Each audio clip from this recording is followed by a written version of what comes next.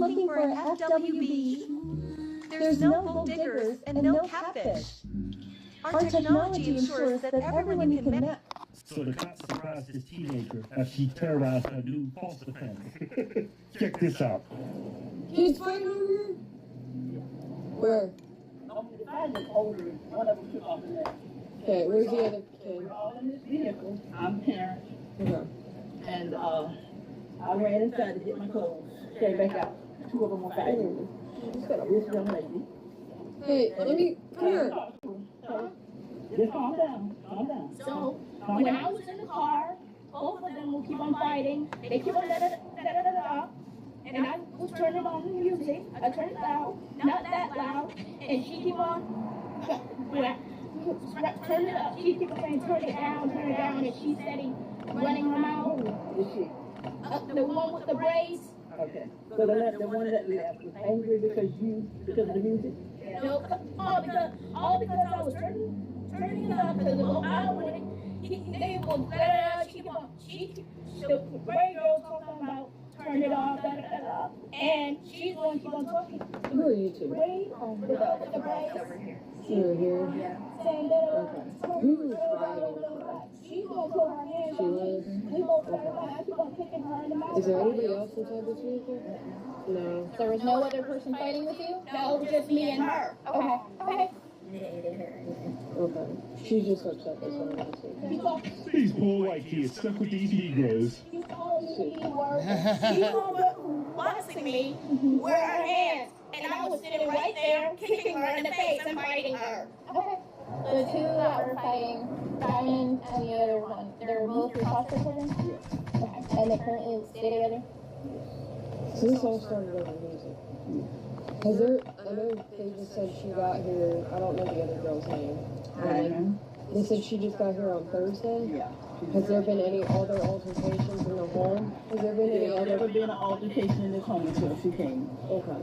So she's the problem. So where y'all at? Huh? Check the laundromat. How did you get here? You walked? Okay, so y'all at the laundromat. Where y'all I was in the car, me and the girl was talking, and she keeps turning up the radio, and after that she's like, she yelling at What's the us. girl that you found up? Yeah, she's like, shut up. And I was like, who you talking to? And then that's when we got an argument, and that's when we started fighting. Okay. And Why did y'all start fighting? I don't know. She didn't like me when I first came with her. I had an attitude. I don't even know where I live. Y'all have a lot of history here. But yeah, y'all. This girl's a teenager. Why does she behaving in her mannerisms like a 5-year-old kid? High-functioning retard. Fighting is not that hard. High functioning retard. Yeah, I ran away because I had a good reason to run away. And we just had a good time. There goes that kid. They're the ones that want to talk. No, I don't want to talk to no more people. After what happened 2 days ago at this house, I don't even want to talk to no more police officers. Just let them know. If y'all want to talk to me, y'all can talk to me. Hey, y'all just want to over a fight. I'm like, come on, bro. Y'all should talk to my foster mama, who's really crazy. I should talk to her, not me. That nice old black lady just looks after all these girls. She's the crazy. Hey, I just want to... What happened? Teach me what happened. I got into a fight. Now beat her face in, and I sure did. And then she like, who just over there? So, where did this fight take place? At the laundromat. It's Savannah. Were you in the car? Were you in the car? Yes, we all was in the car except the foster parent. Where were you sitting in the car? I was in the back seat with Okay, her. then what happened? She cut out the radio and told us, shut up, don't be too loud. What up, Kick? What up, Twitch? What up, Facebook? What up, fucking Instagram? And whatever else I'm on. Hey, we got raided. Yeah, boy. Yeah, boy. So we got a raid to go on. So now let's see what we got to deal with. The damage. Any damage?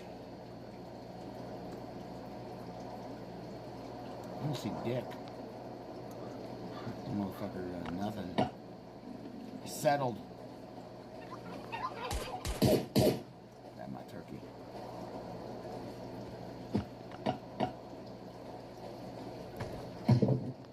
So thing with me is kind of nuts. I'm going through some shit, and they're trying to evict me, and right now, this girl that fucking wanted to fucking try to fucking Austin Metcalf me at my front door is running and hiding. And the thing is, I literally have not done anything fucking wrong to be evicted or do anything. And so, literally, like, they just fucking dismiss the charges against me. So I'm like, is those eviction fucking done too?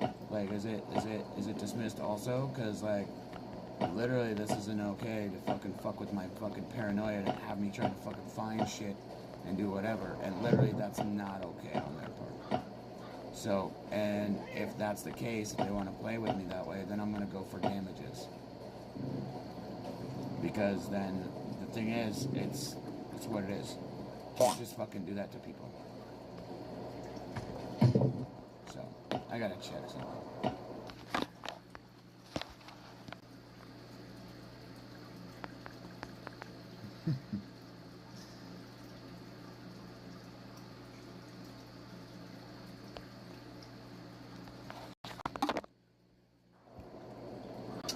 Alright. I don't know who talked to. And we started arguing, and then she hit me, started her head, so we both started fighting. Like, got out the car and ran around her, and we both started fighting. That sounds totally believable. And then the mom was taking up her side from we started. One fighting in my house. Like, we're not at your house. You're at a dollar more. What you talking about?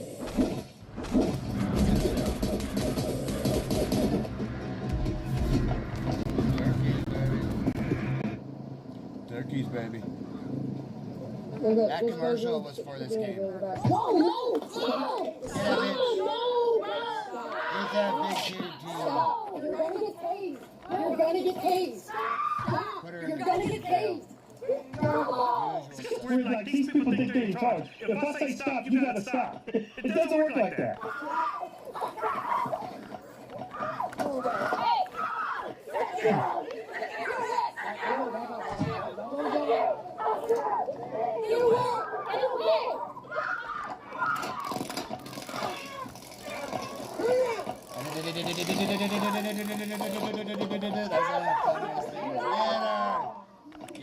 This crazy bitch.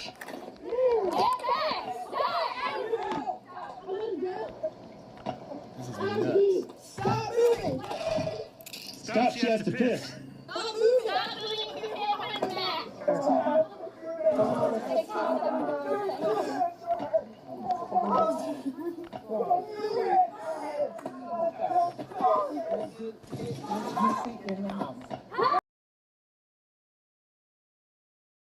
For you. I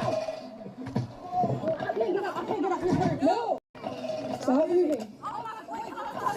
Stop moving! Stop moving! You doing fine? Yes, ma'am. I got a question. I gotta ask you a question. One second, I gotta get these screws out of the way before we get started. What? Stop moving. Stop moving. Wait, where is that? I pulled him out. No.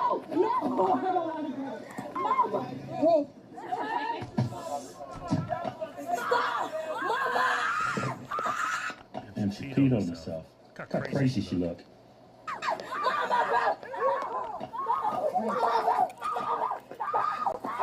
Why you don't call the cops? Because they'll just take She's her. screaming like she's being kidnapped. Wait! I didn't I ain't do shit. I ain't stole shit. She said, I didn't steal anything. What?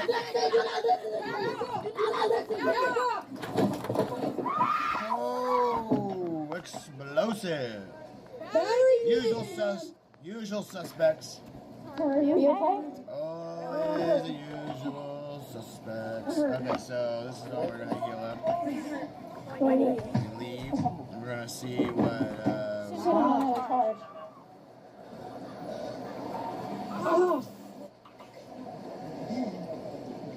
This is about to get worse. Watch. I had a cruise appointment. She hit me in the freaking leg. And then 3 people came out and started interfering with it too. Mom started. Alright, we'll do this here. Man. You can't do it right now. Don't you go in the house. Get down here. All y'all get your What you gotta get down there for? Who you gotta get down there for? Who? Get him.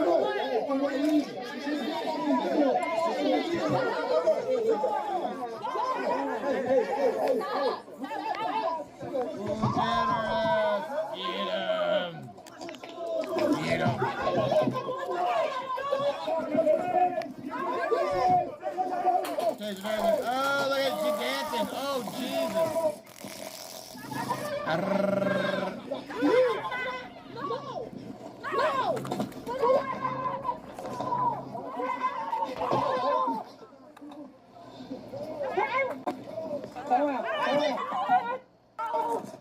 I don't even know y'all.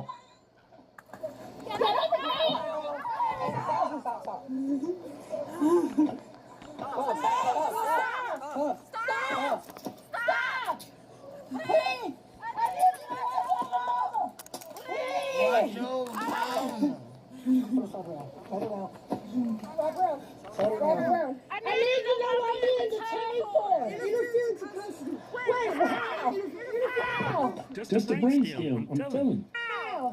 I need to know who's wrong. I see you taking my sister. I need to know you're not my mother over. That lady was destroying it. At the middle of the day, none of these people got jobs.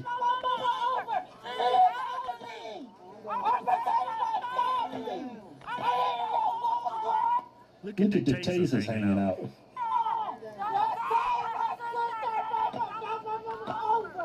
Tase your ass,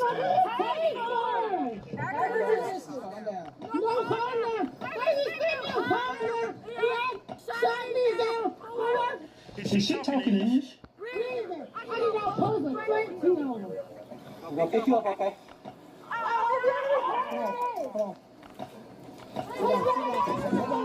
Hey, she look like a cow with the things hanging out. The nipples hanging out? It look like she got udders.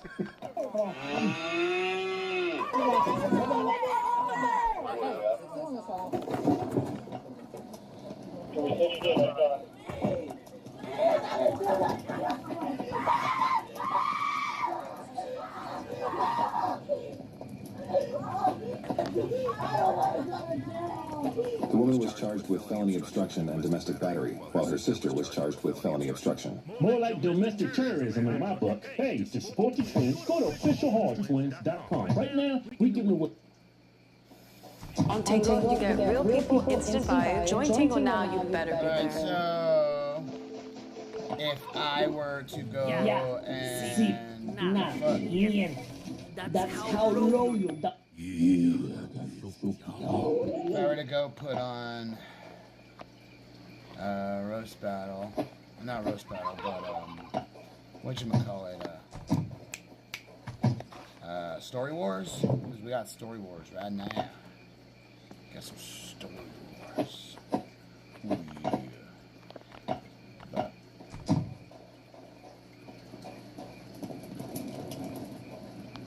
alright, that's done.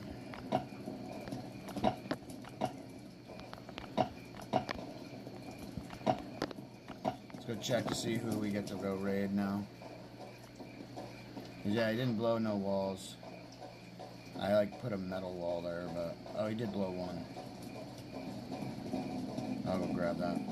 And oh, I always wear this outfit, so anytime I get raided, I don't have to go change my fucking outfit to go and you know, fix my walls and get more stuff back. Because this is how you get more of your. Oh, he took down 3 fucking walls.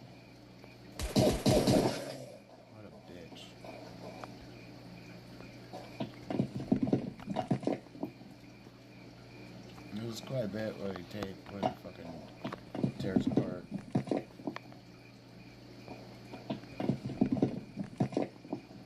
So I always make sure I repair everything before I leave, no matter what.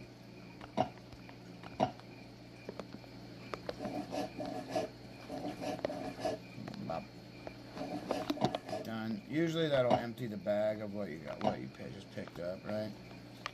So we need to get some food in me.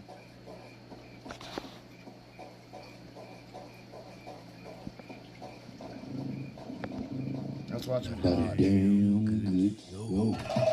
Now, I don't think this country's systemically racist, but there's some racist people out there.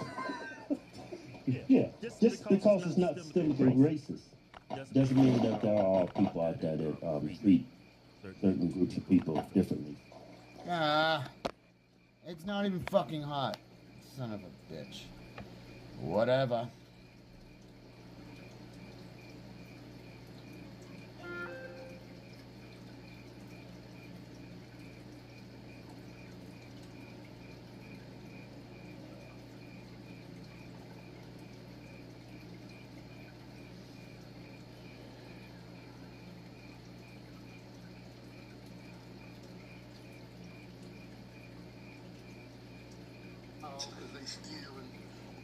I think on a core level. Happy Juneteenth to all Black descendants of chattel enslavement. I hope you have a wonderful weekend. I hope you have a wonderful day. If you are in need of anything... Black people, you hear that? If you need anything whatsoever, make sure you get in touch with Darth Gator. No, Luke. I am Darth Gator. Non-binary, non-cisgender, specific rainbow. I am a gay retard.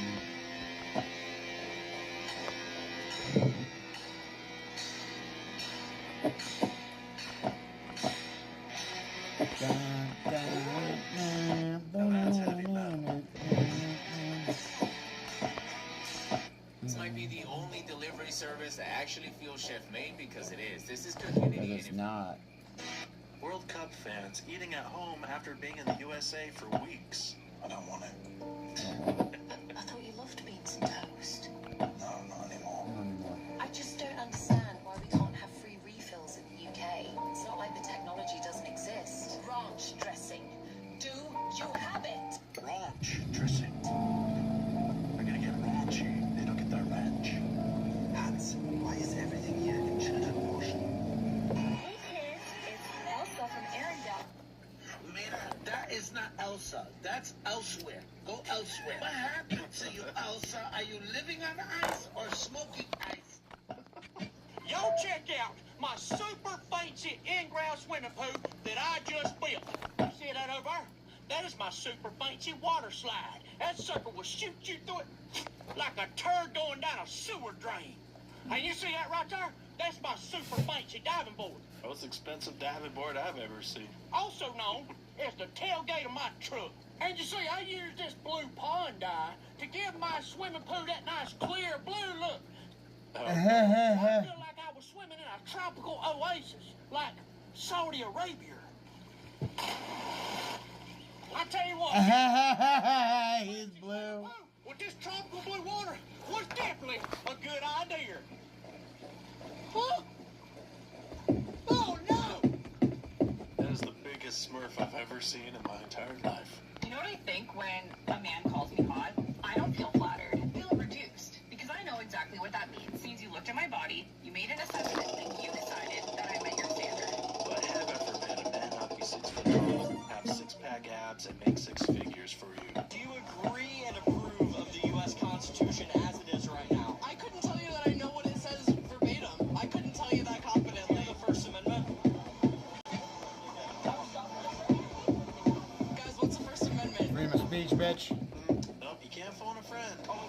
I have to go. You clocked me. Love and support. Bye. I don't know anything. Bye. This water literally looks like it's coming from nowhere. Check this out. Look at all the water there. Oh, interesting. Got a tiny little placid pond here. Nothing else behind it or around it. Oh shit, I forgot my fucking thing. Go back and forth. Oh, Granny. bicycle race. She's got a bingo game to get to.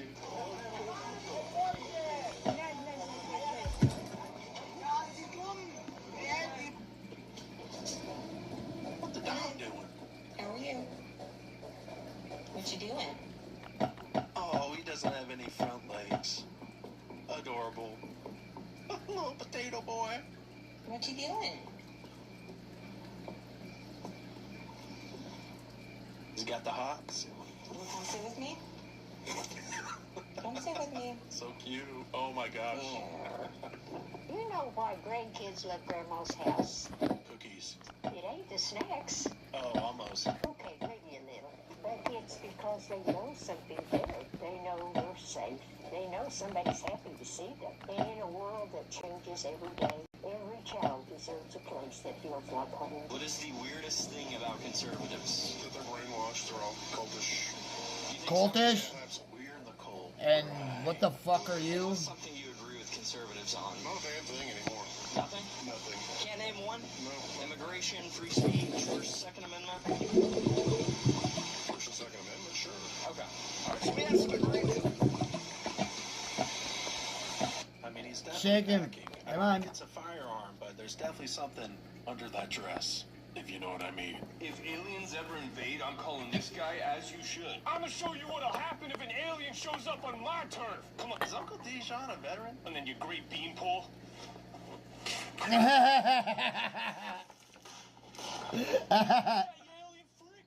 have some coffee. You like the taste of that? That's called the taste of red, white, and blue. I apologize. You know, I realized that I didn't even ask if you were a nice alien or not. I could have just went for it, but that's like my personality. You know what I mean? Hey, buddy. Your son's first time missing Dada. Zuko, Dada is not here. Breaks your heart. Dada's not here. I'm pissed. Where's my dad? Listen, can we talk about this? We can talk about it. Look at us. We're both just a bunch of yarmulkes. Oh my god. They put us here. I think they want us to make up. Alright, so we gotta grab a couple of those things and go back and forth. If you don't love this country, how can you possibly be entrusted to govern this country for its own good? Conservatives, we want to conserve the America that we grew up in, and liberals, I think, fundamentally disagree with the founding principles. They fundamentally, I think on a core level, don't like the American people. They want to replace the American people oftentimes with foreigners, and that carries through. You know, if you don't love this country, how can you possibly be entrusted to govern this country for its own good? If you identify as American and want to conserve America, give this video a like. How to choose the perfect watermelon. For some reason, I trust his opinion. Black? No. I was always trying to. It's hard. I never knew how. Sorry, no disrespect. How you get me? Some shit. All right. Just gotta wait for it. Wait for that sound.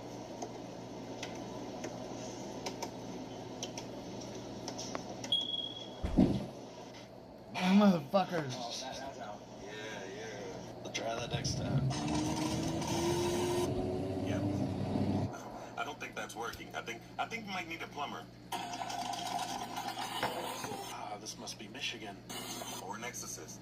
Or a priest or two. My dog does not mess around with thunderstorms. My dog goes into the bathtub. It's happening!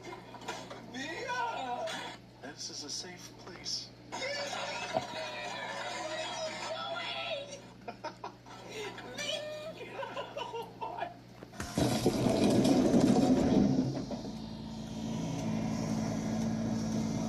I shouldn't have fucking went back in. I forgot what I was doing. Hate has no home here. Also, liberals, I hate Trump. I hate Charlie Kirk. I hate the unborn. I hate God. I hate ICE. I hate Republicans. I hate guns. I hate the police. I hate rich people. I hate America, and I hate the American flag. For the party of love and tolerance, it seems like they only love and tolerate people who agree with them. Like, do you guys ever stop to take a minute and think, like, there is a wild animal living in my house, and, like, not only a wild animal, but, like, a carnivore. Like, a dangerous carnivore. terrifyingly dangerous. And they just, like, vibe here. We domesticated dogs long ago. Was it a switch? I don't know. It was like it seemed like it was a multi-tool, almost like a Swiss Army. Like with with the little scissors and everything, whatever. So it was small. Everybody saying Carmelo Anthony's knife was small does not take away from the fact that he used it as a deadly weapon. I don't care if he sharpened a spork. He deliberately plunged it. Doesn't matter how big or small it was. Well, I would argue the size alone, you wouldn't even think it's a deadly weapon. You are this close to being fired. Why can't you be more like JJ? I have no idea what my job is here, but I'm really good at looking busy. He is locked in. I gotta make food. With Minecraft? I don't think I've turned this in. Oh, 1 second.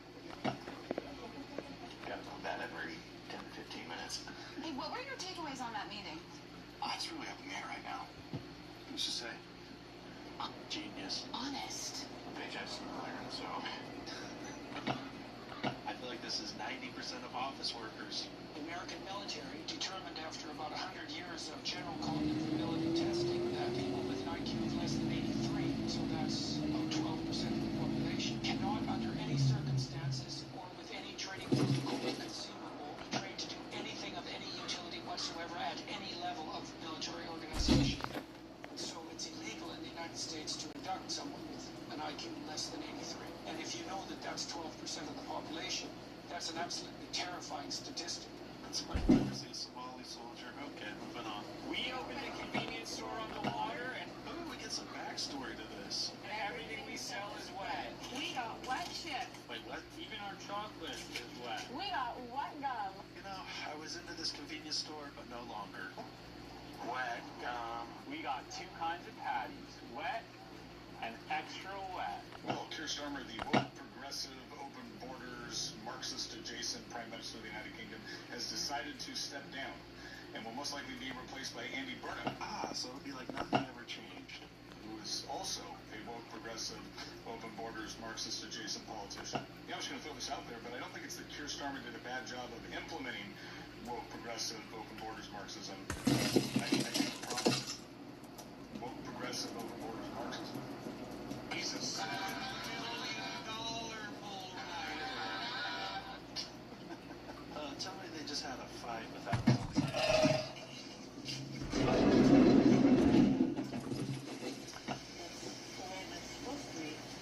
added crunch. Certainly not.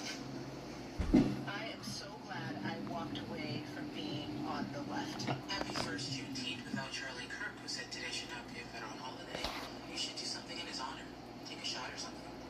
And this video received 26,000 likes. But when I see your video, I'm like, is that what I would have been like if I was still on the left? Happy Juneteenth, when Charlie Kirk said it shouldn't be a federal holiday. He was just talking out his neck. Thank you, Jesus, for waking me up. World's worst Tinder introductions.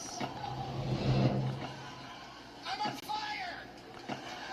I don't think Colin knows what Tinder is. Tinder.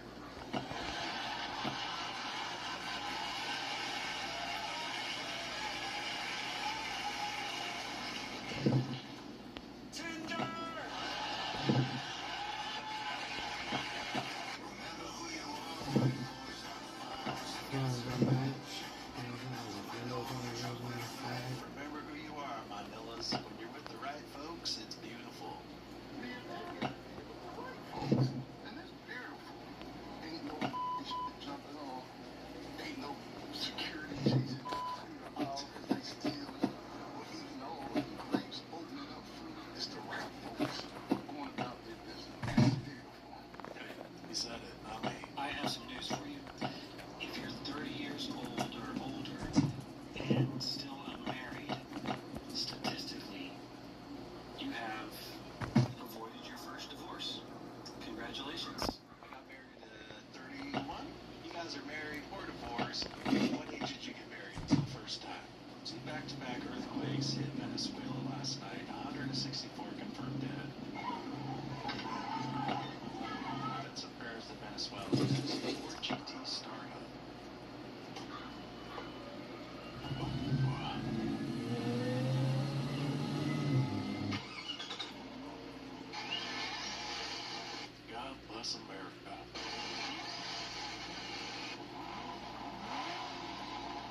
If I won the lottery, no one would know, but there would be signs.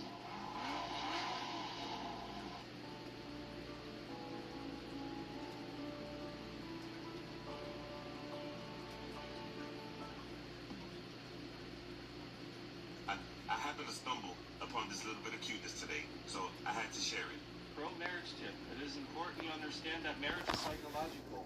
That means I'm logical, and that's a psycho.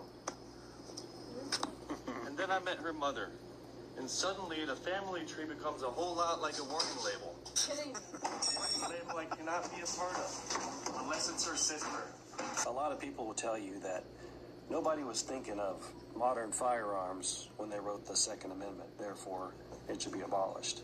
Well, we could use that argument, I guess. I don't think people were thinking of modern women when they wrote the 19th Amendment. You know, with some of the wackadoodle women we see on this channel, when you ask the Brits in the UK about America... Oh my God, have you seen what's going on in America right now? Land of the trash, am I right? Honestly, you cannot pay me to live there. It looks like absolute... Brits actually in the USA. Hello, I'm dead! Look at the size of this pizza. I mean, this biscuit's bigger than my head. And the refill with the drinks already look like that. You'll have to roll me back. I have a store for everything. I mean, it takes the mickey. What is this feeling? I think you're feeling in American. USA! USA! Those are definitely UFOs. I guess it is a UFO when she can't identify what it is. It's unidentifiable as an IOC. I know my military aircraft, okay? And those are UFOs. I've never seen one of those in my life. I seriously think we're being tracked by UFOs. Should women vote? Okay, moving on. Ladies and gentlemen.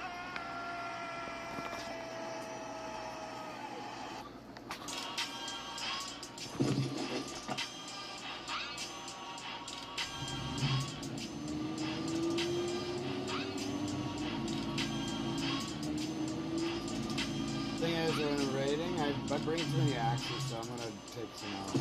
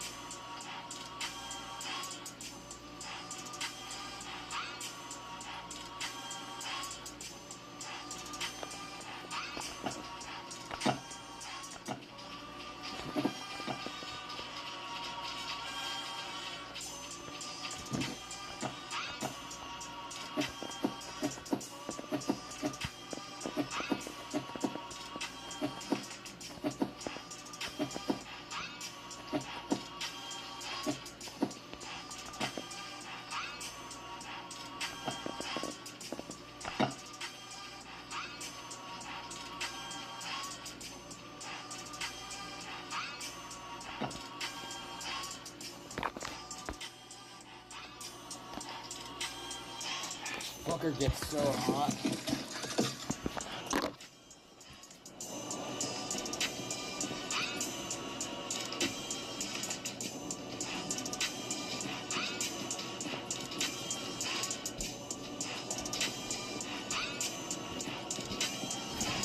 Grab the old trusty sarin. Cool down my fucking device here. That one was broken. Let's drop that. Grab another one of these. That's all we need. I believe my dog's empty. Everything's empty.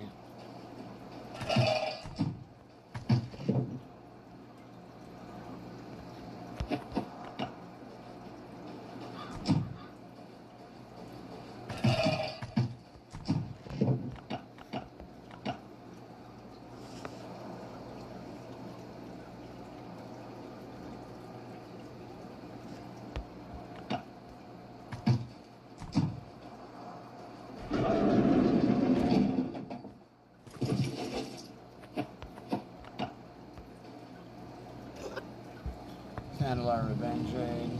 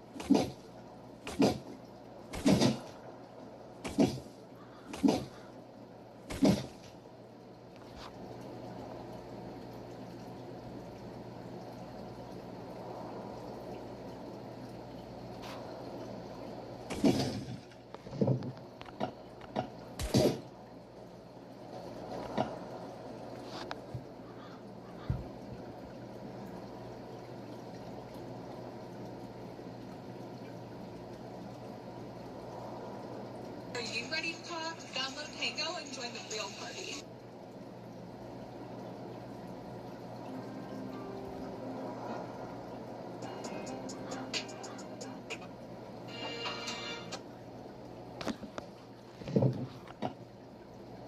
Wait, what? Is that it?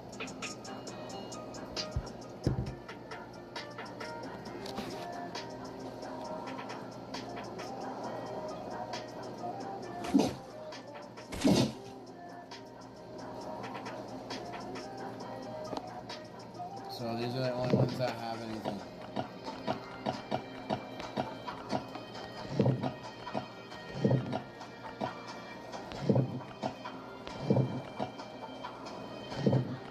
I'm not kidding, that's it. There's nothing else. Watch.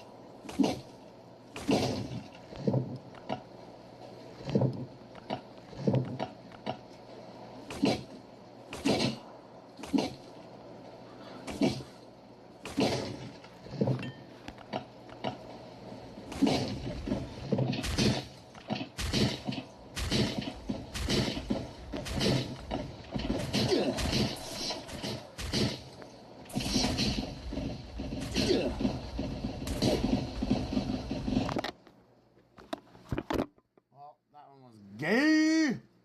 The battle for America is not left versus right anymore. The battle is American versus anti-American. And the hour is a lot later than we think. Dun dun dun! And so it begins. finding World Cup footage. Seeing British dudes freaking out about our yellow school buses.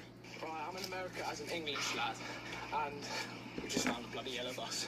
Look at that. Tell me that's not from the movies. And hot German chicks falling in love with ranch dressing. Let's raise ranch. It tastes really good.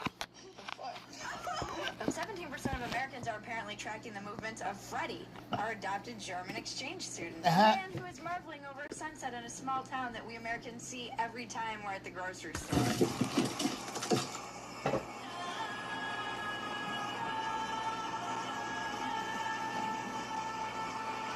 And then I look at who just won the New York City primaries, and they're basically draped in Palestinian flags and chanting "Death to America," because Palestine is real after all.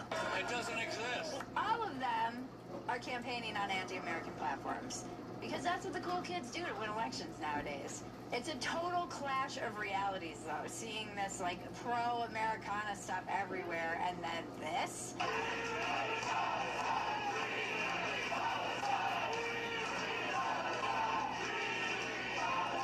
As I mentioned, it's a battle for the soul of this country, and when did I become Rush Limbaugh? Rush Limbaugh was right all along. Conservative republicanism is the answer. Good. Good for Brian. You either die a young liberal or live long enough to see yourself become Rush. It was a clean sweep for the Democratic Socialists of America, the DSA, and the New York primaries. And I've been thinking a lot about how sneaky the term democratic socialism is, and why the term bothers me so much. And I finally figured out what it reminds me of. It's Bugs Bunny in a dress. Get him out.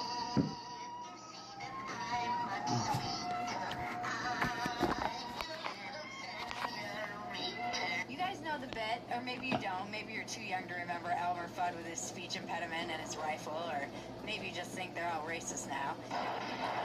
4 little 5 little 6 little pigeons. Uh-oh, sorry, that one was a half-breed. It always goes the same way. He's got the wabbit cornered. It's over, and then Bugs throws on a wig and some lipstick, bats his eyelashes, and Elmer just melts. I think I'm in love. I think I'm in love. I'm bad at accents, but I'm great at speech impediments. It won't do us any good to be Chinese subjects with no cancer and ugly yards. It's because I have a list. I'm kind of a perfectionist.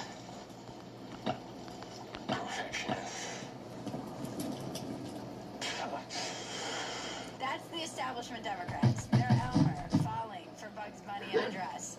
The Democratic part is the wig, because under the dress, it's still a wabbit, and that wabbit is a dirty commie. Under democratic socialism, it's still socialism. They just slap democratic on the front, so it goes down easier, and try to convince you that they just want more bike lanes like Denmark and free healthcare, man. And let's be clear, it's not bad to want healthcare or bike lanes, whatever gets those fuckers out of the road. Get those fuckers out of the road. We're gonna do this is our dumb. Here's a side hustle that I wish I knew about sooner. It has income and motherfucker. Imagine using this extra money for a family trip. The lie is that socialism is the best delivery method for it. And by the way, Denmark is a social that's democracy, actually yours at the end of the not a month. socialist Step 1. democracy. Go to Free Cash and sign up. It only takes 30 seconds. Just your email and a password, that's it.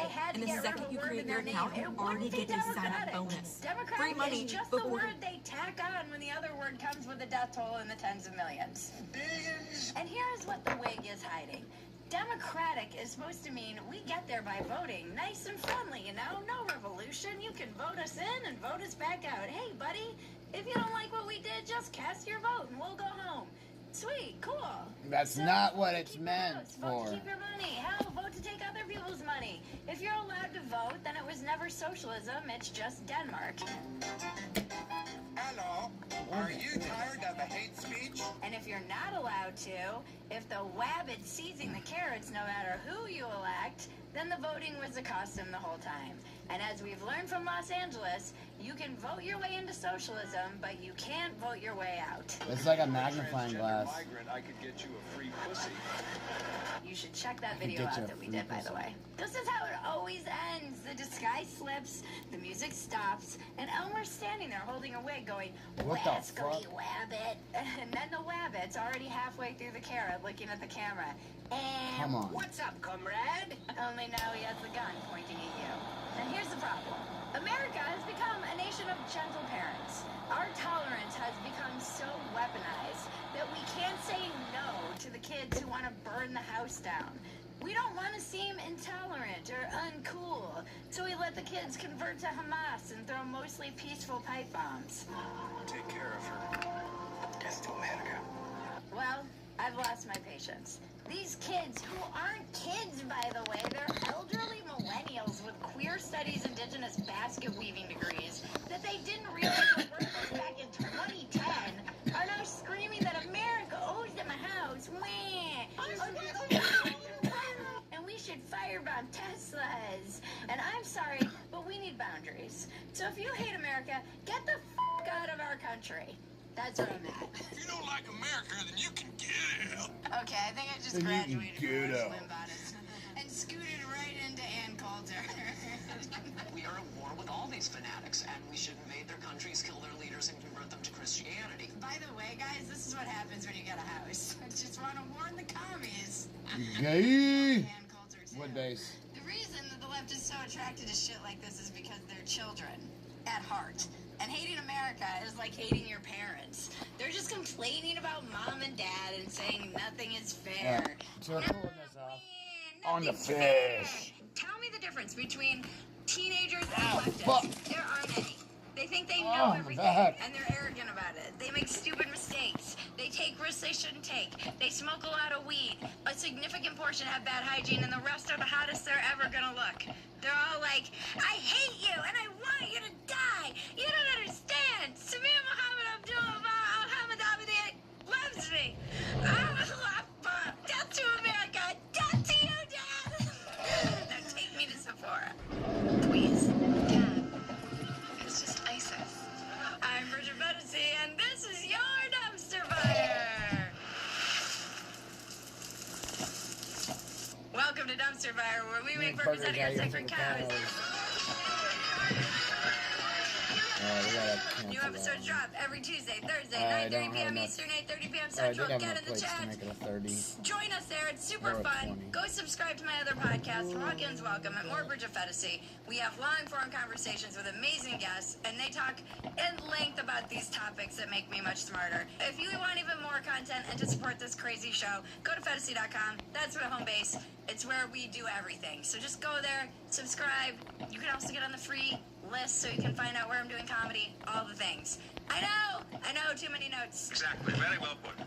Too many notes. Don't leave, because when we get back, we're going to talk about the capitalism-hating commies who are taking over our country. I swear it's fun, though, you guys. It's fun.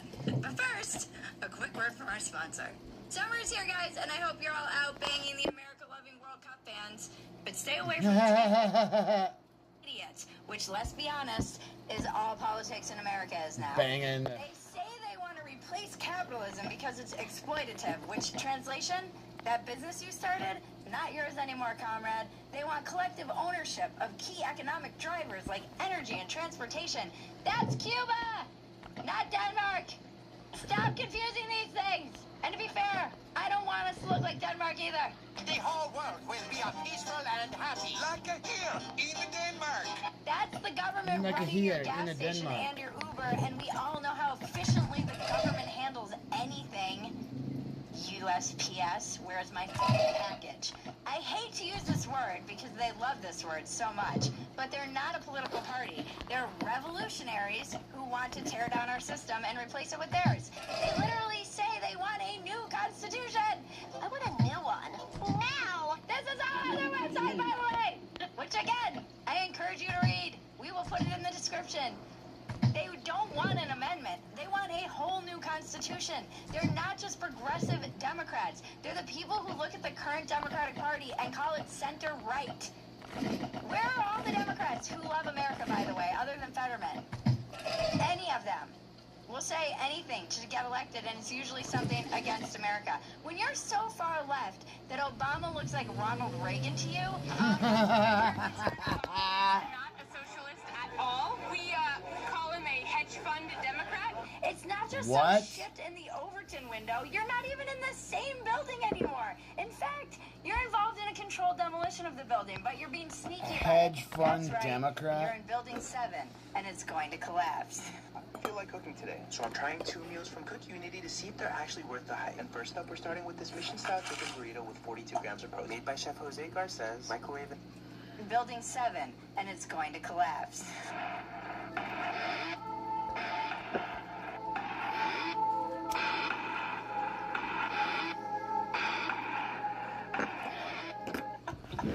Sometimes our jokes are too smart for this show. Take the New York City leader who hasn't made a single post about Team USA's massive World Cup wins, but he was front and center congratulating Egypt. He's trolling us. And one thing we've proven on Dumpster Fire is we will take the bait every time. But he's not alone. He's the new stars of the anti-America DSA movement who just won.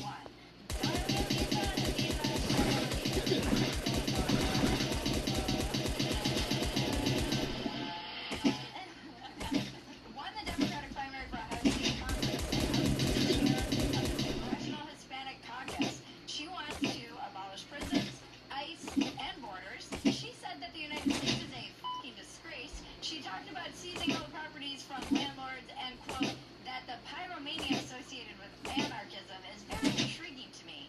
In the same way that the taste of human flesh is intriguing to Jeffrey Dahmer, I guess. We don't eat this kid, we are God. Oh, and she's in her 7th year of her PhD program, and she once posted that she forgot to get napkins, so she just wiped her hands on the American flag behind her. Why'd you get it? Speaking of flags, a lot of you are new to this channel, and you've commented on our flag. We know it's backwards, hence the we know. It started as an accident, and then everybody I didn't have a man here to hang the flag for me, okay? It became a constant reminder to our audience and to me that I do not know what I'm talking about. But look, truthfully, it doesn't mean we love America any less. It has just become a symbol of this show's irreverence. We love our flag. We love America. We will often flip it, and that takes us right back to the anti-American left, the commies. Claire Valdez won the Democratic primary for a House seat in Congress. Her platform is basically voting rights for illegal aliens and taxpayers pay for everyone's transition. Amber Cowis won the Democratic primary for the state Senate District 12. She actually said 9/11 was America's fault due to capitalism, racism, white supremacy, and Islamophobia. The system of capitalism and racism and white supremacy, etc., have all, and Islamophobia have all been used, to colonize lands, right, to take resources from other people. And so this is like a long trajectory, and we're just seeing the manifestations of that continuation, right, with 9/11. Shut up, bitch! Shut up, bitch. So it was racist to believe they might be coming to kill us, and they proved that by coming and killing us. That just makes no fucking sense. I mean, it's just bullshit. The D in Democrat now stands for Death to America. Death to America. Hating this country isn't a bug for these candidates. It's the primary feature. And this is a problem with a tolerant country. And it is a balance we are going to need to strike somehow as a nation, or we're going to be f***ed. As Ayaan Hirsi Ali said when she came on Walk-In's Welcome, our Constitution isn't just a license to use our values against us. The Constitution is not a suicide pact. You don't get to just be like, hey, that's Islamophobic, and then not assimilate, and then scream, death to America, f*** you. No, that's not how this works. Although it will be hilarious when their attempts to be provocative will fail because no one can see their blue hair under the burqa. I am going to laugh at that. And they won't be able to talk. On the other hand, Don't forget to like, subscribe, touch my bells and buttons, and tell your friends about us. You've got to tell your friends about us because no one else will. You have to stick around through the ad to see the weather report, you guys. Sorry, them's the rules. Trust me, you don't want to miss the weather report. You guys all know I love my Bon Charge Red Light face mask. Getting older is rough, but the Bon Charged Red Light Face Mask boosts up collagen and elastin production, helps get rid of those fine lines and wrinkles. It is amazing. I use it for 10 minutes every other night. Oh no, it's so I hate that one simple. tip, You so I just pop can't it on. You die. can wear it while you're watching TV. It's gonna make me like For 10 minutes, I just breathe into my body and like clear my head and just allow it to do its beautiful thing. And I know that I can stop and relax and do something for myself that I know will help me look and feel better. And Bon Charge removes circadian sleep disrupting blue and green lights from their red light face mask, so it can even help with your sleep. It also helps with sore jaw, eczema, migraines, acne, scar tissue, wound healing, razor burn, and even ingrown facial hair. Bon Charge has a fantastic range of products, guys, so go check them out at boncharge.com/Bridget and use the coupon code Bridget to save 15%. That's boncharge.com/Bridget and use the coupon code Bridget to save 15%. Link in the description below. Now let's check the weather with Jackie Guerrero.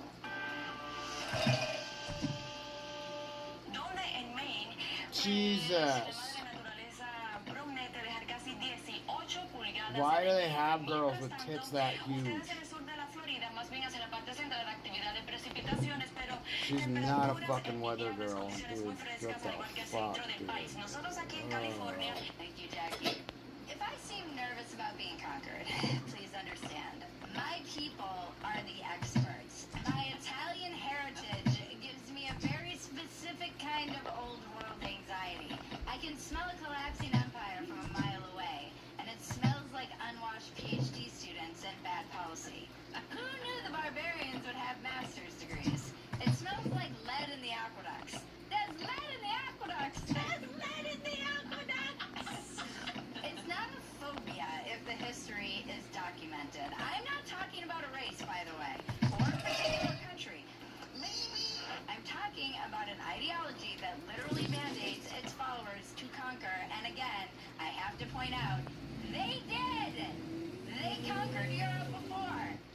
We've seen this movie, we know how it ends, and usually it ends with someone taking over your vineyard and telling you your wine is now state property, and of course, quickly followed by murdering you and your whole family. For some of us, Islamophobia isn't a prejudice, it's just a long-term memory of the Ottoman Empire. You know what would be magnificent, said Suleiman wearing an onion hat? What if the Ottoman Empire was really big? Brother? Say you? You can stay friends with me. What? Just What if the Ottoman Empire was really big? For others, it's an acquired taste like truffles. Some people love them immediately, and some people need a few centuries of invasion islamica to really get the flavor. Scusi, rabbit a boopy? Look how quickly Me Too and BLM and climate anxiety have basically been taken over by Death to America. Whose slogan was that? You got me. It has completely consumed parts of the party. People will say, oh, it's just in New York. That's not true. There's a growing population of people who actively hate America right there in your hometown, Dearborn.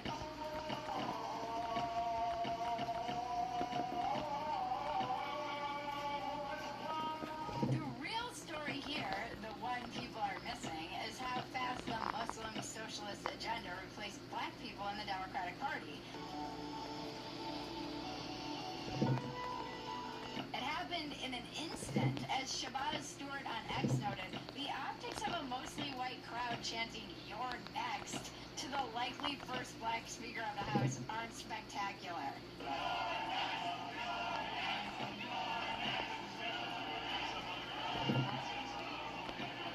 Not great, guys. White libs use Gaza to do the heavy lifting. They swap the old victim narrative for a new one, and they're trying to convince black voters to identify with a movement that frankly doesn't care about black people in general. If I were black, I'd be furious that the oppression face of the party was swapped out overnight for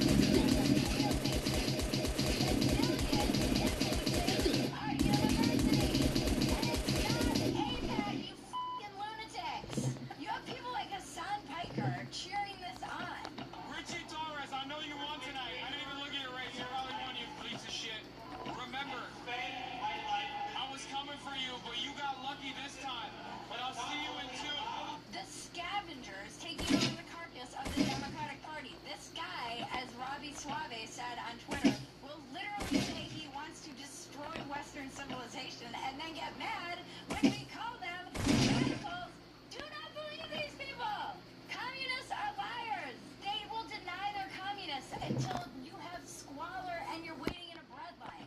So what has made our country so conquerable lately? It's like I said before, gentle parenting. Our country is being governed by gentle parents. And it's allowing people who actively hate us to take over because we are collectively saying they need understanding and not the belt. We need boundaries. My God, I wish there was like an AI video of me morphing into Rush Limbaugh, like,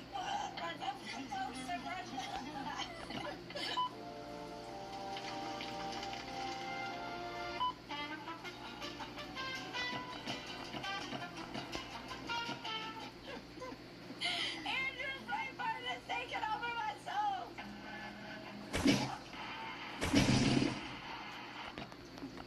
Just like how we were like snorting red pills. Nothing will make me snort a pile of red pills faster than a CSA commie takeover of a major city. And they'll be like, oh, it's just New York. It's still 3 million people they're going to be speaking for. By the way, you guys, New York has 20 million people. What are you fucking talking about?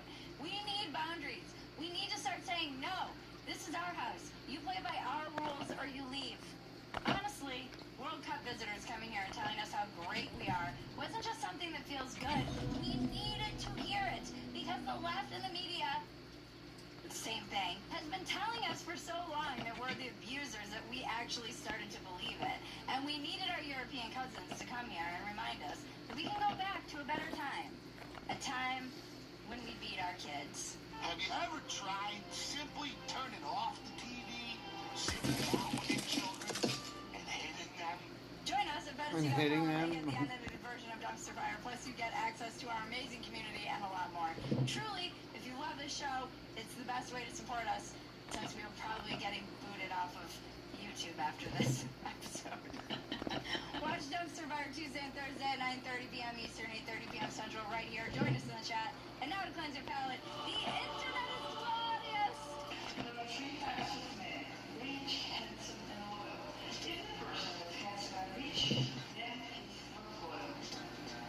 If the man is rich and loyal, then he's ugly.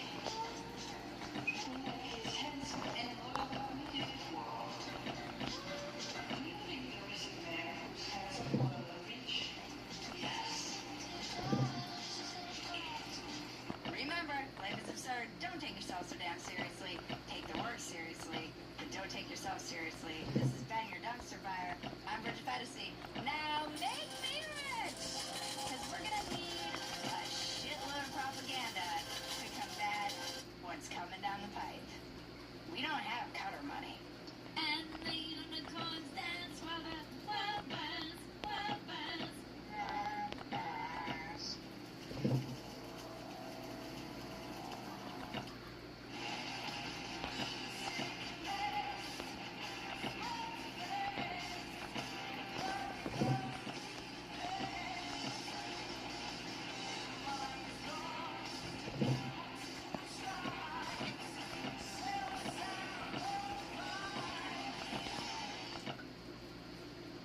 AutoNation's July 4th sale means savings worth celebrating.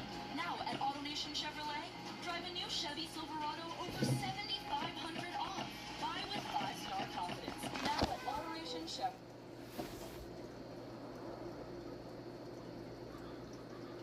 Oh, they killed this dude that fucking tried to kill his neighbor with a brick.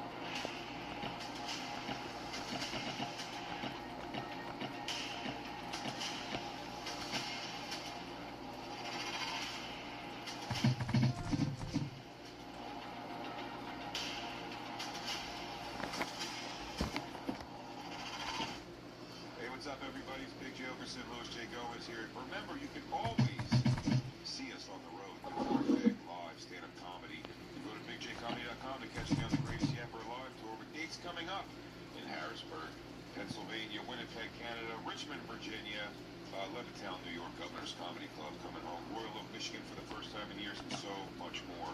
Go check out for a city near you on the Greatest Yapper Alive tour right now. Big J Comedy. And come see me on the road, the Rattle Me This tour, coming to a city near you. This weekend I'll be in La Jolla, California at the Comedy Store doing shows on Friday, Saturday, and Sunday. The beginning of July, I'll be in Baltimore, Maryland at the Port Comedy Club.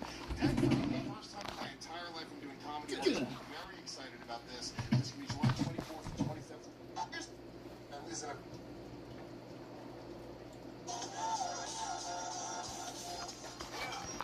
holy shit. Damn, Lewis. Lewis, he makes you look like such a tiny little pussy. That's not true, dude. Jake, you guys look like he's the larger Russian egg doll of you. But then we opened him up and you popped down, you little bitch. I'm free Roberto burst in. Thank you so much for being here, my man. We're happy to have you. Our third contestant, last but not least, a legendary comedian. You know him from The Critic. You know him from SNL. Make some noise right now for the one and only John Lovett.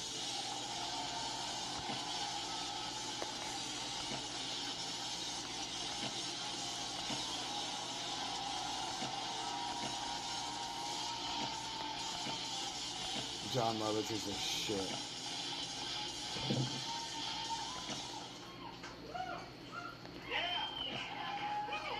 John, we're happy to have you on the show.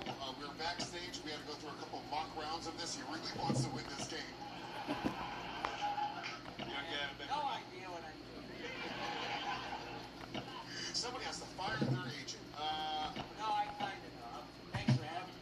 Of course. Thank you for being here. I was here in '79. I used to come on Monday nights, and this was the hottest club in the country. Robin Williams and Mark every Monday at Improv Potluck Night. I went 2 weeks in a row. The third week, I'm standing there and they go, "Oh, we're asking certain people not to come back." You're one of them. And now I'm here. He's back. He's back. With a vengeance. John is back. John is back. John is back. John is back. John is back. On this stage. And I think the guy that said don't come back is dead. Good riddance to bad garbage. Rest in piss. Sir. 1979. If you're unfamiliar with the game Story Wars, if it is your first time listening at home, it's a very simple game. All 5 of us on this panel, including Lewis and I, have submitted 3 to 5 stories on one particular subject. Tonight's subject? Heavy things. Alex, our lovely producer, is going to take 8 of those stories and read them off at random. And if it's your story, you're the only person who knows that. It's your job to make people think it's not your story. And if it's not your story, it's your job to guess whose story it is. Every time you guess the story correctly, you get 2 points. And every time you fool a person on the panel, you get 1 point. So when it is your story, that is a huge opportunity. You can get 4 points. You don't want to squander that opportunity. And what you do is once you put your answer on the tablet and lock it in, that's it. You cannot change your answer.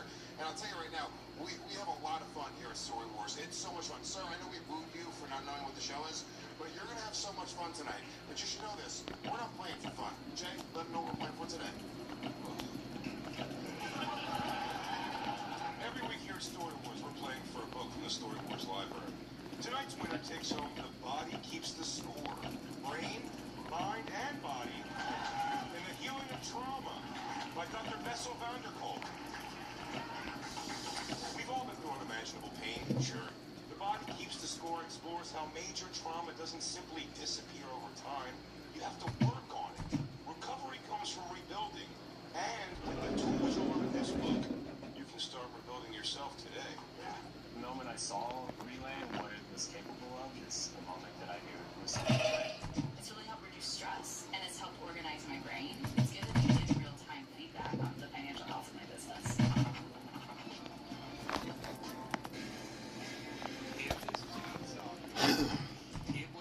So we'll feed the cats here in a minute. I need to go and deal with the shit.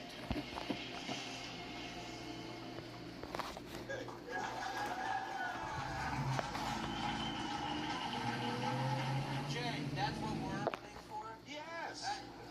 I'd rather just get some money. I'm gonna read I that. think my bike's full still.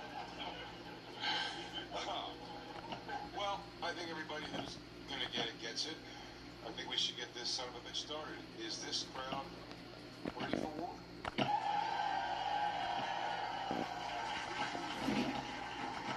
Hold on one goddamn minute.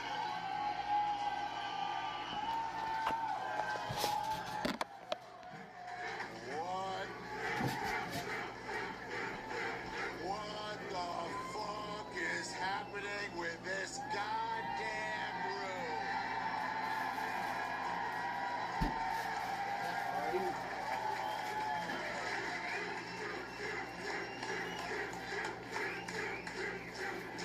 What a bunch of Palestinian sympathizers. Yeah, I knew it was fucking Ari. Ari Shafir comes out of nowhere. Wow, I've never seen so many ugly fat motherfuckers in one place before in my life. It was so jarring for John Levis to hear a room start chanting Jew. That's super genuine. Gee, I feel so at home. Let's go, buddy. Hey, I've been watching this show a lot. I'm actually a two-time winner. Of course, Big Mama. There's one thing if I can give you guys a tip. I'm trying to improve your show. And one thing I rarely know is about tips. So I'm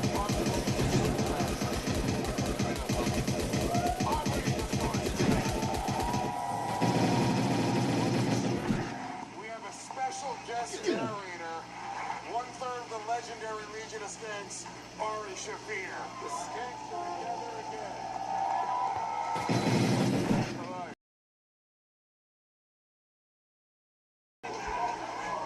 Alice, I only called you because you have Down syndrome. He lumps it all together. I think my chances of winning have just gone up.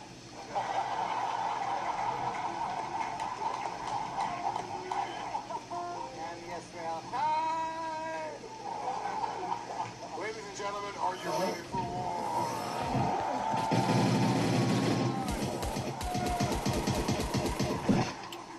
Thank you, Roots. Ari Shafir, without any further ado, my man, story number one. Story number one.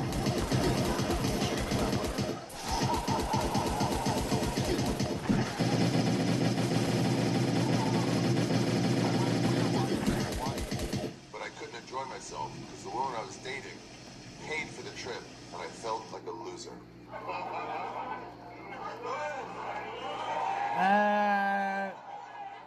I think it's Ari.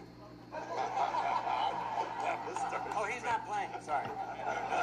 First of all, I've never let a bitch pay for a trip in my entire life. Are you out of your fucking mind? I pay for those fucking trips. No, now, but I mean at the time, you were a sugar baby for some chicks. You think so? Yeah. You weren't a guy, you were like a vagrant guy, so you would like have chicks that would like hook you up. Now, I went to Hawaii one time. I brought my girlfriend. I paid for my trip to Hawaii. No bitch paid for my trip to Hawaii. So, thank you. Whatever. You actually know this better than anyone in the world. I don't know that you've ever gone to Hawaii. I'm just saying, you let a fucking chick pay for your fucking thing and go. The best part about this show with Jay is that he never listens to my stories. This is why I dominate him. Robert O'Burst, have you been to Hawaii before? Yeah, I've been to Hawaii before. Interesting. I paid for it myself. Yeah. So I've been sitting here getting the vibe of these guys while you guys were bickering, and I've got a feeling it's bent. I don't know. It immediately gave me the vibe right away. A little bit of a beta energy, like a woman might be able to dominate. You said it. You said it. That's not a beta move. Having a woman pay for your trip, that's a massively beta move. And defending it is double beta. Ooh, Jay. Double beta. You can't say double points, but you say double beta. You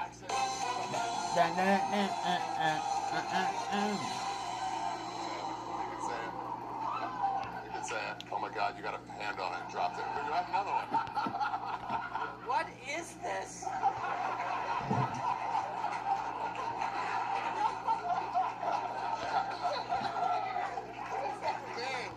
I'm just this time, and I'm usually in bed, cuddling with my pug Chihuahua. I feel like if it was Robert, we would have heard a story about a bunch of civilians trying to push him back into the water. Yeah, sure. Yeah. No, I've been to like a winner. It couldn't have been me because I had to pay for it because the hookers I brought couldn't afford it. Ben, is this you? I love whales. I'll cop to that. I mean, I love Moby Dick, and I love great big fat people. I mean, I don't know. I would, if someone was paying for their vacation, though, I wouldn't care at all. I wouldn't feel down at all about the whole thing. People like they feel weird about that. Jay would feel weird about it. What's important is the feeling. Now look at that fucker. The feeling is the important thing. Yeah, I wouldn't. It's not that I would feel bad about it. I would never in a million years do this. You would never go whale watching. You would never go to Hawaii. You've never been to Hawaii. I know that. No, I wouldn't let a chick pay for a fucking. Talk a girl into that. I think it's not me. What? If it was Jay, he wouldn't feel bad that she was paying for the trip. He would feel bad that she was asking for him to take his t-shirt off. It's true. You're not wrong about that. And also that she was talking to me while whale watching. She just called it that. And she would just look at me in binoculars in the shower. She goes, whale watching. I go, stop!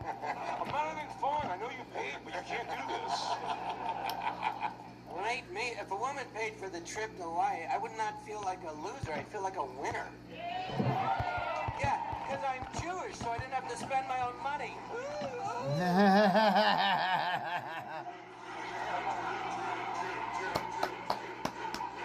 Look, thank God they like us. This is the most fun Nazi party ever. Well, in my defense, I'm not a Jew. I'm Jewish. Yes. John, at the end, unfortunately, they start chanting gas, gas, gas, gas. It gets weird. I played Hitler in a movie.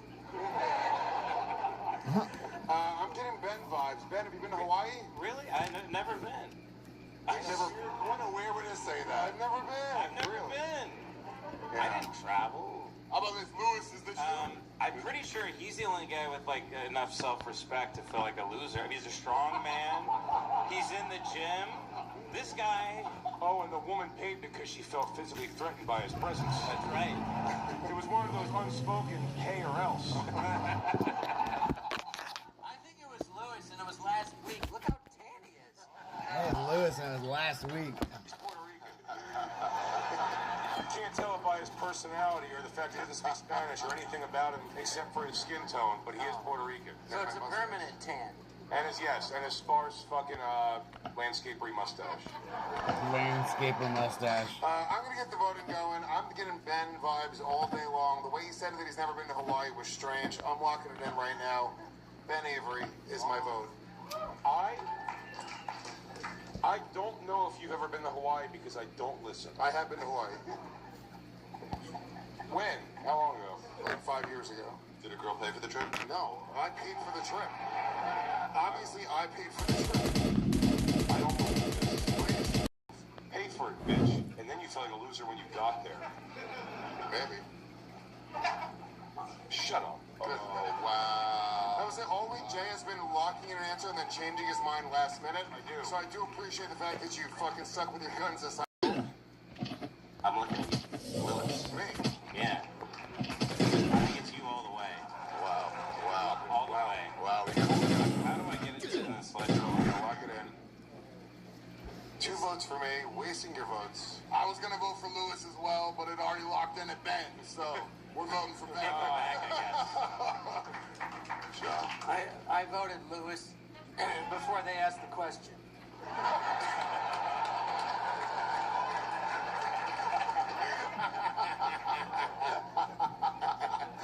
It's like this guy doesn't even need books. Nope, Jews are funny. Three votes for me, a couple votes for Ben. Alex, whose story was story number 1? Story number 1 belongs to Lewis J. Tillman. You cheap fuck. It is Lewis. I feel it. He's a salesman. Yeah, it was more than 5 years ago. I did lie about that. There was a time when I didn't have a lot of money. Most of your life. Most of your life. 19 and a half of the 20 years I've known you.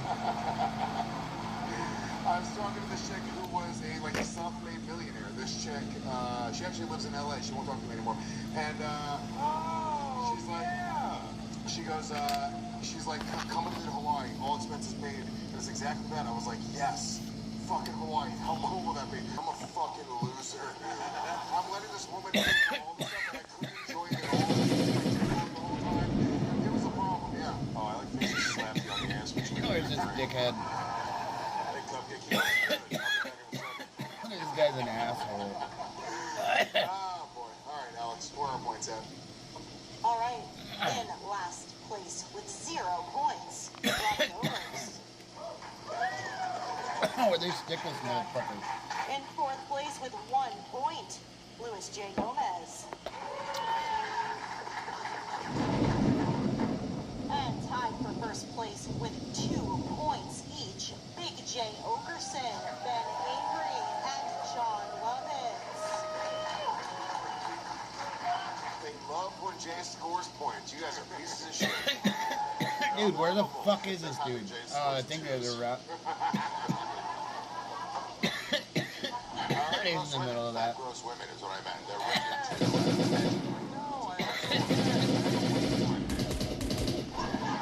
Hey, Story Warriors, real quick, let's thank one of our sponsors for today's show, and that is GLD.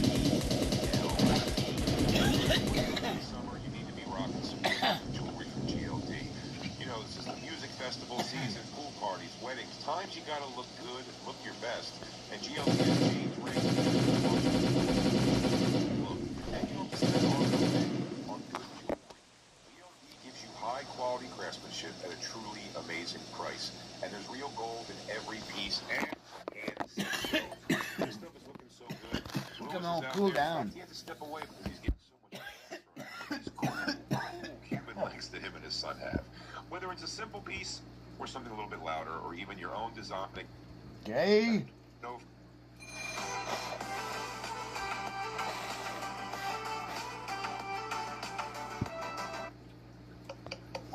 Alright. That's fun. We can make music with your cock slapping your cheek. Make an O face right now. Ooh.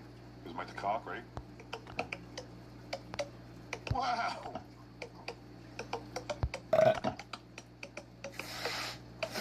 You can do that too if you simply go to Ask. If there's simple online access to personalized, affordable. Fucking booger. But he's gay.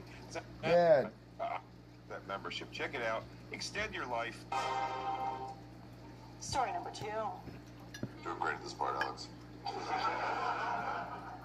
I passed out in middle school, and when I woke up in the hallway, I heard the nurse telling my best friend that they'd, quote, carried fatter kids than me before. That's the big guy over there.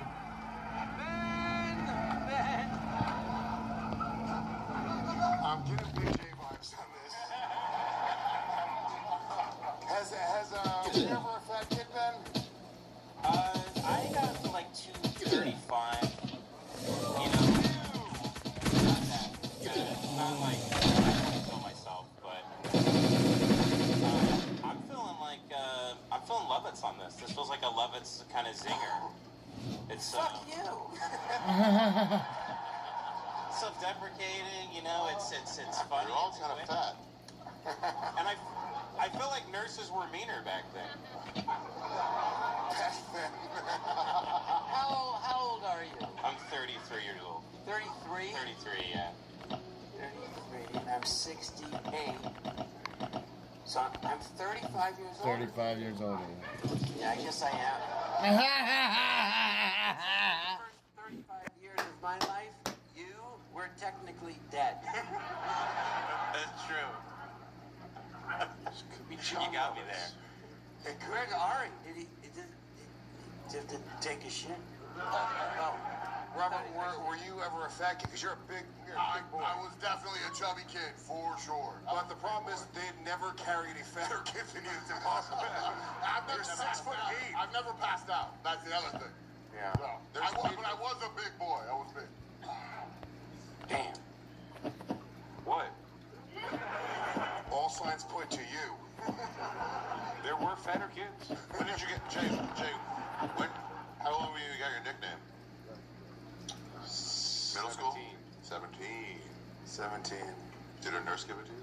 No.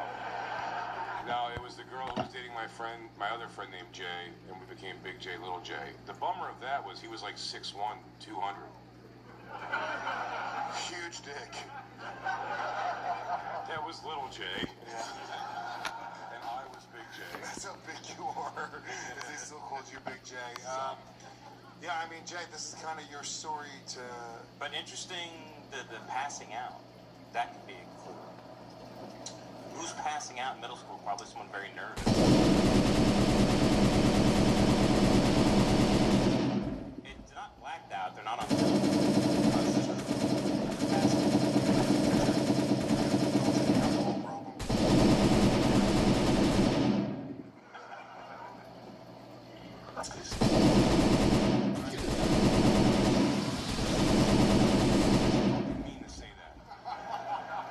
I think it was Robert. I mean, just get this.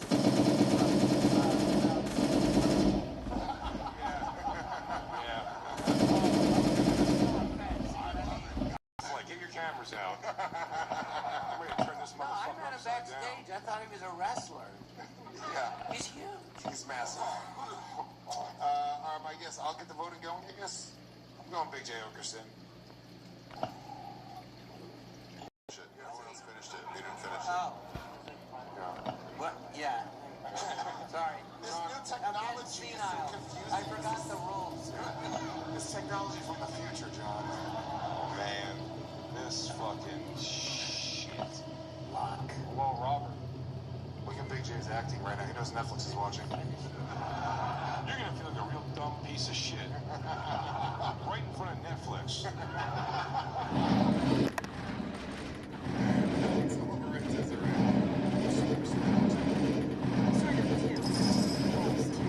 Come on. Come on. Big wins. Big wins. We're playing with doubles. Come on, we're at 20. It's 20 a roll, so if you do 20 a roll, then you cut the shit in half. Yeah, turkeys. Could have 3 turkeys. Give me the C4s. 3 jackpots. I don't want like the jackpot thing, but I want like the broken piggy bank all the way across.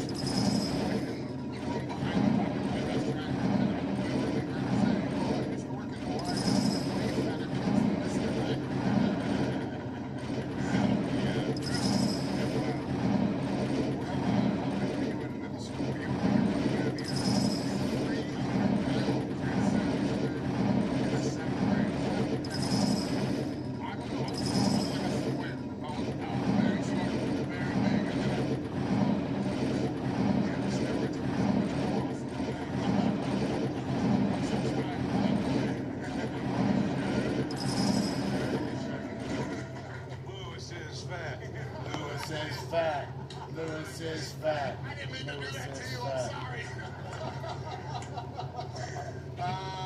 There's fatter kids. Alex.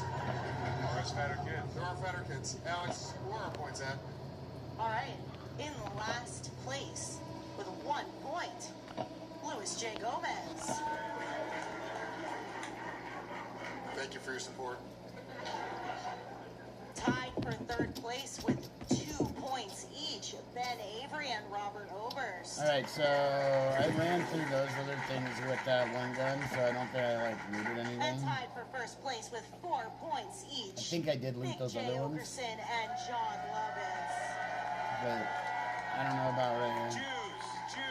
Jews. If I'm what? Jews. We're never getting on Netflix. Jay is...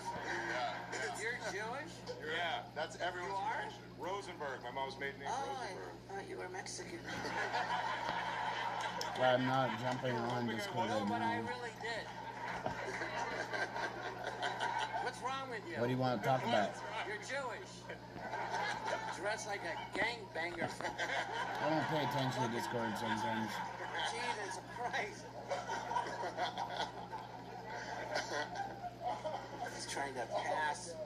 All right, Alex, story number 3.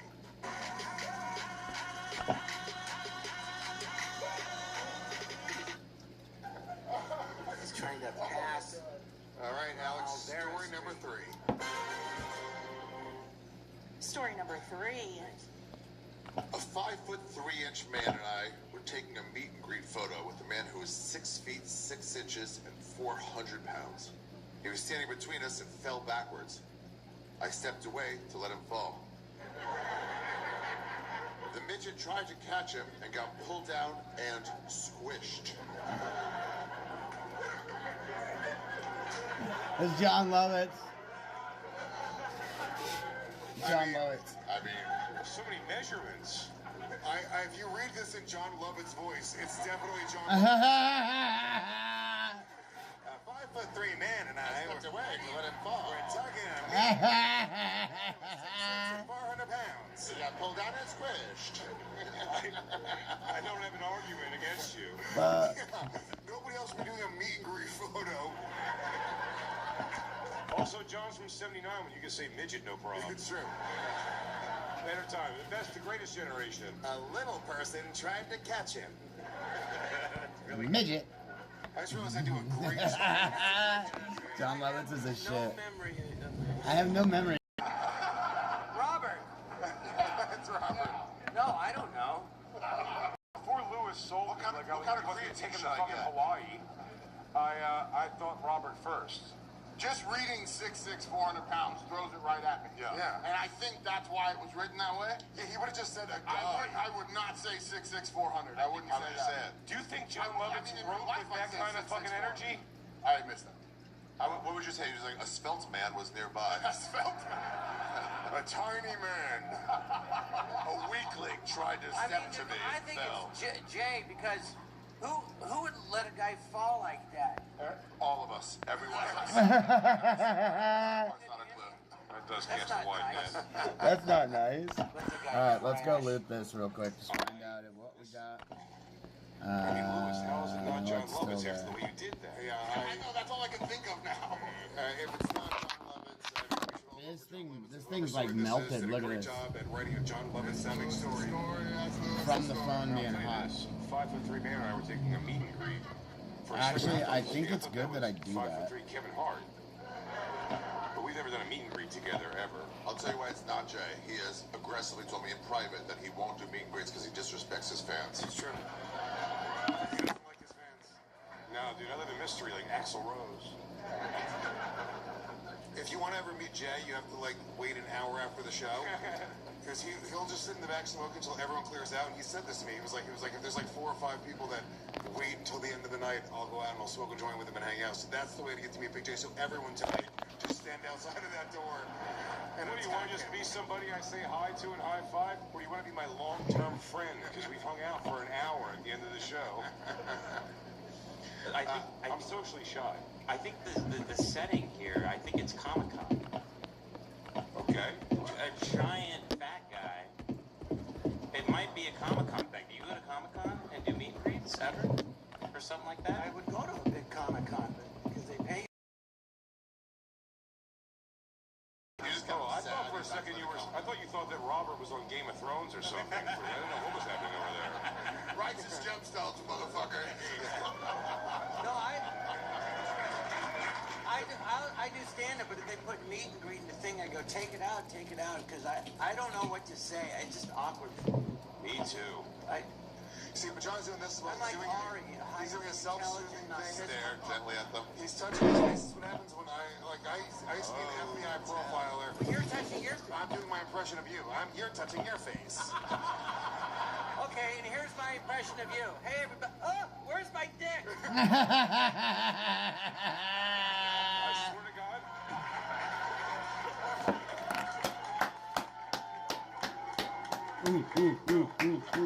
On my life. Where's my... Let me do an impression of you. Oh, where's my dick?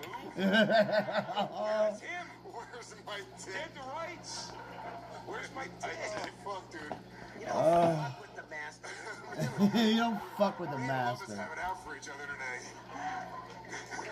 I never thought I'd have an enemy in John Lovitz. You knew this would come one day.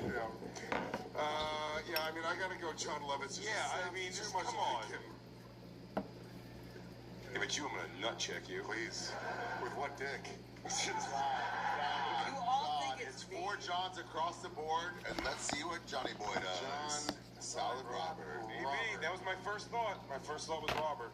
It's 11:11. Let's wish on an answer. Story number 3 Alex, come on, you. belongs to Somebody throw a cookie at her so she You're gonna be can very. response. Hold on, let her. Alex, whose story is this? Now you guys have to wait for a second. Why?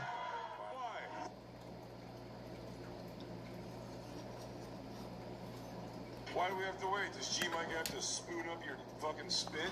Fucking let's go. Story number 3 belongs to John Lovitz. Old Spice Gentleman's Body Wash, full of vitamin B3.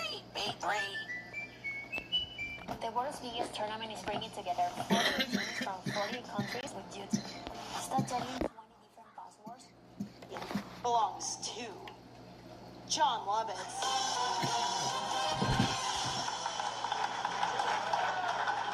So funny. It was after shows me and Rob Schneider. Oh shit. In Oklahoma. Oh wait, Rob's 5'3". Rob was the midget. I thought there was another midget in the story. No. Oh, Rob was the midget the whole time. I thought that too. So Rob was the original midget. Yes, wow. I called Rob a midget. He's 5'3". Deservedly so. Deservedly so. He's a great guy, but you know, he's not what you call tall. Where are our points? All right, in last place Not what with you call 3 tall. points, Louis J. Gomez. We got almost 400 rations Games in now. the game? Getting there. And John Lovitz. I'm saving them up. Gotta save them up for shit. Ogerson. Yeah, Big J's gonna win. Are you guys here for one of the nights? One of the notes. I don't get how Jay's ahead just because it's his show and he can read the questions before the game starts. That's what I accuse Lewis of every week. I never win this game. We've done almost 100 episodes. Jay has won 4 times. It's like 6. It's crazy. Are you guys sponsored by Red Bull pink shit? No, Lewis is just We fueled gotta by bring it. those I'm fueled by back. gay Red Bull. Yeah. Doesn't Jay look like Big Juan Orcus? That's the spray tan talking. Alex, story number 4. Story number 4. While going for a PR on chest day, I'm reading it like I wrote it. It's a wild thing to combine. I'm reading Puerto Rican. A what? He's going for a Puerto Rican on chest day. The pubic region? Yes. What's a PR? Personal record. Yeah. This is a fake surprise face right now. Are you trying to throw it to Ben? Yes. There's 2 reasons why I know it's Lewis. I know it's Lewis. Please. 1, because on the way out here, Big J called me a fucking bodybuilder. That's 1. You see, they don't even know what the difference between a strongman and a bodybuilder is. 2, he asked me what I did for a living. He doesn't know what the fuck PR means. You are the only one besides me up here that knows what that means. Point your finger at me again, motherfucker. That fucking table. I'm not afraid of you. You know what? This day's been coming for a while. I'm not Just afraid let of him you. work it out. Pointed at me Let him again. work it out, and then everything's gonna be cool. This guy's huge. Too aggressive. Sorry. Let me say this as well.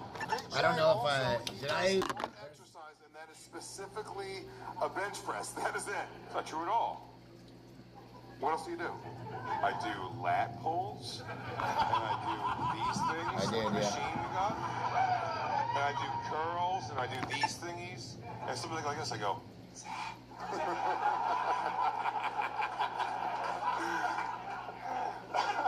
Why listen to a podcast for a little bit? I mean, I'll tell you right now, this is not me. I understand Yeah, why I it did would do that. sound like me. I know how to play the game very I don't well. know if I really want to do hard mode. I think it's I don't you. need to do hard mode. Because you did this last time where Throw it that was shit you and in you the tried to say it fucking was thing. me. You do Yeah, doing the same move. That's the entire I've game. been What did thinking I about have, the 7 of them? stories, like a PR on chest day.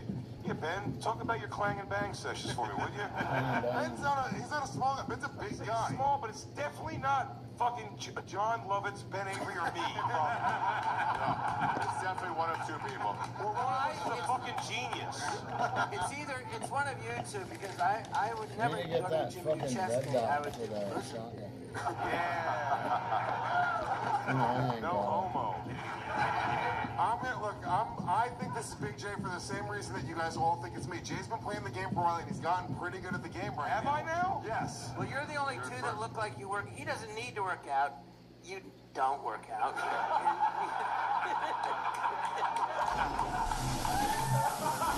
Ari's not playing. True. I've said many PRs. Yeah, Jay, But who would have the ego? That one of you, who's the big, who likes to brag? But Lewis, why would he do two Hammer on for everybody else. Let's stop it. He's not going to do two I think it's Jay, guys. Stop it. He already has a pass out story. You idiot. Has it. Oh, you idiot. It's Oh, you fucking dumbass. He's going to pull so far ahead now. He doesn't look like it's him now. He does not look like it's him. As of right now, I would say it's not Lewis. Oh, he's so happy. Look at his face. I'm sick of it. You fucking dumb idiot. I'm happy. You just got annihilated, dude. Should have pinned, if it wasn't you, should have put Robert right away. Because this is such an obvious Robert story that I think it's Big J. Alex, whose story was story number 4? Fools. Story number 4 belongs to. The moment I saw Relay and what it was capable of is the moment that I knew it was something good. The traditional... Story number 4 belongs to Big J.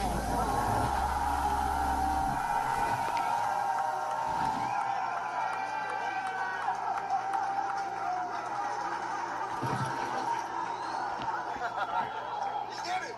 This always happens during single points. Just when I get comfortable, I'm gonna get fucking annihilated later. Damn, you run the gambit. No, we are idiots, because look at the two of you and go, who's going to get stuck in the machine? No, not a machine. So my stepfather was a power lifter, and so he had me always like bench pressing with him. And he was super into it. And Robert, they probably have better equipment for a better idea for this now. But to aid you with like bench pressing heavy weight, it's called a bench shirt, and it was a shirt that didn't have any give to it, and it was 8 sizes too small for you. So you have to like baby powder your body and get it on. And I started sweating, and I go, get it off, get it off, get it off. And then I started pulling it back up, but it's not coming up. It's like sticking to my body, so it's up over my arms. Do you see what's happening? It's like inside out now, but over my face. And I'm like this. Don't talk to me. Talk to them. Fuck you. I'm not going to help your story. So pissed. It's only single points, dude. And my arms so big this, and I was blocking this thing, and I started to fucking pass out, and I slid down the wall. And the next thing I remember is my stepfather kind of slapped me on the face, like, you good, bud? You good? First of all, a stepfather gives you a slap of like, you're not my kid, but if you die, your mother's gonna leave me for sure. I was fine. Never got that PR. 365. Something like that. Points. Luis J. Gomez. This guy saw right through me. And in first place with 9 points, Big J. Okerson. For the Knights. We're really doing it, Red Bam.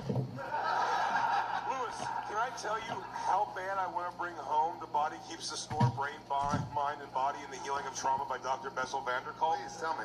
Because the Steve OnlyFans, God knows I am, remember? The E stands for error. Oh, yeah. Laughing at that, I got no choice. Pretty simple. Before, if you fooled somebody, you got 1 point. If you got the correct person, you got 2 points. That now, of course, jumps up to double points.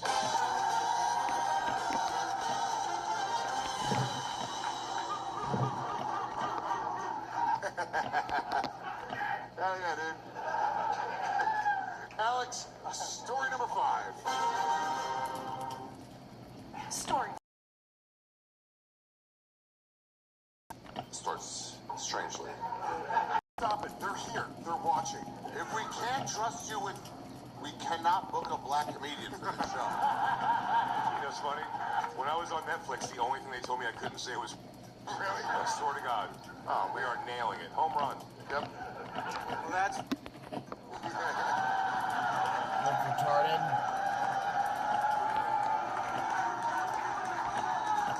John Lovett's a skank. Gee, I can't figure that one out. You're Puerto Rican. Oh, the ones that lost the fight, you're thinking. Yeah. Killing a bag of puppies is the most evil thing a human can do. So it must be a Jewish person.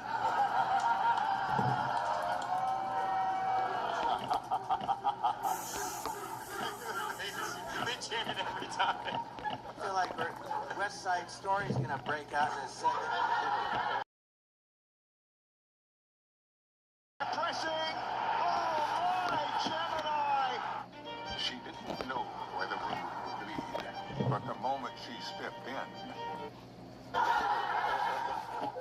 This is the most diabolical story that's ever been on Story Wars. It's fucked up. There's only one person up here who was alive in the 60s. That's true, but it says it's a family member. family I member. never did it in the 60s. My mom was born in 61. Thank you so much, eventually.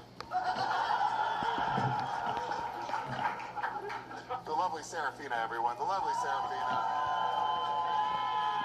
Born a man, but all woman now. Hey, Serafina, if you come up to give someone a drink in the future, don't walk.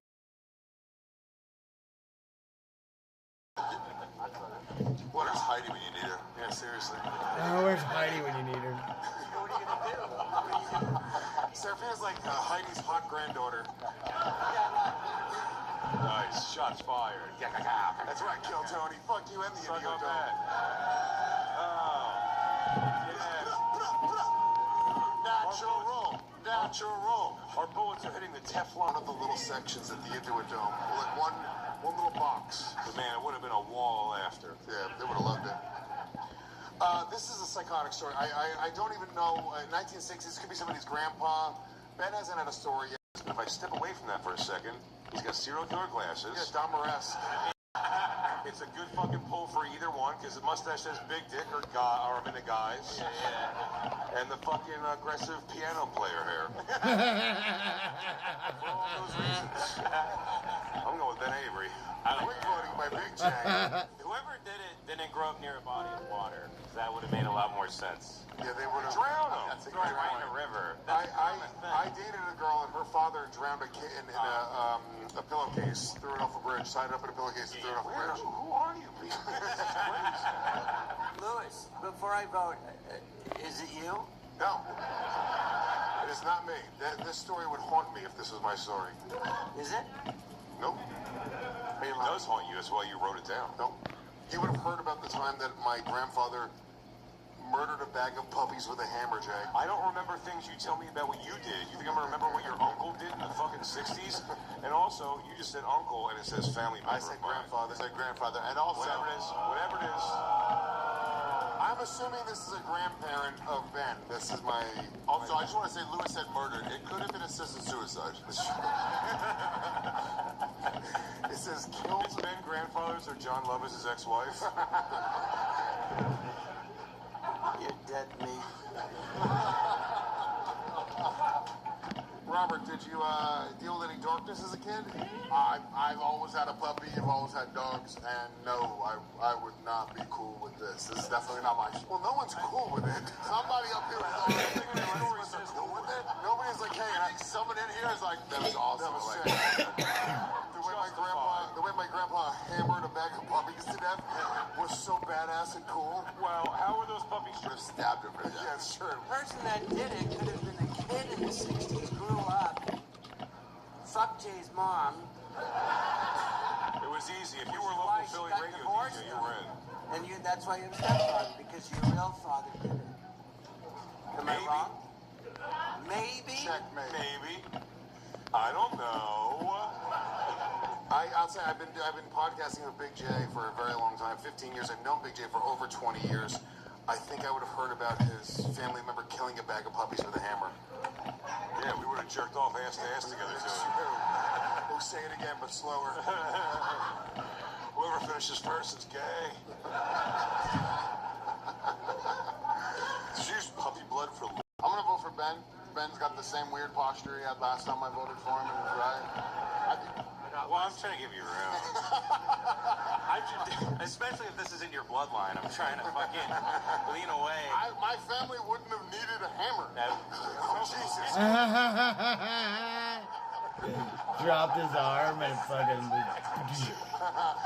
I just watched John Lovitz think about leaving. Just shit my pants. John Lovitz. That was so violent, you have no idea. Oh my God. Man. He hit the table, I felt my chest cave. But your grandfather's name wasn't Adolf. No. Adolfo. No, my, Adolfo J. Gomez. He's named after him. Adolfo Hitler's. Yeah. Do you have any relatives named Carito? He's got the beard. It's the phenotype. You can picture his people doing it. Ben votes for Robert. The way you're waiting. It's not Big J. The way you're waiting and the way you jumped out there early makes both of you look suspicious, but still gonna vote Ben. Robert votes for Ben. It's Robert or Ben to me. I'm locking Ben in as well. Nice. No, but there was that one guy. Wow, John Lovett's coming after me. Yo no sé por qué, pero me invito a San Fuego.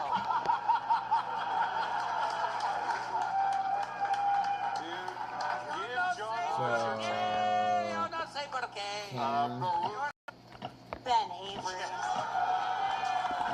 Can I say something before you tell the story? I saw Ben looking at the story and shaking back and forth, thinking at the time, like, in real time, going, I don't know if I should have told this. Guys, the stories I got every week on the Lemon Party. It does not get less dark than that. This is the darkest story that's ever been told on the show, but please, Ben. It was heavy stuff. My dad told me this story when I was like fishing with my daughter, and he told me this story, and I was like, let me cover her ears first, good lord. But yeah, I still don't know why he did it. Your dad? No, my granddaddy did it. His dad did it. He looked like, it's kind of it is funny if you know he looks like Colonel Sanders. So if you imagine Colonel Sanders doing it, it adds a level of, yeah, now it's funny. But he's... Tragedy plus time. But he said, my dad, I asked, I was like, why did he do that? And he goes, they were just hungry. And I was like, so feed them. So he fed them a hammer? Feed them. But, yeah. But my dad grew up on a farm with my granddaddy. And when did he tell you that? When did he tell me it? How long ago? Like 6 months. That's funny. All right. It's a crazy story. In last place with in second. Truly, anybody's game still. Don't get cocky, Jay. I'm not. I know this. I know what happens. Yeah. All right, folks, let's take a quick moment to thank Shopify supporting the show. I love Shopify. I use Shopify for Body Brain Coffee. Everyone knows that, and it's really cool. Bundle their top boot. Use the promo. Yeah, like I know. The promo code WAR20. All right. Alex, story number 6. Story number 6. Bipolar alcoholic. The sex was great. Thankfully, she finally dumped me. My last girlfriend was not fat. Yeah, she was all the other things. No, and Arfia, she's a fucking slobber. My last girlfriend was pretty toy. I hope it's John Lovitz so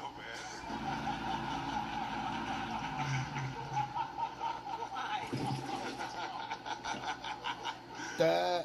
Thankfully, she finally dumped me. You watching Story Wars? I know, Big J. Your last girlfriend was like 20 years ago. Yeah. Yeah. Well, she probably, I don't remember who it was, but she was probably fat. Oh, no, but maybe now. But yeah, if it's an alcoholic, it means she'd be with a guy that drinks too. I don't drink. That's terrible logic. backstage, you can tell I'm the Jewish guy because everyone's smoking pot. I'm the one eating the tacos. That's true. Robert, what was your last girlfriend like? She was not a big girl. I don't know. You fucked a tiny girl? When he was done with her. Tiny girls like big guys, man. That's true. No, my ex was not a big girl. I've had big girls, but not my ex. My last ex, not my last ex. Man, what about you? You're married now, but what was your last girlfriend like? Oh man. I met my wife pretty young, so my last girlfriend would have been in like 8th grade. No matter where you're headed, get a road trip safety check at Les Schwab Tires. It's free. Men don't do basic hydration. We need super hydration. Old Spice super hydration. Vitamin booster for 24/7. I met my wife pretty young, so my last girlfriend would have been in like 8th grade. Oh, he's fat. I'm trying to think. My last girlfriend was also in 8th grade. That's pretty sick. It's true. Not fat. Not fat, though. Which is crazy, because she would crush lunch pizza. How was that age? Yeah, she climbed the rope. It was crazy. Yeah, this is a hard one to pick here, because all three, I don't believe it's Jay. And you know it's not me. It's one of these three boys. I'm getting Robert reverse vibes. I think he had a big girl that was great in the sack. You hear that thing when you need a big girl, you got a big fat ass. When you can pick them up and make them feel small, that's true. Robert, I want you to pick me up and make me feel small. Deal.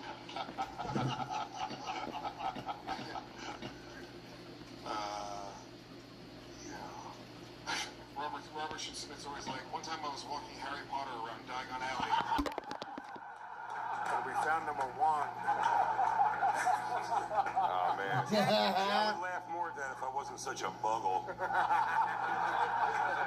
Turkey. Jay, this is the first time I met you. Well, maybe the second time I met you. Second time.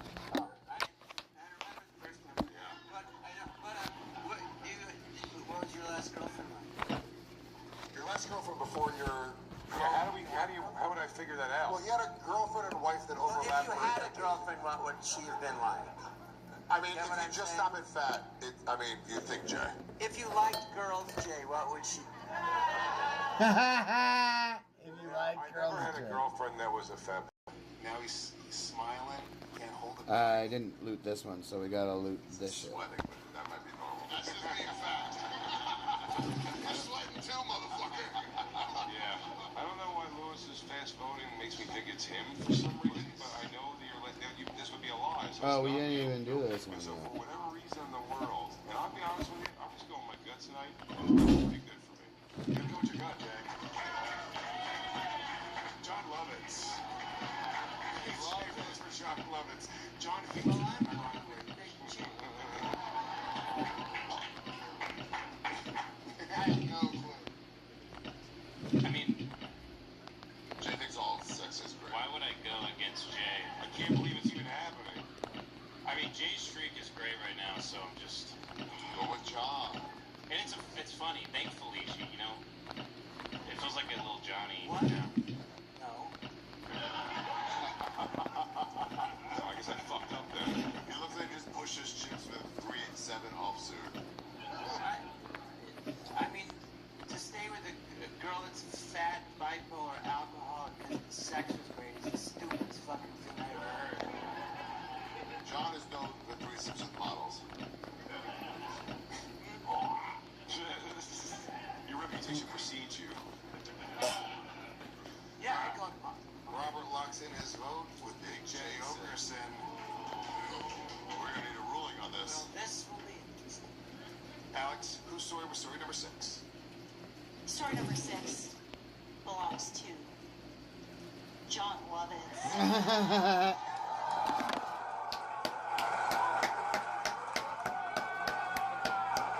Gangster. No, in my defense, the sex was really great. Why else would you stay with someone? I'm admitting as a fucking idiot. Tell us more about this girl. What was her name? Where was she from? Her Her name was, well, I don't want this to get back to her. I could tell you her nickname. Sure. No, well, I mean, she was, I mean, I don't know why I stayed with her. She was mean. She's always making fun of me down below, you know. You're small, you know. And I don't know. I mean, if I'm in doubt or not. I mean, I was standing next to a horse the other day. Completely nude, and the horse said, damn. But we were in bed, and I said, you think my balls are small? And she goes, you mean those two peas hiding behind your clit? She was mean. No, but it was her. I said, it's not me. It's you. Your vagina's so big. You know, last night she was sleeping, a plane landed and it crashed into another plane. No, her vagina was so big, there's a possibility we're in it right now. Oh my God. Good night. Here, John Love. It's a great story, John. Yeah, she was... What a game. You guys having fun? What a game. Alex, where are our points at?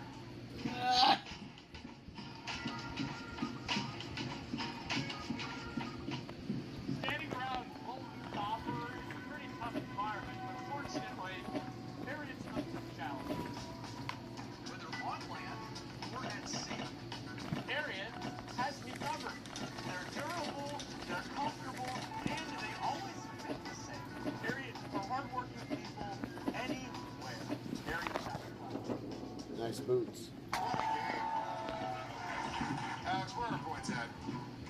Tied for fourth place with 8 Glad I didn't points flip it over. each, Robert Oberst and Oh, my John neck. Lovitz.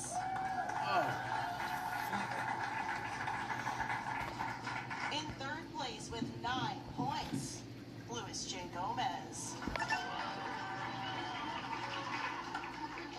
In second place with 10 points, Ben Avery.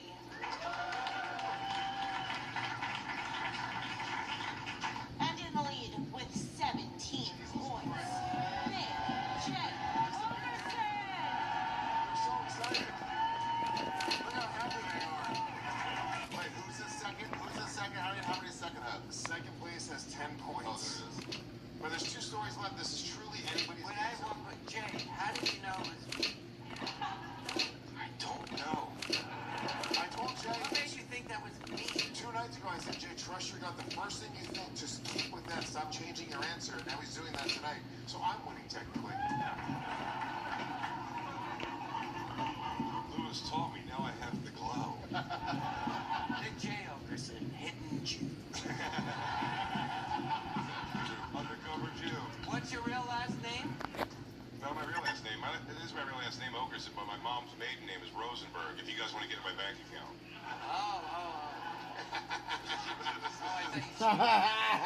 Story number 7. Story number 7. Ari. Shit. Jay. Where do you hear it? I held a man in my arms while he died in a parking lot. Was the man heavy or was the situation heavy? No, that's the... Who would hold a man in his arms trying to take advantage of him sexually as he's dying? I held him in my arms and kissed him. Jay. It is very, yeah. I would be inappropriate. Yeah, once I see the eyes go dead, then I go 5-second rule and I touch their wiener. I go, still warm. I mean, I don't want to keep on going back to the well and saying that me and Big J have known each other for 20 years and I wouldn't know if he ever held the man while he died in a parking lot. Yeah. You remember the story? I told it to you. And then it started raining and I ripped my shirt open and screamed in the heavens. Why? Why? Take me, Lord. I mean, this is a crazy story. Ben did put in that extremely dark story before. This could be a theme of dark and heavy situations. Could be very much, but I don't know, man. I think I'm too homophobic to let it. To hold a man? To hold a man. I mean, I gotta get a little bit. Give me some space. Just a little bit, you know? I don't want to touch... Would you touch a guy's crotch as he's dying? Like, press him into you? You know? Yeah. I want to send him to the fucking pearly gates right. Do you think it's me?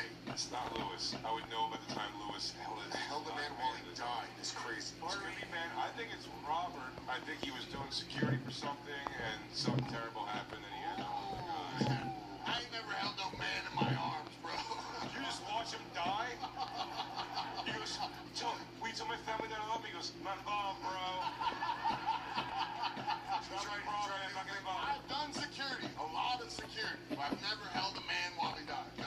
He tried to do the thing where he closed his eyes, but he crushed his skull.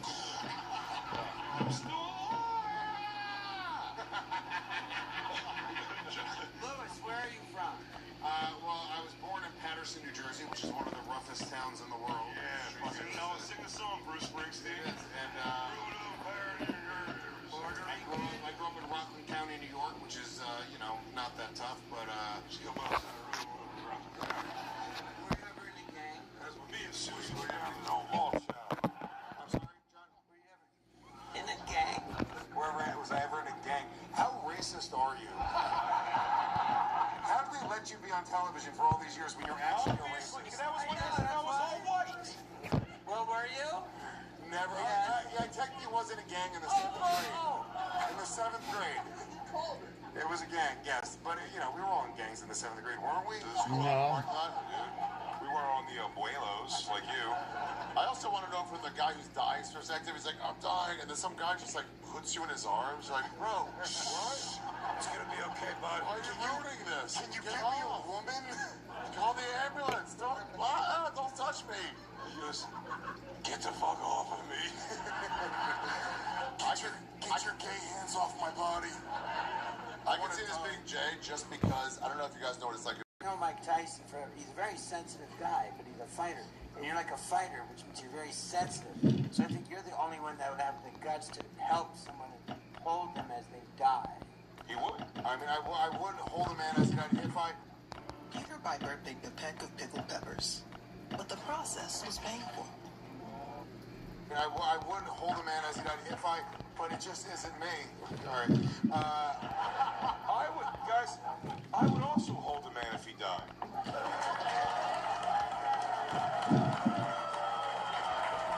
I just banged a bag of puppies against a tree.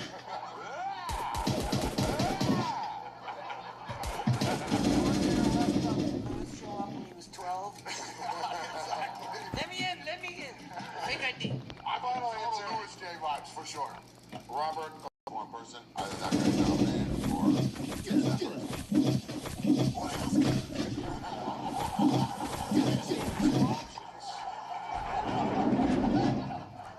The fact that Robert was the only one to call me on that makes you guys all fucking...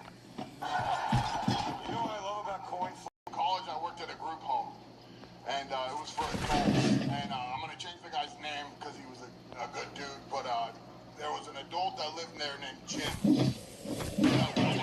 They told me, you are the presence we need in this house. And I didn't know what that meant. But what it meant was Jim used to terrorize everyone that worked there because he had a 4-foot dick.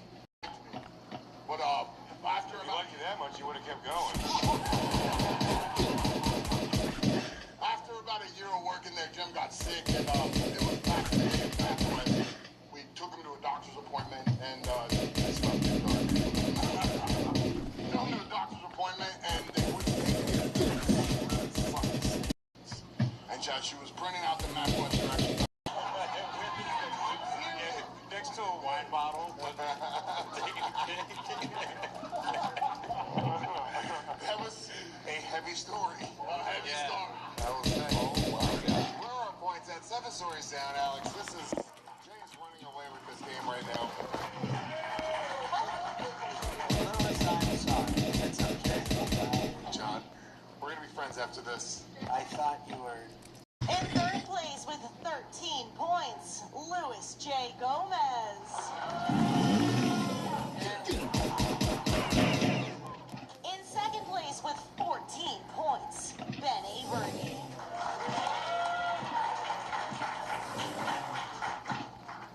And in the lead with 21 points, Big J.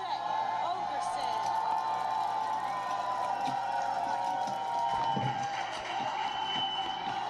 Now, just so you guys know, technically me and Ben are still in the catch up to Jay. John and Robert, you know, you guys, you can play Giant Killer at this point. Yeah, Giant Killer. You always play Giant. You always play Giant Killer.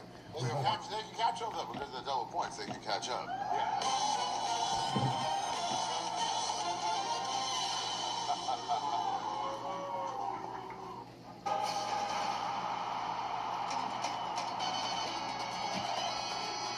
Relay gives us visibility into not just the amount of money we have.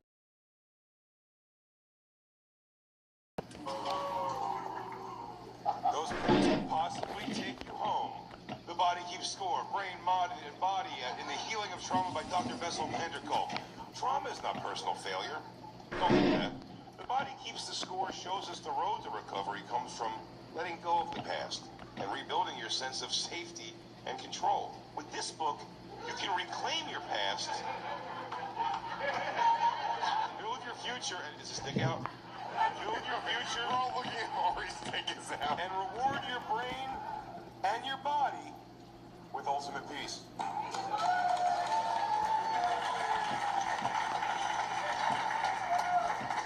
We have one more story. You guys ready for your final story? We're gonna come back here. So I'm gonna leave this.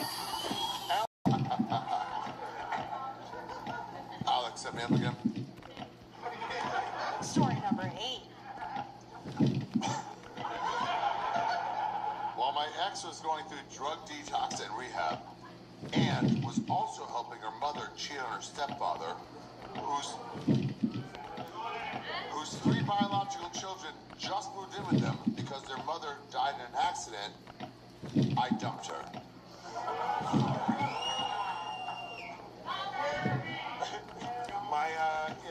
My love life is very well documented. This is not my story. Yeah, this is the same sounds like fat me. alcoholic bitch that John used. Helping her mother cheat on her stepfather. Whose 3 children just... Yeah, I'm thinking. I don't think this is Louis. BJ. We called him gay. Go gay. Hey, let me break it real Asked about quick. your old girlfriend. You went, Let me break it real quick. How many women here think they're 8 or above? No? Okay, but then I have no announcement.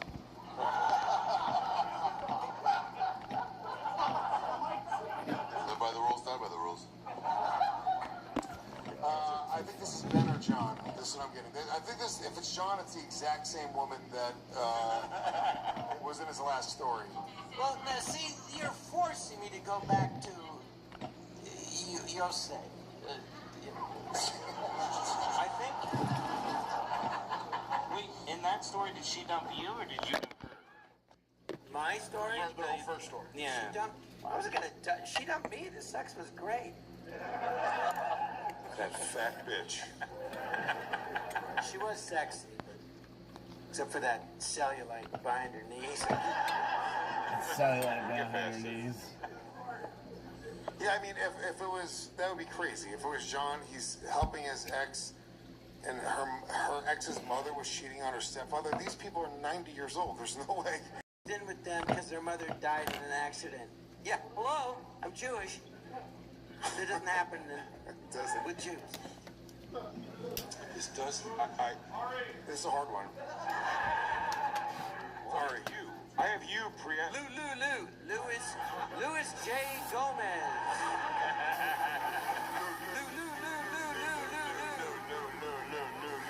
You guys are actually, the whole crowd. They can just be fucking guided into anything. Yeah. Dude, if we get Lulu as a chant going, we could do the next Saudi Arabia festival. Guys, Netflix is a... Louis J. Gomez. Louis Jew Gomez. Oh, the jazz stands for Jew. Deny it. Deny it. I mean, I'm really torn here. I think this could be Ben. This sounds like a young crazy bitch in college. She was going through some drug shit, helping her mom cheat on her dad. I'm going Ben. I'm going to put the answer in right now. That's what I believe. Oh, Deep shit. down inside. I'm gonna go with you because I don't. It sounds like you, but I would know this. You would know it. We don't know this. You would know it.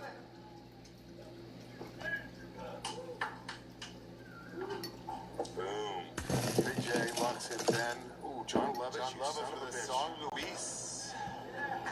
Belongs to Big J. Big J just fucking cleaned up. He just went. I think so.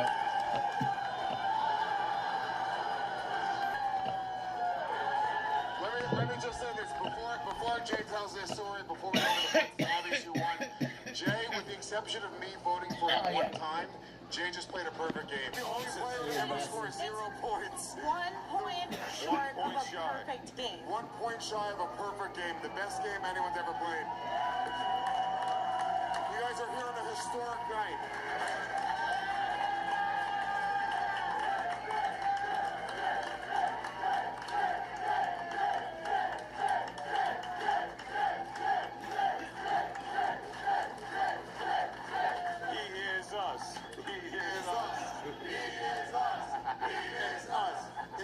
Dude, they are so happy when you win. Dude, that was a wild game. Dude, I've been drinking since fucking 2 in the afternoon. Feels better. Feels always killer when you take a fucking big fat piss. So, yeah, when I was just out of high school, what happened? A girl I was dating for a while. When I started dating her, she had told me that she was a former heroin addict. And I was like, you know, whatever keeps that ass in shape, babe, I don't give a shit. It wasn't love yet. This guy already had my phone. Yeah. And yeah, her family was a mess. Her mom was cheating on her stepfather with another guy, and she would like help her mom like lie about it. And then out of nowhere, her step siblings had to move in because their mother died in a car accident. And all this crazy shit was going on. And then I guess my ex-girlfriend started doing heroin again. And then her mom called me one day and said, she's unresponsive in bed. I want you to come here. So I ran there as fast as I could. And she was laying in bed unresponsive, alive, breathing, but I shook her with my hand. And she farted. And at that moment, I knew we were done.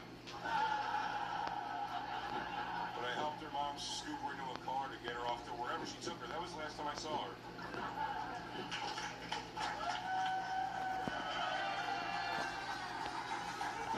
Alex, make it official. Where are our final points? Big night here.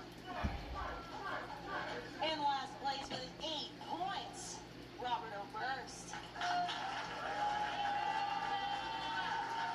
Do we want this other puppy? Kick your guys' asses. I fucking swear.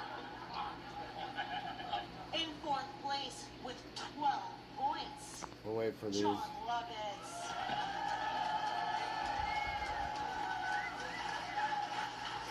Boy, Jay winning this is like Bob Barker winning The Price is Right.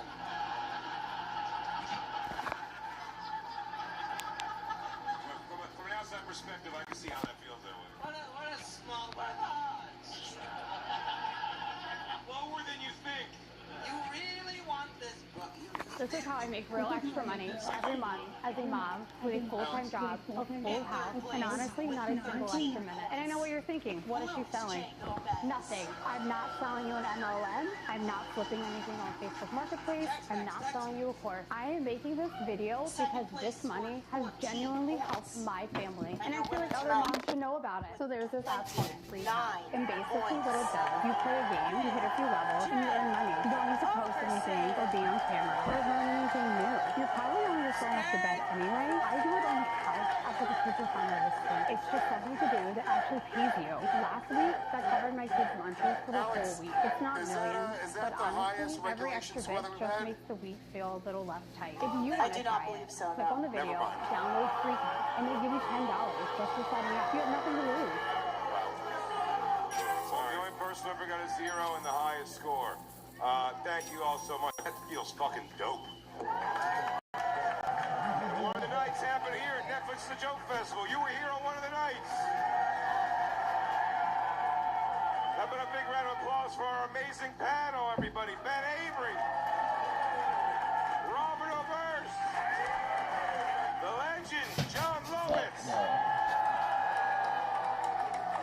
Of course, everyone's favorite Jew, the great Ari Shaffir. Thank you, everybody. Watch me every week on Legion of Skanks. Yeah. For Story Wars, I'm Big J. Ogerson. I'm Louis C. Gomez. Until next time, peace.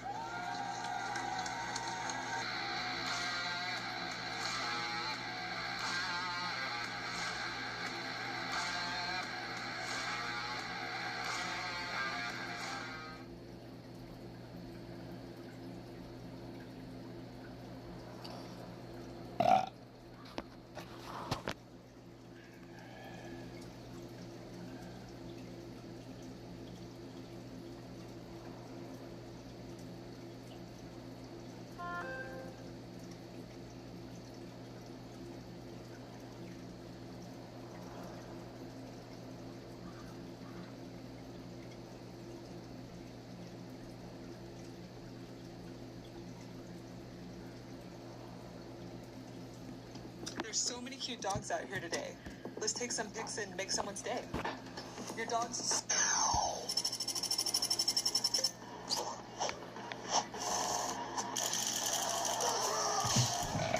Number 5, that couldn't be more true. Give it up for Gresham Elvira, everybody. Faith looks like she's protesting sunlight. I also used to be goth, but then I forgave my father.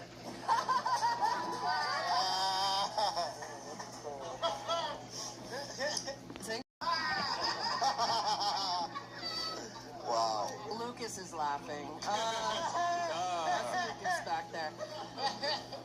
Logan said he left the Mormon religion. But if you talk to the Mormon church, they go, wait, he said he left us? You should have stayed Mormon if you're just going to look like that, dude. I know. What am I doing? It is wild that you're straight because you look like you lick Latter-day The Bolt Tiger. Boom, we'll keep the tiger. I like that.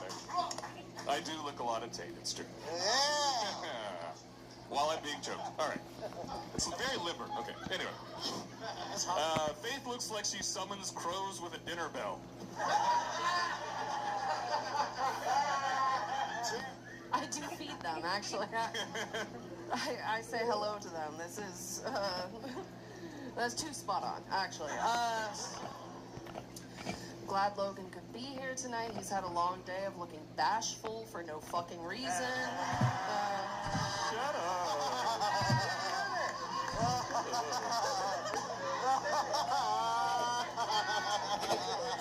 You sound so cute. It's so cute.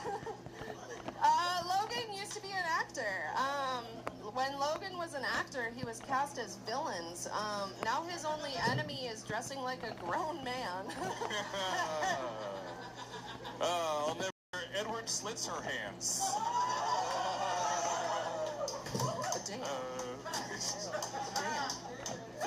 Faith looks like she writes suicide notes in Hershey syrup. Right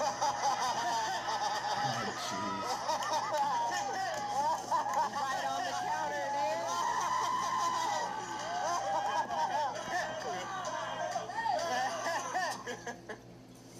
Logan looks like his favorite curse word is shucks.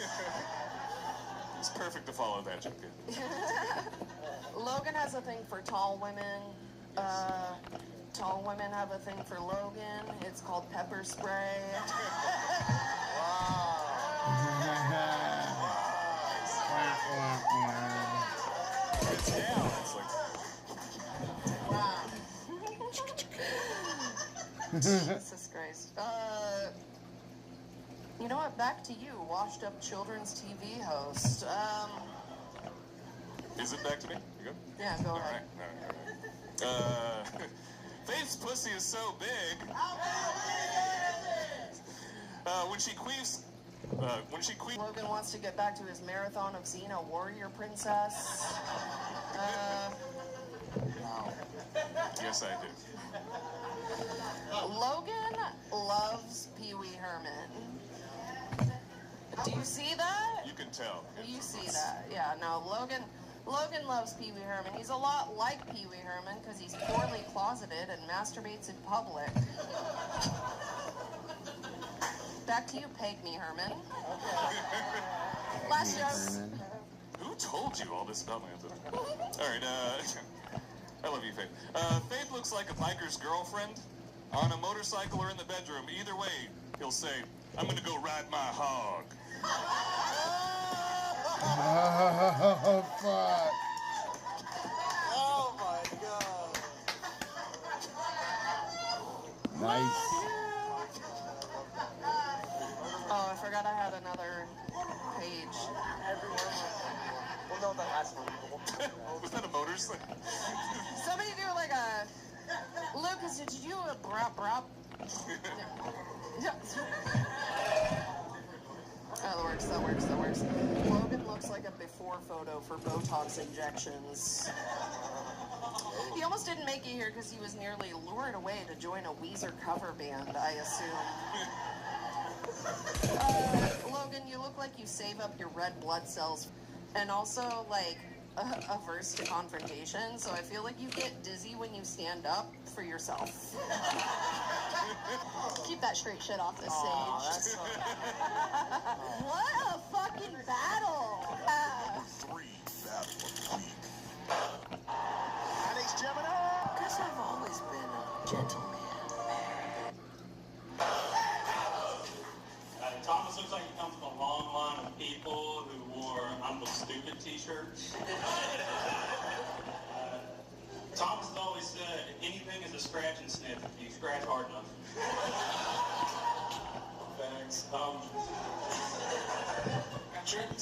wait, I'm supposed to rebuttal. You look like the fucking marble manatee. Okay. Take one for rebuttals. Trenton's actually in a very vicious custody battle right now with his tummy. Yeah, he's hoping to get at least see his penis every other weekend.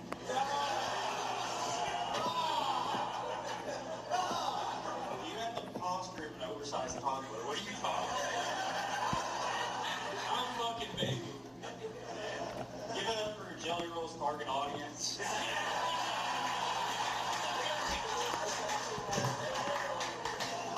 Doesn't he look like he's got CTE from headbanging to Creed?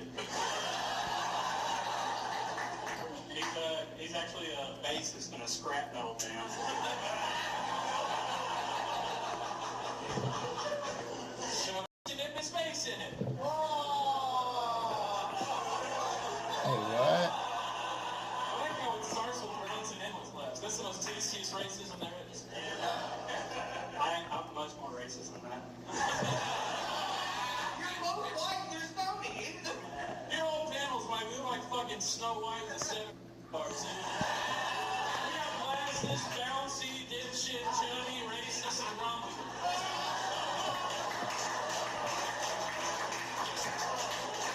That's funny. Alright, so... And Creed rocks, by the way. Fuck you.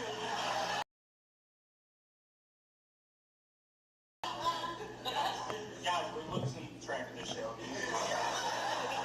Everybody, folks back in, we've got work to do. So, Thomas is married. I feel very bad for Thomas's wife. Look out. No. Thomas, her nights consist of fucking to Dr. Seuss audiobooks.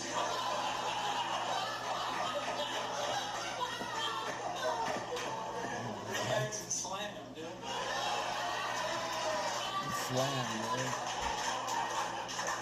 You man rolling up to this redneck sleep paralysis demon every morning? One fish, two fish, I want to see you goo fish. I want to see you goo fish. It's Dr. Seuss and Dick. Notice how he wrote down those jokes. He would have memorized them on the back of a fucking Denny's menu. Trenton, fat racist. Oh yeah, he's not just fat and racist, folks. He's not. He does something similar to a lot of Jewish Orthodox women. He fucks through his hole in the sheet. He gets mouth fucked through the clan outfit mouth hole. Alright, so what we're going to be doing, we need to go up and do those frozen tasks, because I don't have shit else to do right here. Because that's what we were going to. We went to go do other random stuff up there, so we'll see what we need to do. I'm waiting for that shit to get done. We need to fix it. Actually, you know what? Fuck it. Chris? Not Chris. Trenton! Not just fat and racist, you guys. His face is on posters all over women's shelters all over North Texas. With a red circle and a line through them, dude. In his defense, the battered women's shelter does sound delicious.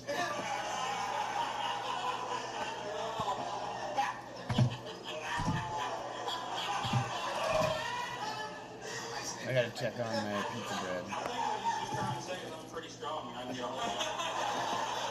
Oh yeah, I'm gonna drop these because everything we got is because we're gonna go and do some of those tasks up there, but we're gonna go over and grab the rest of the shit. So we're just gonna do the top north task. So we only need these guns and this good. So we're gonna take these out because we already know which one we're gonna go and get. All we need is a crowbar and a shovel.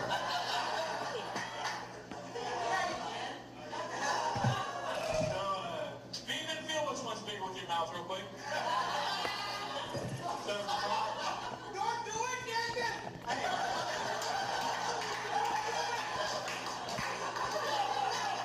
Oh, somebody already fell for that trick. I'm sorry, man. Dude, this is a fucking Waffle House, right? Yeah, you should feel at home, dude.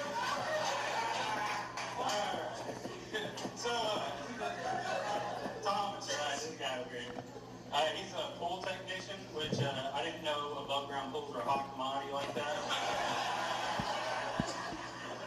We all know got food, right? And let's grab regular. White people have pools, dude. It's 2026 or something. You guys, I'm gonna take you onto a journey. This is Tristan's baptism. Tristan's baptism, okay, guys? I don't need any fucking jokes. Okay. You picture him, there's a little bowl full of Mountain Dew. Alright, he's getting baptized. And his prayer, I think, went something like this. Our Father, who art in a Waffle House parking lot somewhere, Baba be thy blessed. Oh my God. Give us this day our daily natural light cakes. And forgive us of our sexual assault charges. Just as we forgive those who sexually assaulted us. In Dale Earnhardt Jr.'s name I pray, boogity, boogity, boogity. Let's go racing, boys! That's all I have. Exactly 5 minutes. I'm glad I didn't eat that. The fucking fire truck is here. I need to find out what's going on here. The ambulance is here.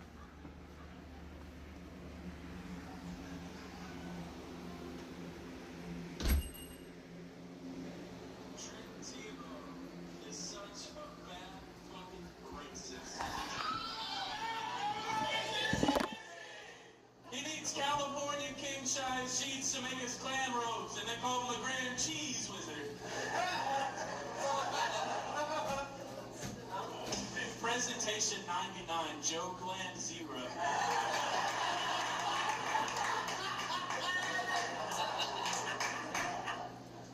Thomas looks like he drools when he puts his shampoo on.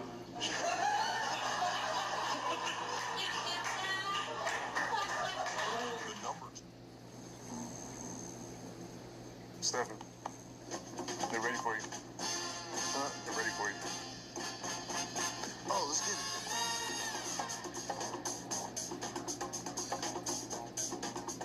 When you become a Shell Fuel Rewards member, you'll get more. Like saving 10 cents per gallon on your first fill, 20... Number 7 battle.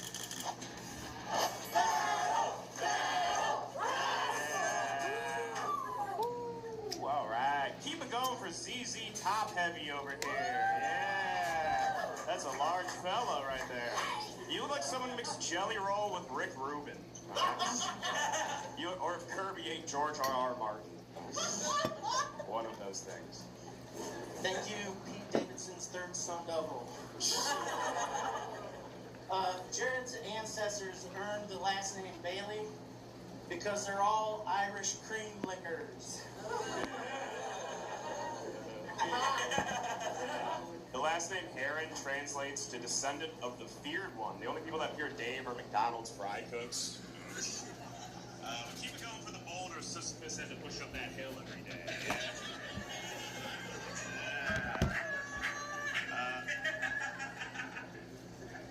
You caught Sisyphus in college. Jared claims his ethnicity is white and Irish, to which ICE agents reply, Ireland, Mexico? You look like Beavis if you were a cholo, with a great cholio. I'm like Beavis if he did fentanyl.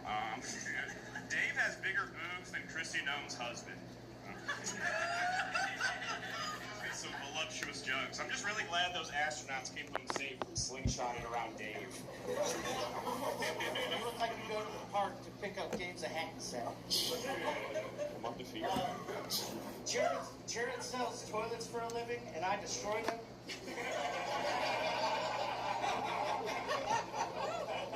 People trust buying a toilet from Jared when they look into his sunken butthole eyes. You look like that TikTok kid said, computer, put Steve Buscemi signs on Eric Andre's body and make him super gay home.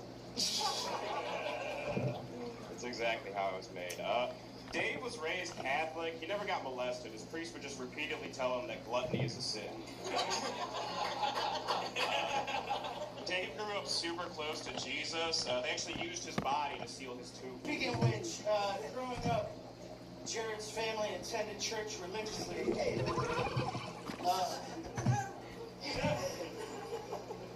He never got blessed because it turns out priests get soft when you confess to sniffing your sister's panties. No, they don't. Let's see. Dave is like the Kobe Bryant of Cleveland roast battle because he too would cause a helicopter crash. You're welcome to come with me. Jared worked in a grilled cheese restaurant. They paid him to sniff out cheese wedges at the end of elaborate mazes. You're going to be the first rodent in New York City to get hantavirus. That's fun, y'all. The number 4 battle of the week. I'm not doing that. Gladly. So I know Kevin has hometown advantage. You guys know him. I just met him. He sent me a little cheat sheet, information about him. Kevin's a really adventurous guy with substance abuse issues. And I know this because he told me his hobbies are rock climbing, hiking, and breaking into other people's houses looking for Percocet. Give it up for Gandalf the White Trash, everybody. Chris is Gandalf the White Trash. Chris is so bald that he makes eggs look furry.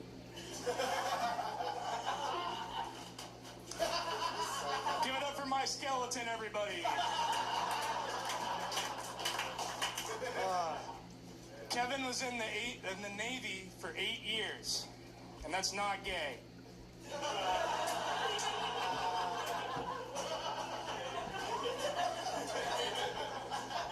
When Kevin got out of the Navy, he became a commercial fisherman. And I think commercial fisherman might be a cover for some recreational seamen. If you're here, who's arresting all the immigrants? My friends.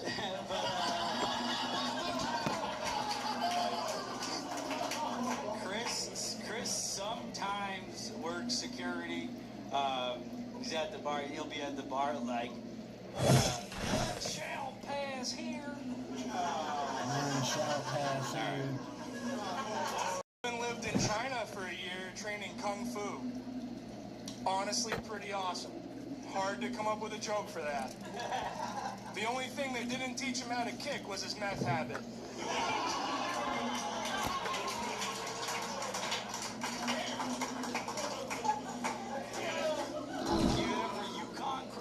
From Rudolph the Red-Nosed Reindeer. You guys remember this guy? I don't know if you guys remember from the movie, but like he used to like use his big axe and he would like sniff it and stuff to check the ice. Who told you? No, but Chris is unemployed.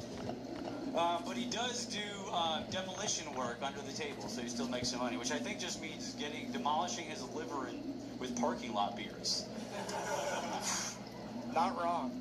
Not wrong. Kevin looks like he only does whippets from Trader Joe's.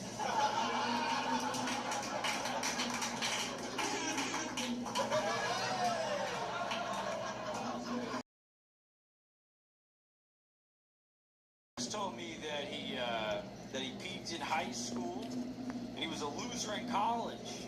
He majored in communications and he played baseball for the club, which means he sucked at baseball. That's probably why he joined ICE. Like, man, if I can just get all these immigrants out of here, I'll be fucking have a shot at the big leagues. Oh man. All right. Kevin currently works as a lineman, which means he climbs cell phone towers and does the maintenance on them. Damn, dude. Rock climbing, cell phone towers, meth. You love getting high.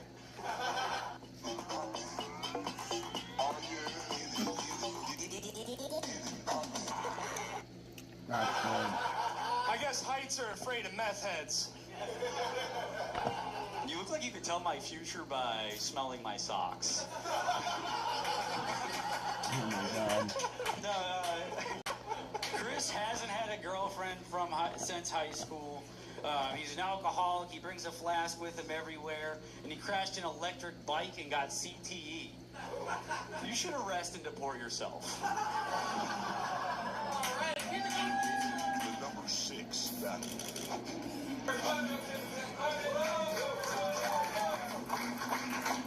All right, everyone, give it up for the Marty Supreme of hot dog eating contests. No, he's not Marty Supreme, but Justin actually was in one battle after another. Yeah, first with heart disease, then diabetes, apnea. Thank you. This battle's fun. It's like a casting call for a J.D. Vance biopic.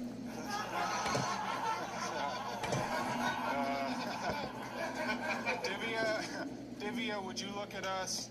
You, an Ivy League graduate from a family of doctors who spends her time volunteering, and me, an overweight college dropout from Florida who actually has to work for a living. And tonight on this stage, we stand here as equals. Tonight, all your accomplishments are my accomplishments. I hope your parents are proud, because mine sure are.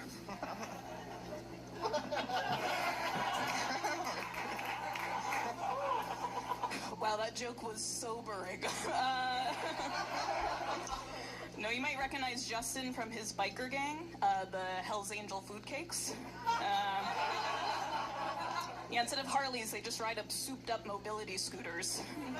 Their biker bar is just Chocolate Emporium. Thank you, Curry Bradshaw.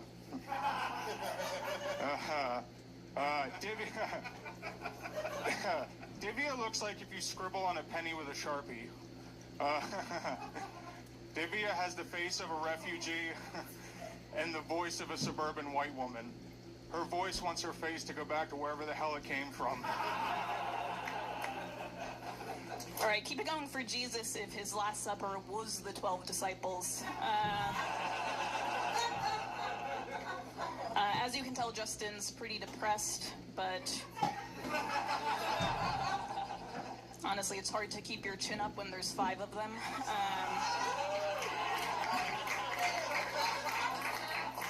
But yeah, it was actually traumatic because the last time Justin tried to hang himself, his family beat him with sticks to get the candy out.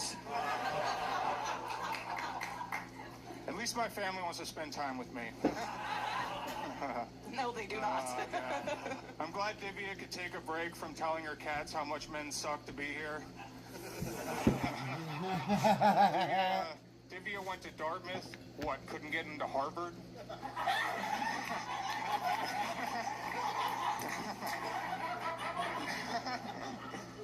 Oh, God. That's it. I couldn't. All right, Justin, if you're here, who's making scrapbooks of empty candy wrappers? No, I'm excited for Justin's funeral. It's just going to be a strongman competition to see who can carry the casket. Oh, no, the only girl who worked in the tech industry and didn't get harassed thinks I'm ugly.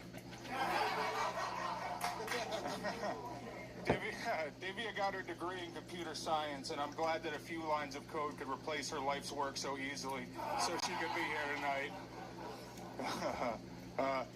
Dartmouth actually started out as a place where white people trained Indians to be missionaries, which makes sense because Divya is an Indian that wants to be a white person and only does it missionary. That was long. Milk that one. Justin's actually pretty known around town. Yeah, he's known as a sure bet for anyone selling chocolate on the subway. What's happened? These jokes are way too honest. I feel like everybody is like... I think they just feel like sad for your life. No, Justin usually flies under the radar. Like literally, he's so heavy the planes can't get altitude. Doesn't Justin look like he'd be the first to suggest eating people after the plane lands safely? It's like, are you sure? It's a long walk to baggage claim. Davey, I would like to thank you for making me never feel safe on a plane. That's, jeez. I'm glad Divya can take a break from waxing her lower back to be here.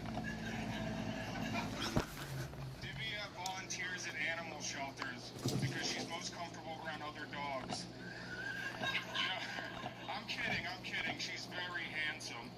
She has the nose of a young Michael Jackson and the hair of an old Michael Jackson. She looks like Squidward, but the only thing in her bikini bottoms is too much bush. Hey, Siri, everything is riding on this. Hey, Siri,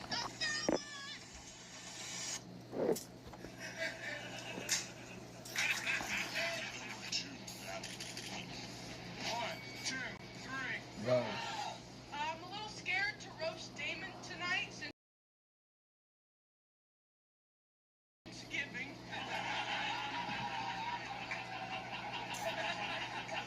But I'm very excited for this battle of smallpox versus diabetes.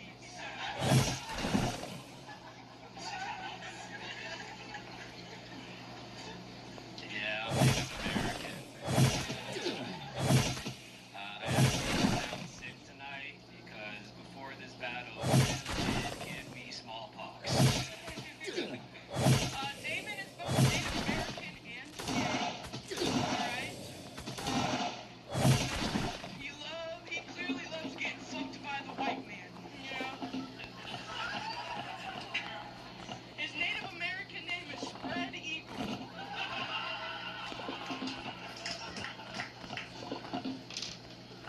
Rim's Native American name is Runs Out of Breath.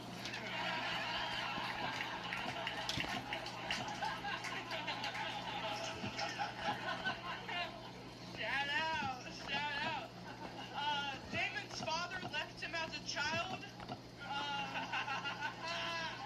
Now his hairline's leaving him too. But he is the first guy to want his hairline and his land back.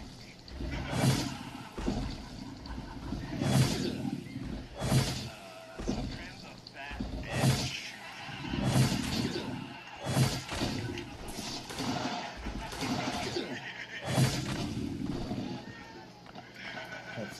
Alright, she's a teacher for CPS. That's just what her kids call her. So I guess tonight she's working overtime. Nathan's clearly just a Filipino trying not to get deported. He looks like Bruno Mars on estrogen pills. Yeah, I look Asian. This is the battle of chin versus fortunes. Since Damon is Native American, he believes in using all parts of a man's ass when he's fucking him. Oh God.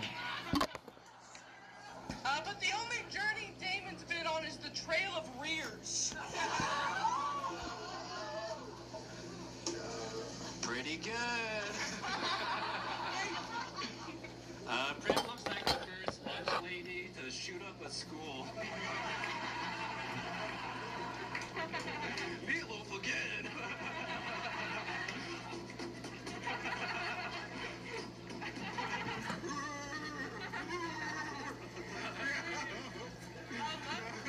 Yeah, keep going.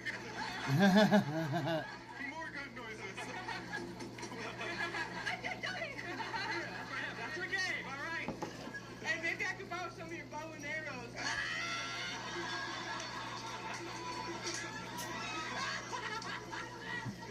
You'll be an easy hunt, Prim. I can't miss this one. Damon's mother is a Navajo. His father is the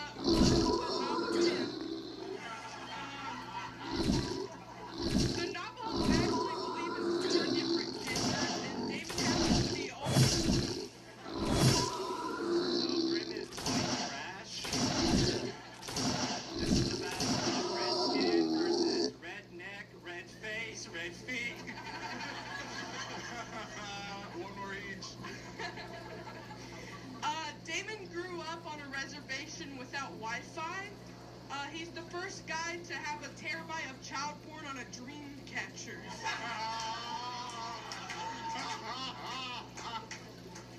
I'm happy to be roasting Prim here tonight. Now I know who's calling me gay on Xbox Live.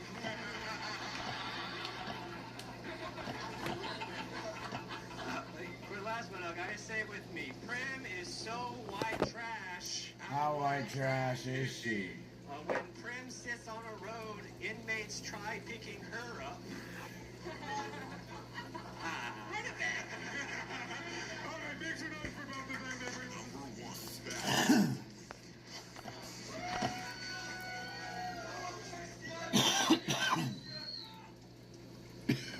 This is Shalaka.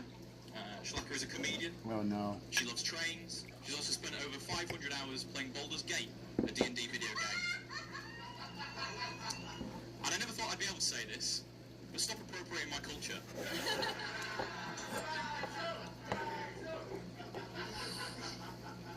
This is Christian answering the question, what if the Compare the Market Meerkat got AIDS from a heroin needle? Christian looks like he stutters when he speaks to women. He looks like one of those guys who got recruited from ISIS by looking up Shamima Begum nudes.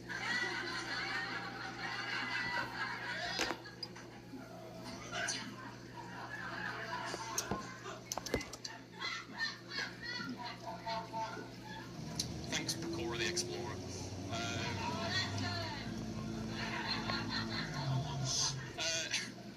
Shalaka spent 4 years of her life working hard to get a PhD in trains. And all that hard work was worth it that day, finally, when the autism diagnosis came through.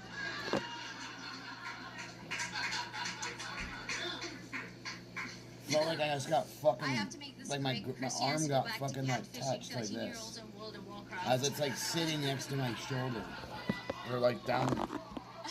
My arm's sitting like this, and I feel. White hot, which is also what he I types felt into this. Pornhub. Like somebody stroked my fucking arm. Before shutting the laptop and wanking to his mom's wedding album. It'll bug you. Fucking tell you that one. Yeah. Shalaka's, I think it's quite funny you say, like, Shalaka's got a white boyfriend, right? And she jokes a lot on stage about the fact that her boyfriend's a lot hotter than her. Alright? And we can assume, based on her looks, that he's also a paedophile.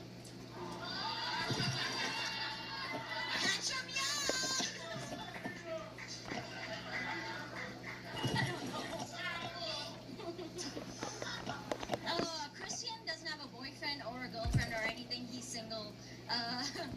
Christian is single, probably.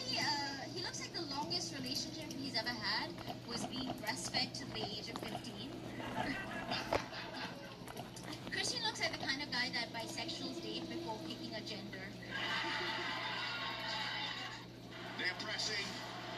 They're pressing. Okay, these are officially a new toddler favorite in our house. We've been loving beech nut veggie cheddar pup.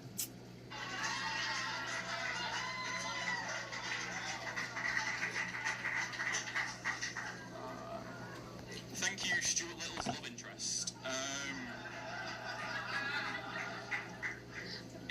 If reform are to be believed, Shalaka's about to be recast as the new Harry Potter.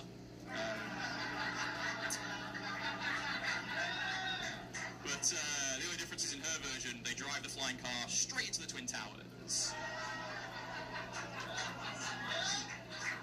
I'm a Muslim, bitch!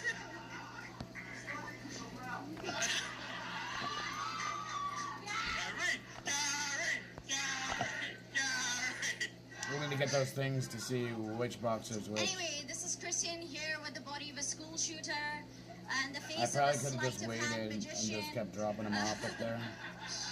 Which I think I'm going to do, but I'm going to grab like 3 of these so I can get the meat boxes. He plays Dungeons and Dragons, obviously. I mean, Meat boxes are what I use. Christian looks like he rolls a But we're going to get a six-sided bunch dice of just to pick out boxes and his bring them back wanking and soul. swap them. So, we're just going to go do that run back and forth that I've been doing. Just boom, boom, boom, boom, boom, boom, boom, boom, boom, boom, and then it's less everything. I don't have to fight so many zombies too. Shalaka had a roast battle with a child. Yeah, which is a really weird way of telling people you had an abortion. Oh, fuck.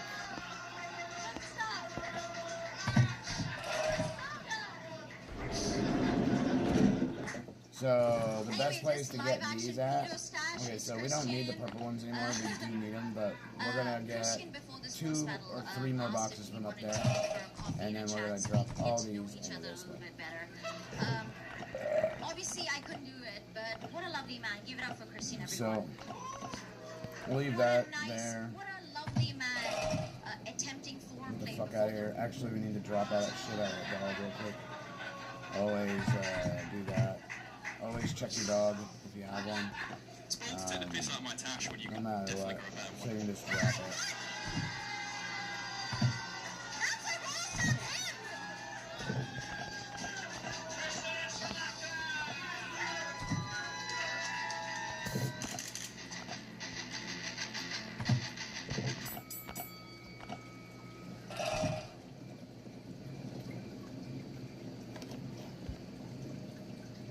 That was the top 5. Alright, here's one that I haven't seen. Balloon! Dude, this fucking phone, why is it so hot? This is the championship of Roosevelt. This is season 3 championship. We got 4 dudes from all around the country. I say the country because these are places you guys hate. LA, New York, Scotland. Somebody said white power. Like, this first battle's coming up. It's LA versus Scotland. What do we do for the battle?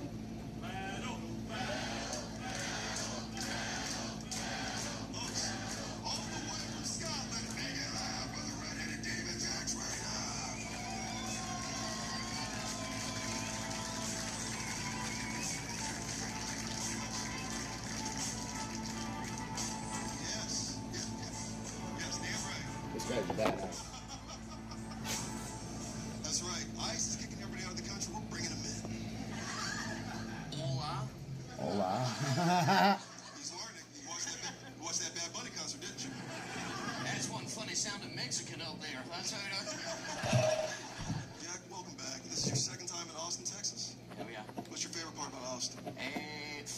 and fat Mexican women. Oh my. You caught me. It's true. This guy coming to the stage, all the way from New Orleans, byway LA, make it loud for Mr. Nate Welch. Fighting Nate, nasty Nate. So you speak the King's English that we don't understand. Try my best. And you're from New Orleans. same thing, same fucking thing. All right. We don't have subtitles, so it's gonna be hard for you, audience. All right. Nate, welcome back. Got the new pandas on, looking good and shit. Oh, those are my pandas. Are fucking even sweeter, actually. Holy shit. Looking good, man. Damn, what size you wear? Fuck, I should have worn Jordans. Damn, my size. Hey, what are you wearing? Roll? I should have been Tim's or anything there. I'm wearing black Air Forces. They're not Air Forces. Those are black Converse that look like Air Forces. They say rape on them. Right. Start as you mean to go. But that was a crazy joke. Like those shoes that used to have like the wheel in them, those Heelys. I'm going to be honest, I don't think a single person in this room has understood a word I've said. You didn't understand the damn word he said. Give me a hell yeah. Honestly, nightmare gangbang.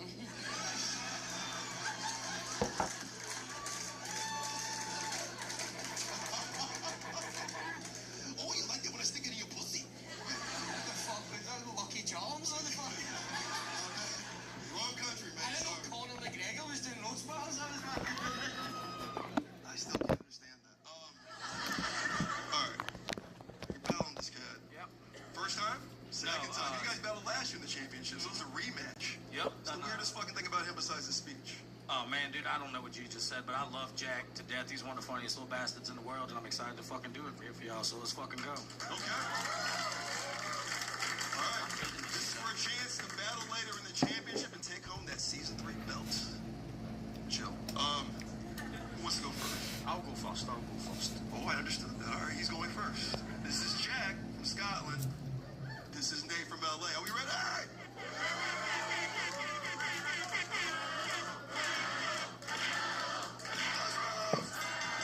Right up. Nate Welch looks like they let a hard-boiled egg join a biker gang. Nate looks like they got halfway to curing Down syndrome but ran out of money.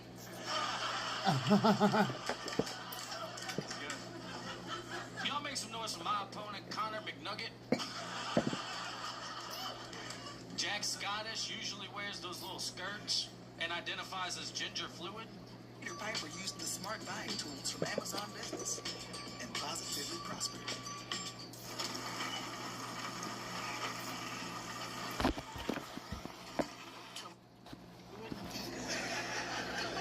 I'm surprised he hasn't killed himself.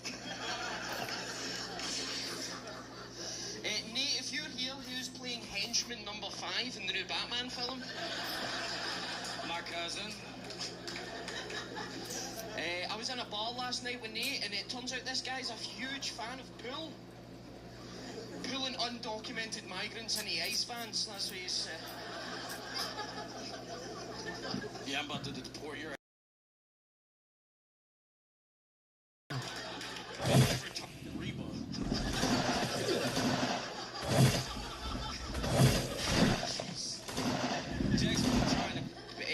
He takes a lot of inspiration from wrestlers.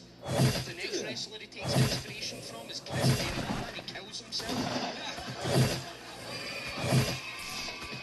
That's hilarious. Actually went to China and learned how to speak Mandarin. Can y'all believe that shit? The gay orange can speak gay orange. Nate's so dumb and racist, they shaved all his hair off after finding out it was black. Nate's so dumb, he thought Antifa was a woman. Yeah, that was a zinger, Ronald McDonald Weasley. Oh, God. Jack loves drugs and WWE.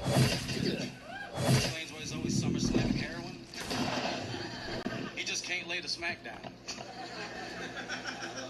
Nate's so dumb when he read the Epstein files, he thought Redacted was a former president. It's not. Finding Nemo's cousin, Finding Needles? I can't prove this, but Nate seems like the type of guy whose birth certificate was filled out using crayon. Yeah, but it's not orange because you ate all the orange crayons.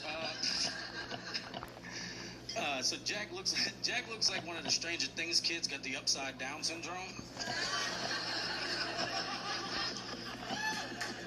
Okay, that's it.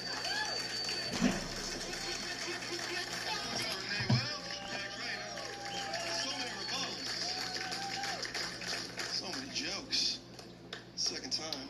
Looks like you can just take these things and drop them. So we're just kind of leaving. Yeah, I mean, he's kind of hard to understand. Also, these felt like two furries talking to. God, dude, I love Nate. He's so funny, always. This new guy, I think the new guy, Jack, I think he had a little bit of the edge, and it really comes down to the Chris Benoit reference for me. But it was close, but I'd have to go with that. Nate, I love you, dog, but that, it was a great battle, but that one just tipped. Not watching the Super Bowl's a fucking wrestling fan here. All right. Hell yeah. Go ahead, Trey. I thought it was good. Good battle. It is Black History Month, so I did want to support Ginger. And then fights. So many cheese and ours. I was thinking it. She was. Took the words out of my mouth. He just said the N-word. And nobody understood. Yeah, I can't tell. No, I would vote for you, but he's not wearing Jordans. There's no Jordans. So I love Nate. I love when you called him gay. Classic. Redacted was great. But yeah, I think you know what? You're not wearing Jordans, but I'm gonna give it to you just because you're in my heart ER. I'm gonna go with the Ginger. The Earth, Wind, and Shire. I know that was you. But you're still voting, right? No, yeah, I'm still voting you. But you had better jokes. But it's Black History Month. This is for the championship, correct? All right, fine. Nate, you won. Yeah, you changed your vote during Black History Month. Listen, I'm tired of all this white-on-white crime. All right. That's what the show's based off. All right, Kim. Before, your vote didn't count like Woman in America, Puerto Rican Woman in America, but now, because Trey's a bitch, your vote counts again. Yeah, totally. I hate that my vote counts, and I'm the decision maker of the thing, right? The DM, man. This really sucks for me. No, I just don't want to be here. No, this is great. I felt like I was watching two guys do like a backyard wrestling, and the prize was like a pair of Heelys. Like it was like you guys are really giving it all for nothing, and it's beautiful. I think it's beautiful. These guys have heart. Jack, I think you're named after what you do all day in your room, and no, it's fun. Where are you from? Scotland. Scotland. Chevy Silverado drivers will do a lot in the next 5 years for their families. What are you guys like more autistic Irish? What is that? Pretty much, yeah. You've had the nail on the head. Do you guys like the Irish? You get along? Yeah, no, we love the Irish. You do? What about the English? Nah, fuck them. That's okay. I knew there was like a beef there somewhere. Speaking of beef, Nate, you did a great job tonight. I loved your jokes. I really, really hate that it's up to me because I honestly feel like in the first half, Nate was crushing and he was winning. And then in the second half, Jack kind of took over and finished it out. I think we need one more joke. I'm down to call it for one more joke. Are you guys down for one more joke?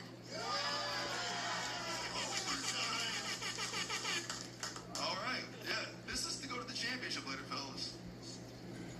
2 pairs of Heelys. Let's go, boys. We actually don't know what size they are. So we're gonna figure it out. All right, who went first? You went first. Nate's up first. This is a joke of As Jack stated earlier, he does love fat Mexican women, which makes sense because tortas love nothing more than hot Cheetos.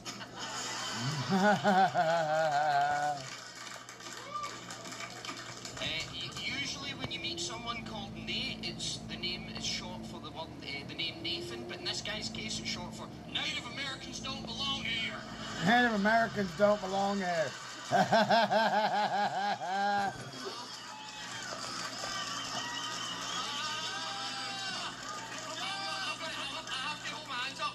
I reused that from last year. I'd fuck up. I was Okay. So he did use a joke from last year, so keep that in mind, judges. But one more time for Jack and Nate. That was... Damn.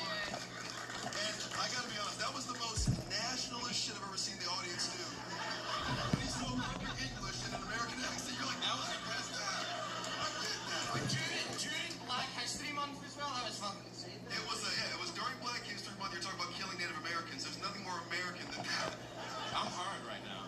I feel like if my pussy could talk, it would sound like Jack. Like if the lips just moved by themselves. You need to get that checked. You gotta get that checked.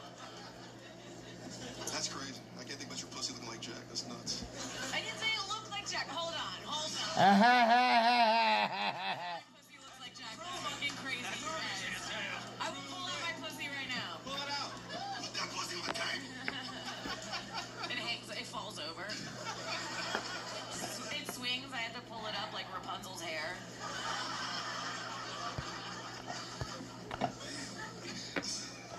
All right, final round. What do you think, guys? Well, I would say because that last joke that he told did hit harder, but I think since he said it before, it disqualifies it. And that gives the edge to Nate.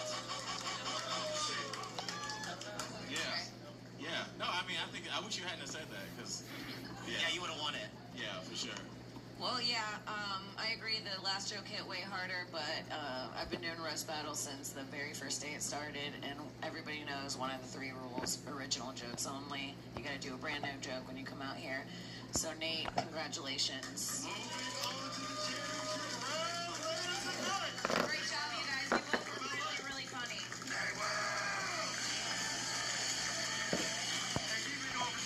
job, Jack.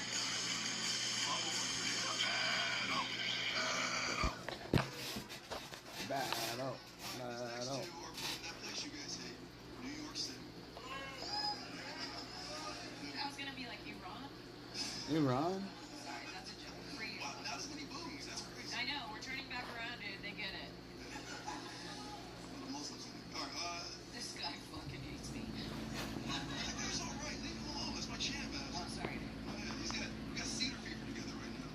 These guys. What is that, like a sickle cell thing? Oh. Yes, it is, Kim. Fuck. It's a racist fever. Fuck. This guy coming to the stage was one of the last entries into the playoffs from New York City. Big love for Mr. Dan Wax.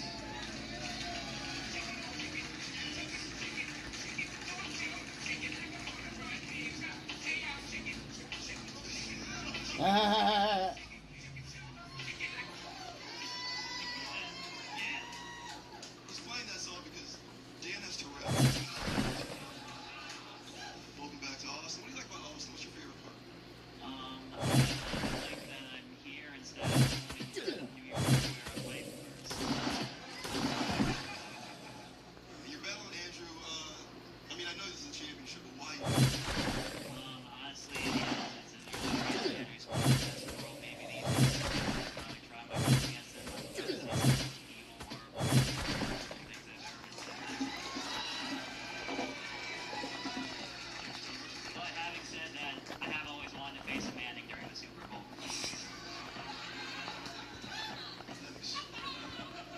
It's a long walk, but it paid off.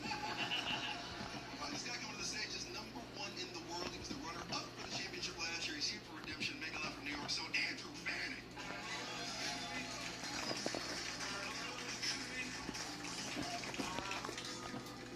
What's up?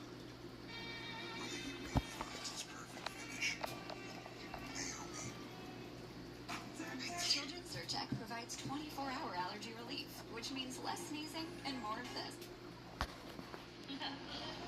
Guys, he's playing all the appropriate jams. Andrew Fanning, welcome to Austin.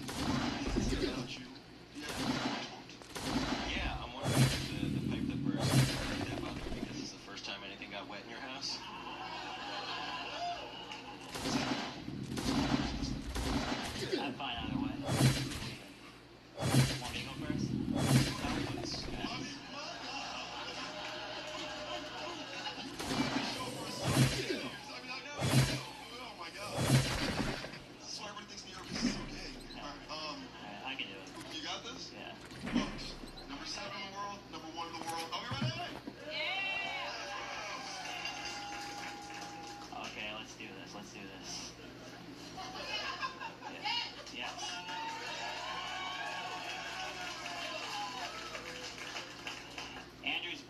dead drug addict? Yeah. Andrew, are you sure you're not a quarterback? Because your brother was past something laced and now he's in the end zone.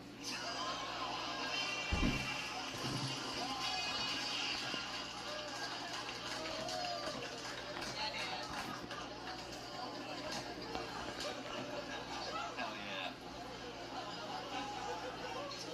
Yeah, injecting heroin ruined my brother's life, but for you it was Johnson & Johnson.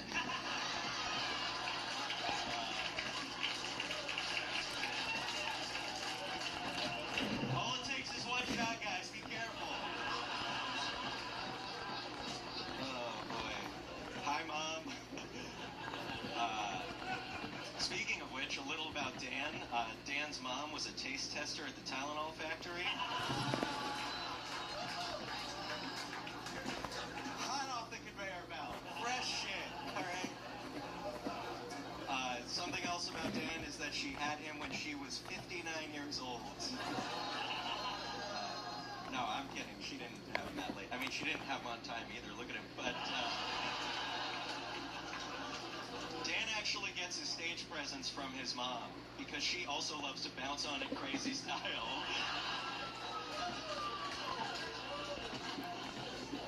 Fuck you. Fuck you. How dare you with the late joke? You look like you've never been late for anything in your life.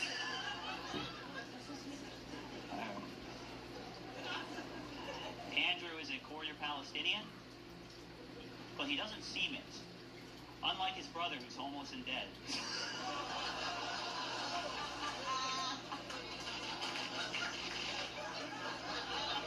Oh, fuck. What a dick. I should have put him into rehab. I didn't know it was going to come back and hurt my roasting career to fucking ignore that last text. Shit. It is really good to be here with the guy who just gets completely naked at the urinal.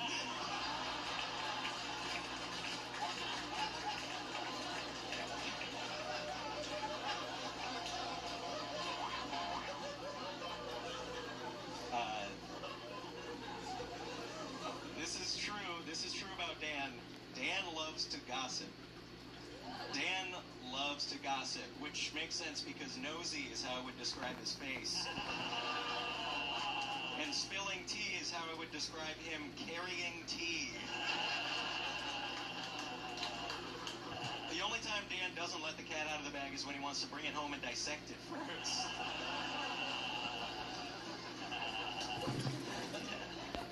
Leave it to a Palestinian to hate a guy with a big nose.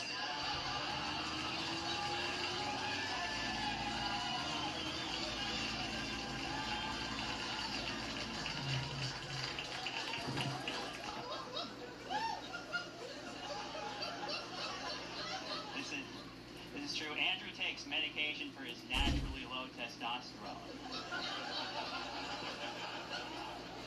Because like most Palestinians, he was supposed to die before hitting puberty. Oh, fuck.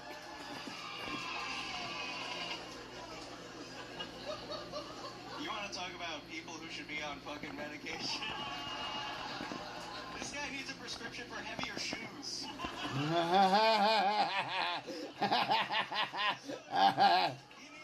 He needs a prescription for clothes made out of X-ray blankets. Fuck you. Jittery fuck. Oh, man. Doesn't Dan seem like he gets disciplined with a squirt bottle? Sit still. Stop peeing at the urinal naked. Yeah, Dan just doesn't stop moving. He's like the Energizer Bunny, mixed with the guy who squeezed it to death. No, Dan would never do that. He loves animals. He's actually a vegetarian. He's been eating Gilbert's grapes. But he's not vegan, though, because then he'd have to cut out boogers.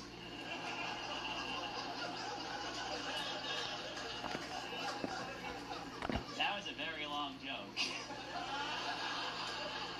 I have Tourette's. Brett, so why can't you shut the fuck up?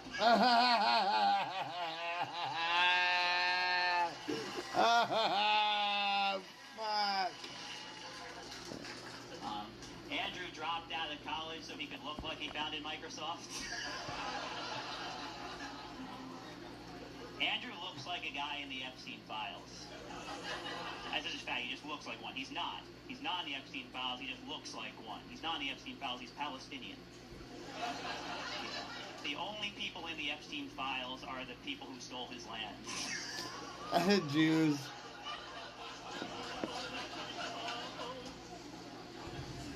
Fuck, it's Dan, so you true. disgust me. Dan said that he's very competitive. He told me he's very competitive, and you can see it in his eyes and how they're competing to reach the sides of his head. Fuck. See how short that joke was? Alright, real quick with my last joke, I do want to say something, which is I have said some horrible, terrible, reprehensible things. I have.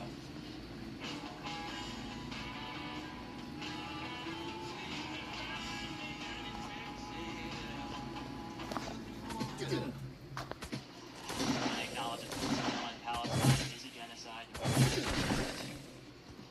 And when I am burning in the fires of hell for the things I said, I promise to personally apologize.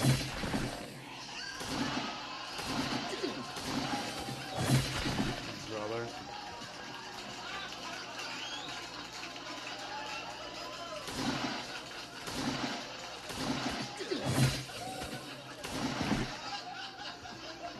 Making fun of a dead homeless guy.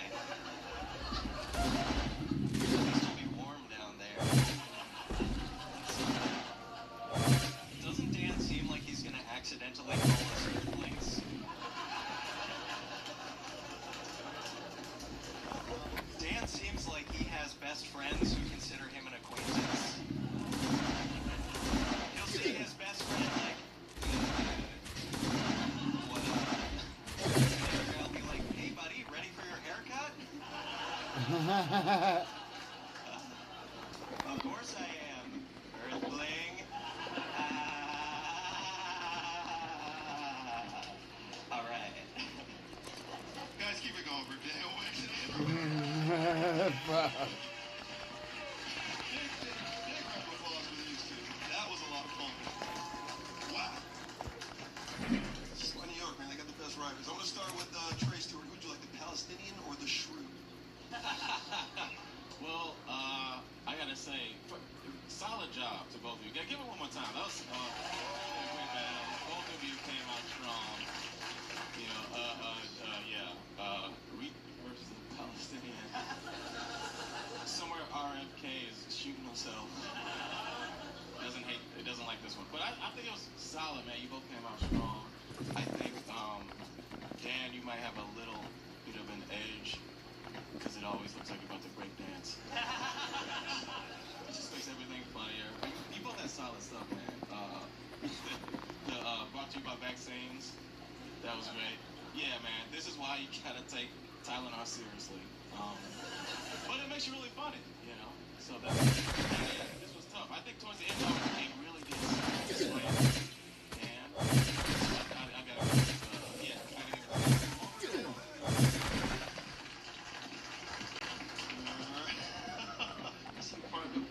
Oh, no, I'm just, I think this was honestly one of the best battles I've ever seen live.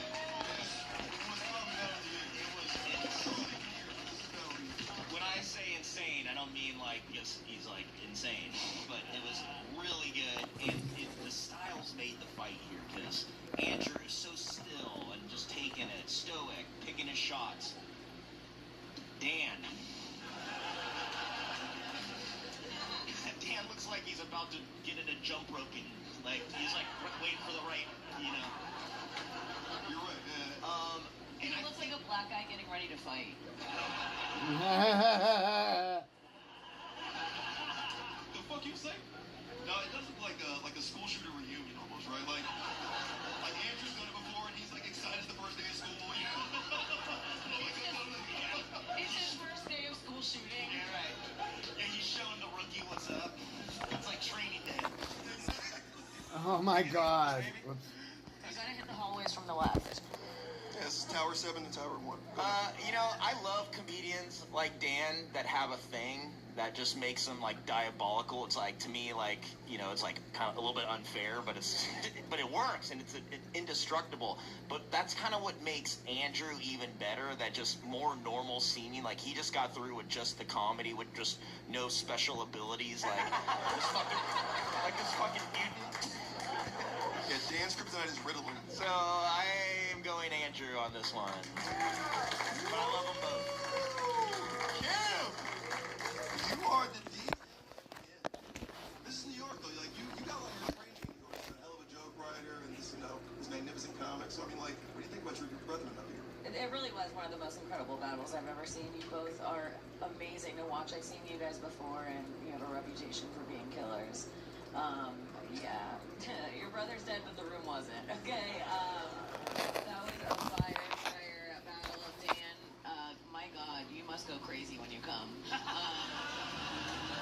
Can you imagine how much he moves when he comes? If this is how he is when he's still, that's crazy. You should do a movie about being a human vibrator. All right, too much. I'll call you later.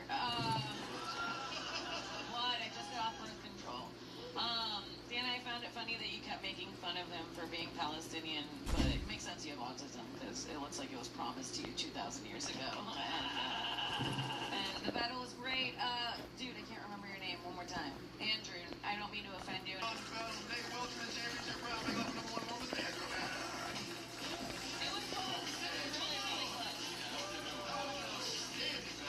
I feel like the audience had mixed reviews on that one, huh?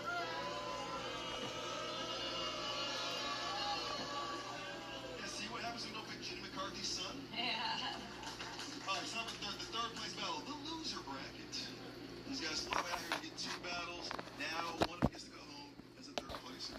Let's meet these guys you met before. Scotland's own Jack Trainer. And our boy Dan Wax.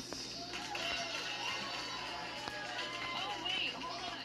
Crowd favorite, the people's champ, Dan. Hold on, I'm so confused. Pause. Moses. I'm so confused. They're back? Look, this is the third place battle. Unfortunately. And then the next one's gonna be the championship. So we vote them out, and then it comes back. It's like a bracket. Yeah. Oh, fuck, dude. All right. Sweet. I didn't know. I'm Puerto Rican. Did you think you won last week? I don't want to comment on things. I just wanted to do this battle, and yeah. I was hoping that. You know it's bad because he stopped bouncing. He's grounded. Yeah. Listen, we can have fun. You can ask me why I want to battle Jack. No. I already asked you what I wanted to ask you. You fucking jelly rolled me with that one, Jesus. Like, I don't want to talk about ice, but Jesus Christ is the champion. Jack, how we doing? Did you think you won the last battle? I'll be honest, I was smoking a joint outside. That wasn't yet. Brian, I really appreciate you flying me out here, but I'll be honest, I gave up after the first roast battle. I was like, I'm done. I fucked it. Okay. So you don't even want to be here right now? No, I do. I'm loving it. Until Ace throw me out, I'll be here. Okay. That's crazy. You just did like 2 paragraphs, and all I ever said was you smoked a joint. That's how black I am. All right. It's 1 round. It's 5 jokes. It's for third place. I go first. You got this? Why you battling Jack? I'm battling Jack because I was hoping that me and Jack can make roasting sexy again.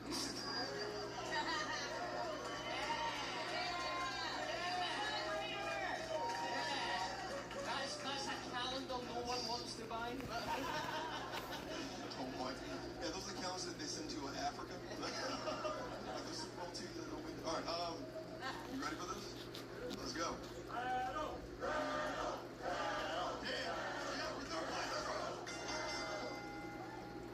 Alright, Jack. Great comedian from New York, and I was lucky enough to watch him gig in that city of New York. And the entire time he was on stage, I was thinking, gosh, could they have not stolen another plane? Shout out 9/11. Shout out. Dan, if you're here who's tunneling under New York,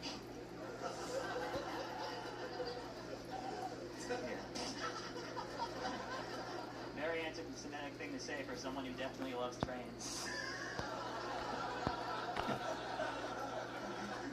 Jack, you autistic hobbit. You look like you're trying to avoid the eye contact of Sauron.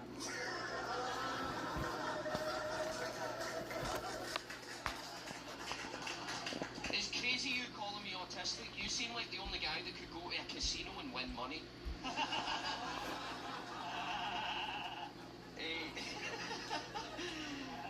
Dan, I know you haven't done the gig yet, but I can't wait until you're a Kill Tony regular.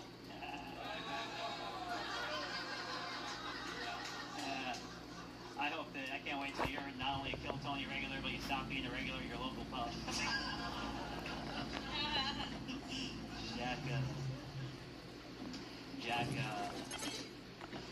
Jack is fuck, I'm sorry guys, we had to write for a lot. Oh, here it is. Jack is Alright, so we're gonna go and loot this shit and kill these things. Gangster rap, he does. And then he said his favorite song is we'll go up and grab. Represent. Holy pop kill, represent.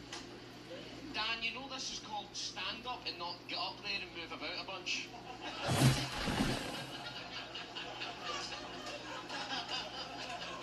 And can I just ask, brother, where are you?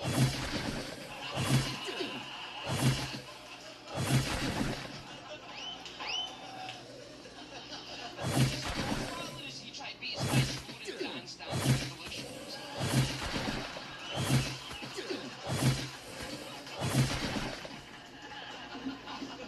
Move like that a little more, maybe you'll lose some weight. Oh.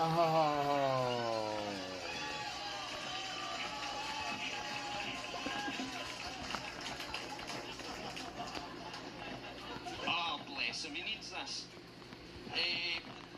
Dan's an incredible roast battler. Do you know how difficult it is roasting someone that's halfway through the cha-cha slide? We never talk arrogant approaches.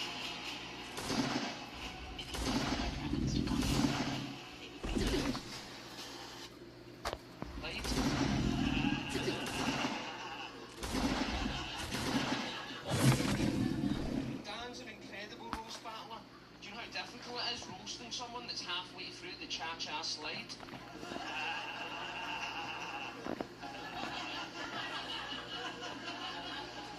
Dan, you would be so bad at playing Operation. You look like you don't have health insurance. So much fuck you,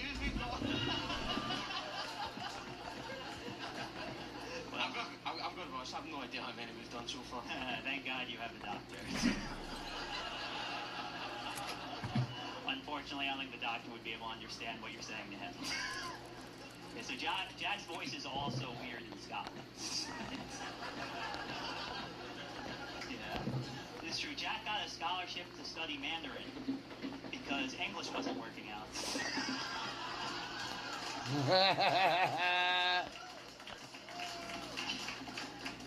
Dan, what did you go in and ask the barber? Give me the haircut that guy sitting 4 people away from Hitler had.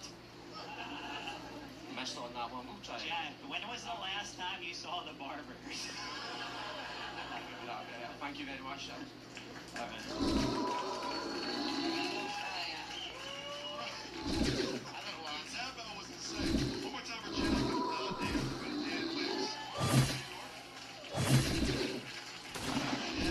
I lost the ball. They have free feminine hygiene products and free health care. It's wild because Jack's 13. But how they look. Let's start with Trey. Again, another solid brand. You guys did it again. Let's give it up for these guys because that's 2 separate guys. Solid jokes. I love Scotty. Carrot cake. I love your jokes, man. I never heard Scotland called Scotty. That was black. Scott, yeah, man. Well, you know, it's because you guys were slaves, right? So we got. No, I love your Dance Revolution joke. This was solid because it was, you know, you had a banger, and then my man Dan is a real mover and shaker. Back with it, and the rebuttal, the jokes were great. Clock Tower, that was amazing. Eye contact of Zoran. Man, I think that one got it for me, man. But I love both of you. But I'm gonna go with Dan. Good shit. Yeah. There was one point you did an Irish jig up here. That was cool. And you said charge Salai. That was An good, Irish bro. jig is what I call an Irish person and a black person in the same room. Oh. Hey, Trey. I'll allow it. It's black. She fucks enough black dudes. I assume. Thank you for your service, kid. Go ahead. The crowd didn't like that. Man, Austin is white. He Boston white. I mean, weird. Go ahead. Man, I actually started to understand Jack a lot more towards the end of that. I just caught on the rhythm. Yeah, dude, I gotta go with dance. Dan. Dance Dan. Yeah, I feel like Jack kind of no-mossed at the end, but I mean, it's been a hell of a night for him. It was great. He flew all the way over here. And now he's got to go back. That's how we roll here. All the way over here on your Quidditch stick. Kim? Alright, I'll make this quick. I know Jack's gotta go back and do this with his cum in his hotel room. Oh my god. The fact that you thought of this. Oh! I wrote that in my notes. Okay, that's all I got. No, this was a great battle. You both did great. Dance Dance Revolution almost fucking won it over. But Dan, you do what you always do. You came back in the end and you fucking crushed. I give it to Dan. Folks, he wins tonight. Third place in the world.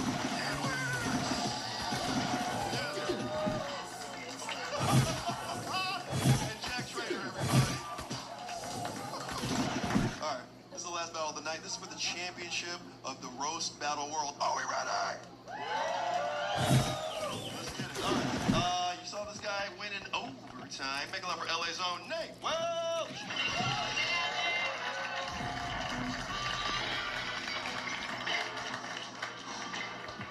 You're battling the #1 battler in the world, man. You damn right. All right. You've been waiting for this. Yeah, man, Andrew's beaten me twice, so I'm excited to run it back and see if I can't get off the schneid. Third time's a charm. Speaking of the schneid, he's coming out right now from New York. Make it loud, Andrew, man.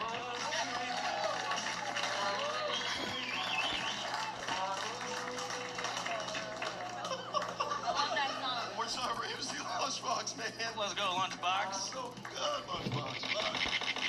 All right, Drewski, what up? What's up? Good to see you. You're battling this guy here. Yes. All right. You beat him twice before. Yes. Break my ass off and show up, hope I do the jokes how I thought they would go. And, Very Belichick.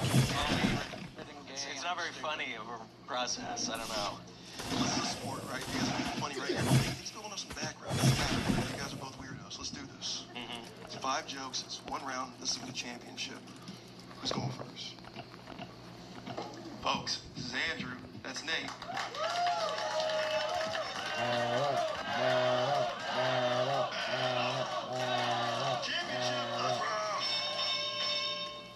Thank you guys for missing the Super Bowl for this. You still get to watch somebody with CTE. Yeah. Doesn't Nate look like he has a motorized wheelchair that he uses to tow poorer people's motorized wheelchairs? Listen, player, you behind on your payments, so I'm gonna need you to crawl up on out of that thing. I wish I was smart enough to do that. Y'all make some noise for my opponent, Seaman Colbert. Andrew just completed his first dry January. Make some noise for that. He went the whole month without pissing the bed. Yeah, you look like white sheets are very important to you. Why would I do that? Oh boy. Nate loves football. He loves football so much he even talks like he has downs. I don't know. Yes, that was a zinger. I did my best. Nate's face looks like the ovals and circles an artist draws before adding human features. and he has the body of a bull. Which makes sense, because to get a 300, all he has to do is stand on a scale. That's how I get a 230, you son of a bitch. 300 pounds. 300. Keep it going for the Scholastic Book Fairy. Andrew looks like he has courage, a great personality, and a black friend. All on his vision board.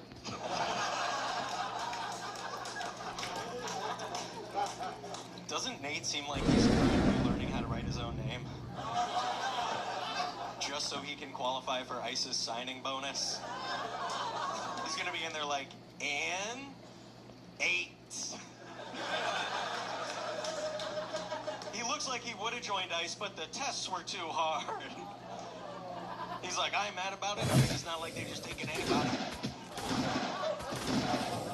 Yeah, Andrew knows all about ice. He uses it to keep the bodies fresh.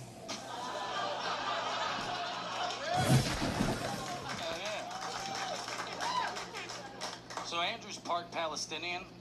Chevy Silverado drivers will do a lot in the next 5 years for their families. But reminds me of Captain America because he sits in the corner and watches other people fuck his country.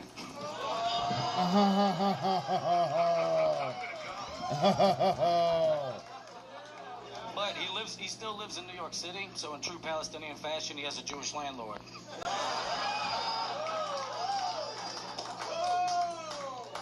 Fuck. I just want to clarify my landlord is Greek. Landlord's Greek. Letting you know.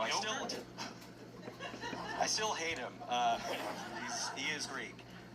It's good to be here with the guy who says, hell yeah, when he finds out his IQ is 69.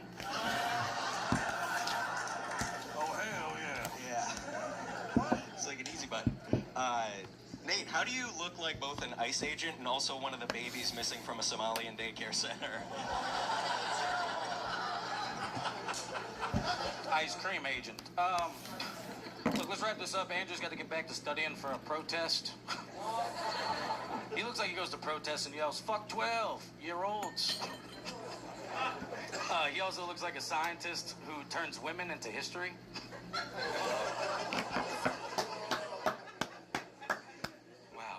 Wow. Doesn't Nate look like he yells, stop resisting, before even beginning sex?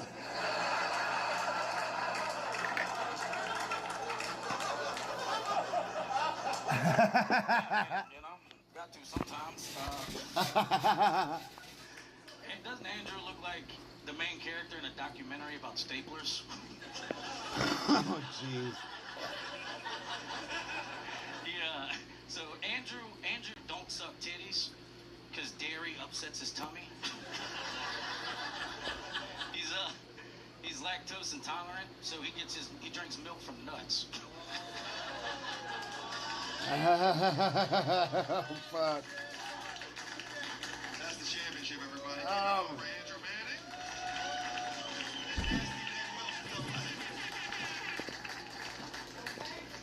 I mean, 2 battles. They had to write for 2 different guys tonight. This isn't easy, guys.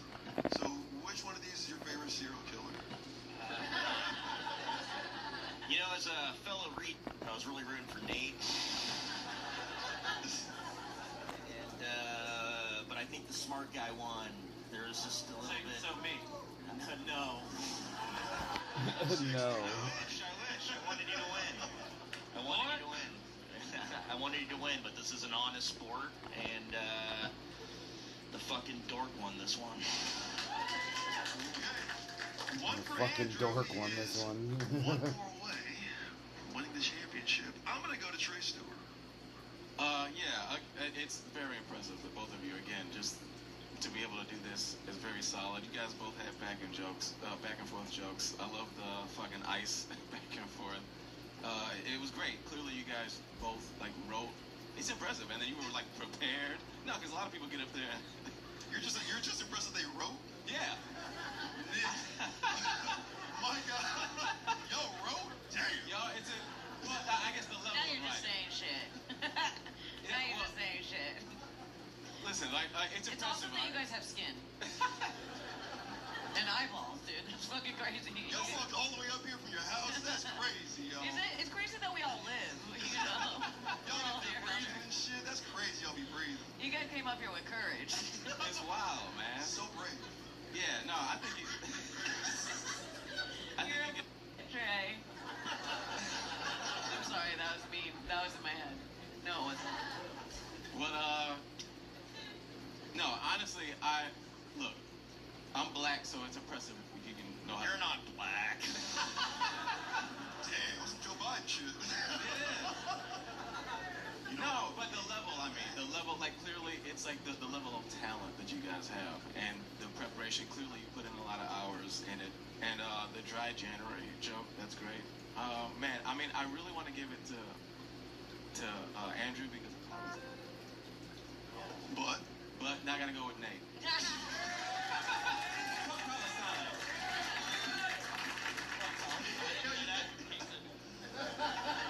just playing free Palestine. Or best offer. Free Palestine. Best offer, yeah. OBO Palestine. OBO Palestine. Alright, Kim, it's all down to you. You're the decision maker. Dude, this sucks, but I've never felt more powerful. Well, let's think about this. No, this battle was incredible. You guys are two of the best joke writers in roast battle history. I've seen you both. Nate, it was... Dude, I feel the same way as Matt. I'm like, Nate's the homie. As a fellow, I want to give it to Nate. He's just incredibly so funny. But Andrew, he is so clean, so precise, all the jokes, great rebuttal. He really picked it out for this one for me. So, Ladies and gentlemen, he was runner-up last year. He's champ this year from New York City. Andrew.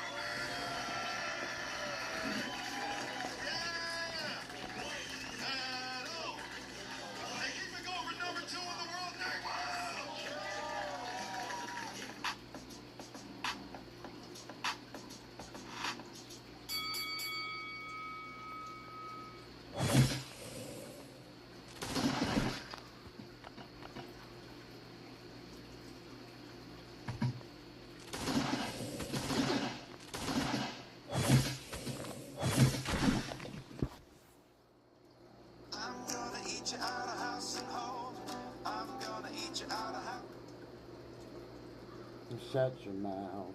You talk about my kids that way, I'm gonna castrate your mouth. Most watched newscast, now streaming same day with all the breaking news of the day on Disney Plus. Most watched, most trusted.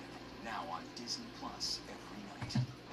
Tonight, the breaking news here: 2 earthquakes hitting back to back. 9 seconds apart. A magnitude 7.2 followed by a 7.5. Collapsing in Venezuela. A desperate search in this hour for people trapped. And on Venezuelan TV, the children pulled out of the rubble alive. The severe storms here at home tonight. The new tornado watches up right now. Also, the stunning moment: a car explosion on the highway triggering wildfire. The extreme heat across the U.S., the Midwest, and the East. Legal or hazardous forecast. Tonight, the NFL arrested in charge of felony kidnapping and armed robbery, wearing a suicide prevention vest. The tourist plunging to his death. The disturbing scene at Yosemite National Park, going over a 600-foot waterfall. Oh, fuck. Luigi Mangione case. Sources telling ABC News that attorneys for alleged CEO killer Luigi Mangione discussed a possible plea deal.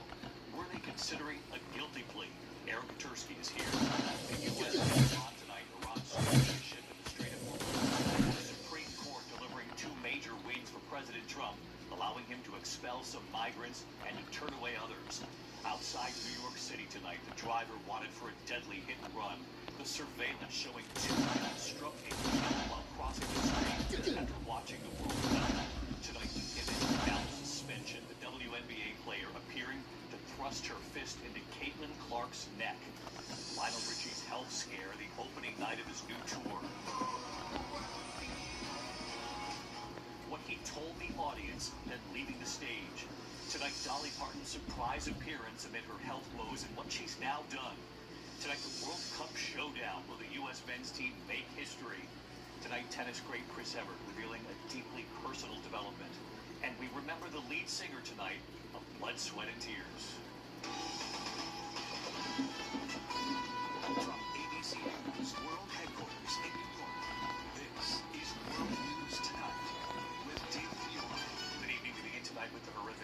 now coming in after devastating back-to-back earthquakes in Venezuela. The magnitude 7.2 and magnitude 7.5 quakes just 39 seconds apart, and they have been deadly.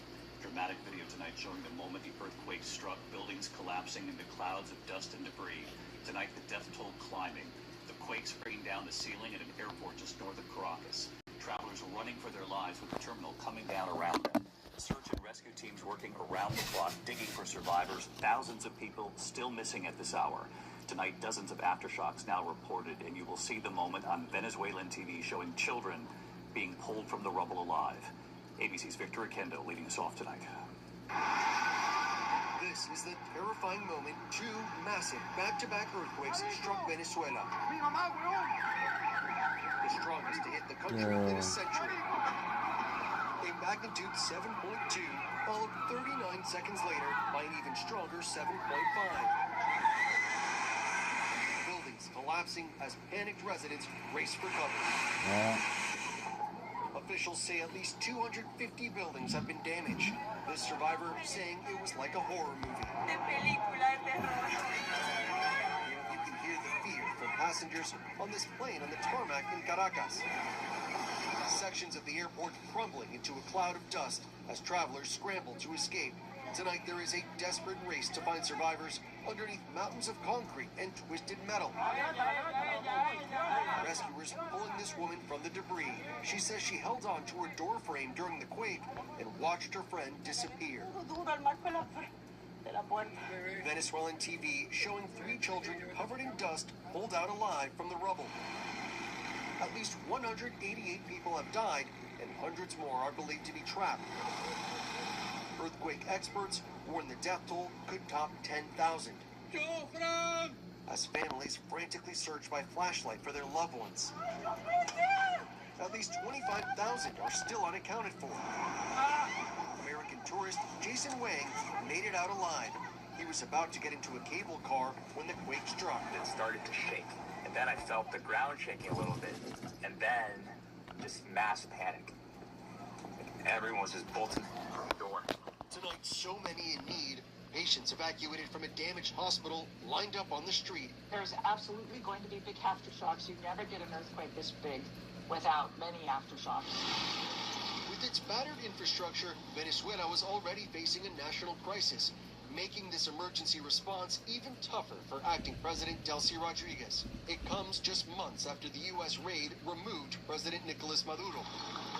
The U.S. military and State Department now sending support.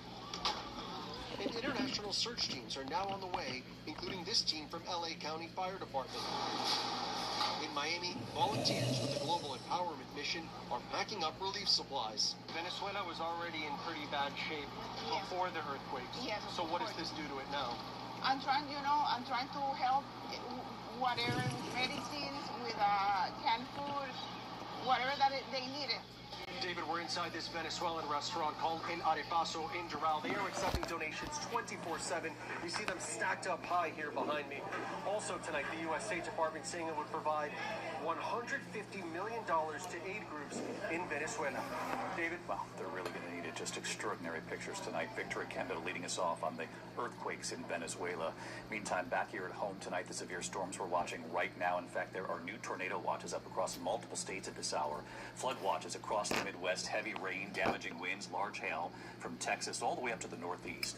Then the extreme heat moving into the Midwest and then the East. It's expected to last for days. Senior meteorologist Lee Goldberg with the images tonight and the full forecast.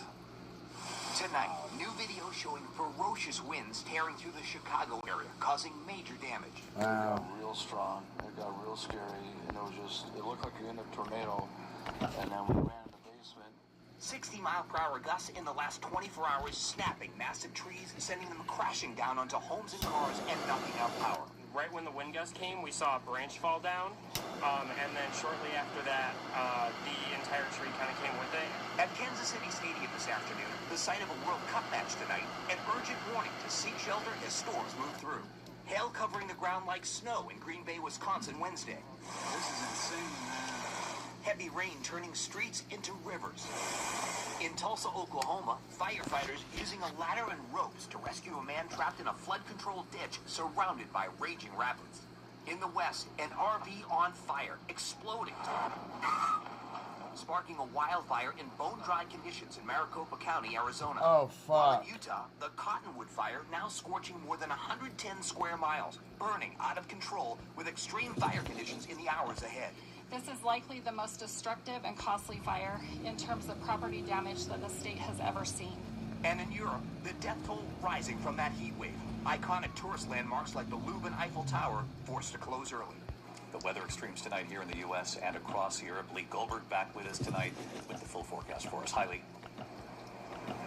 David, we're looking at severe weather from the heartland all the way to the Ohio Valley. Tornado warnings to eastern Ohio and in eastern Oklahoma. Tornado watches go from Oklahoma and Kansas, and severe thunderstorms Wyoming to the Texas Panhandle. We're also concerned about flash flooding from the Ohio Valley, and that rain goes into the northeast both Friday morning and Saturday morning. In the west, the rare, extremely critical fire danger. Utah, Nevada, Arizona into Friday. That lasts into the weekend. The heat, it goes into the Midwest this weekend, into the east, into next week, feeling like 100 or higher. David? Summer is here. Lee Goldberg back with us tonight. Lee, we appreciate it.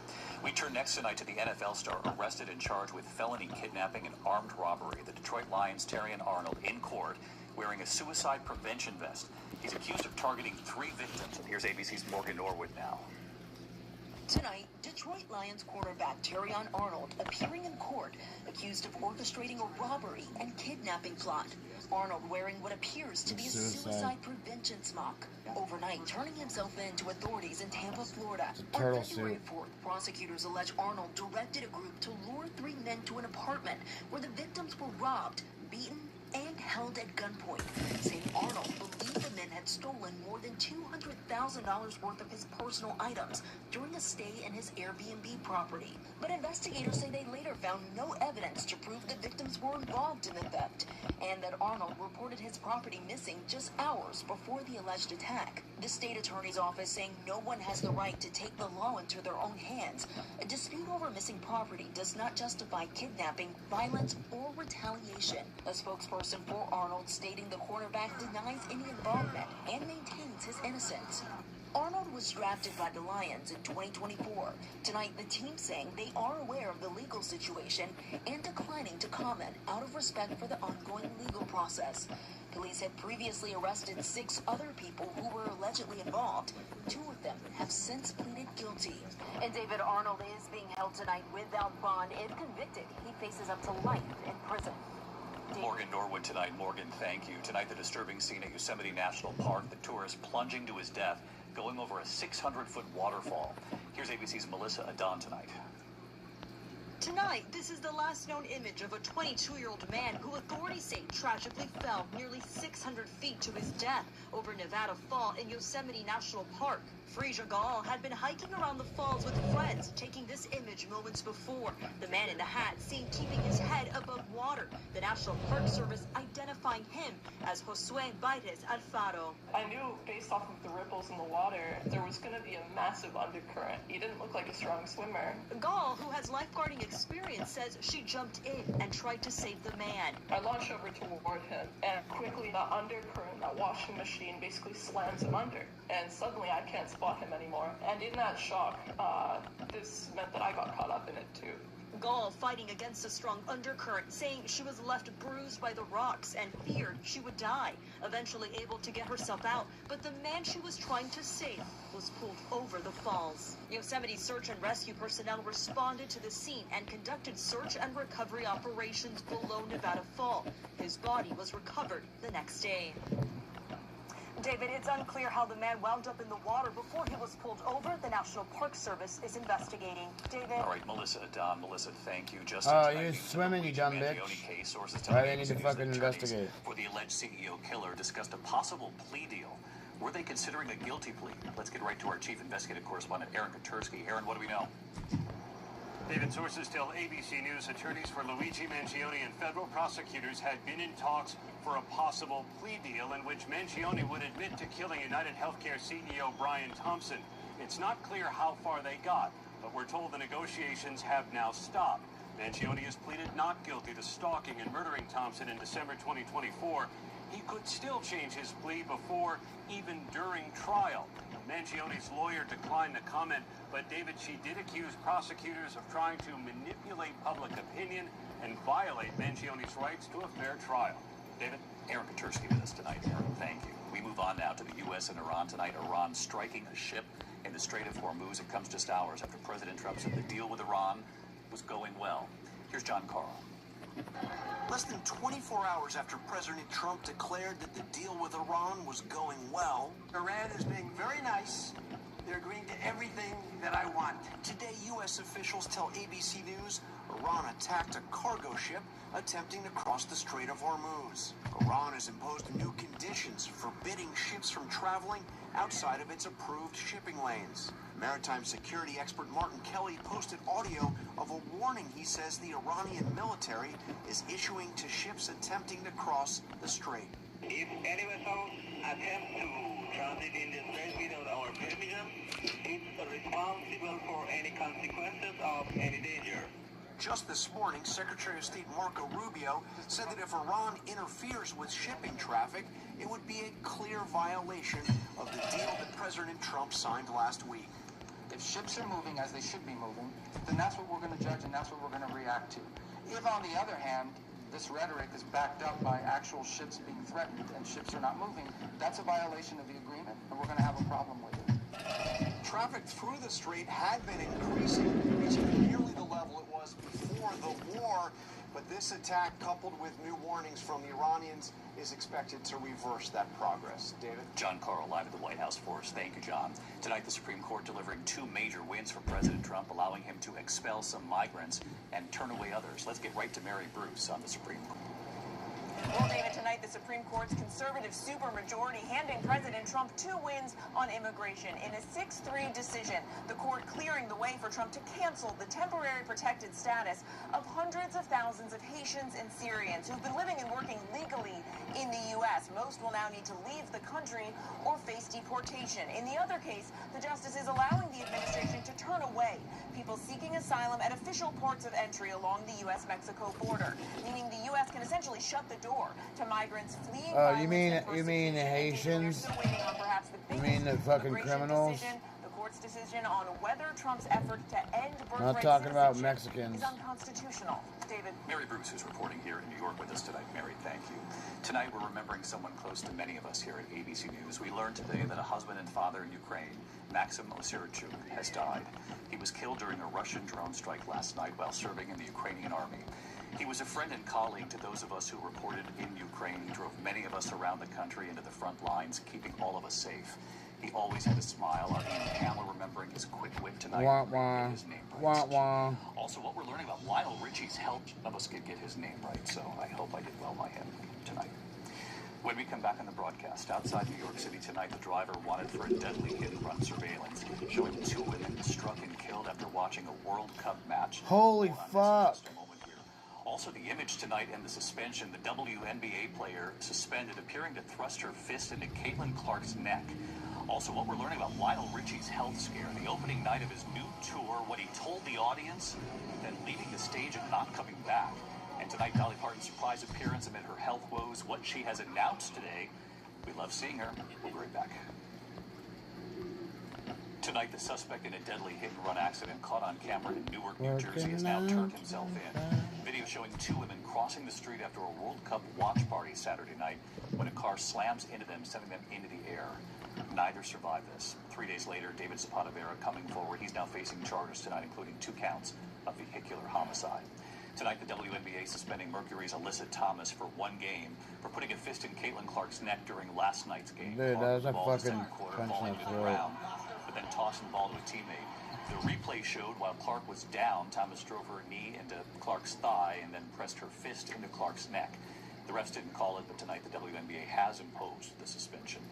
When we come back on the broadcast tonight, Lionel Richie's health scare on stage last night, what he said to the audience before leaving and not coming back, and tennis great Chris Everett revealing deeply personal news tonight in a moment here.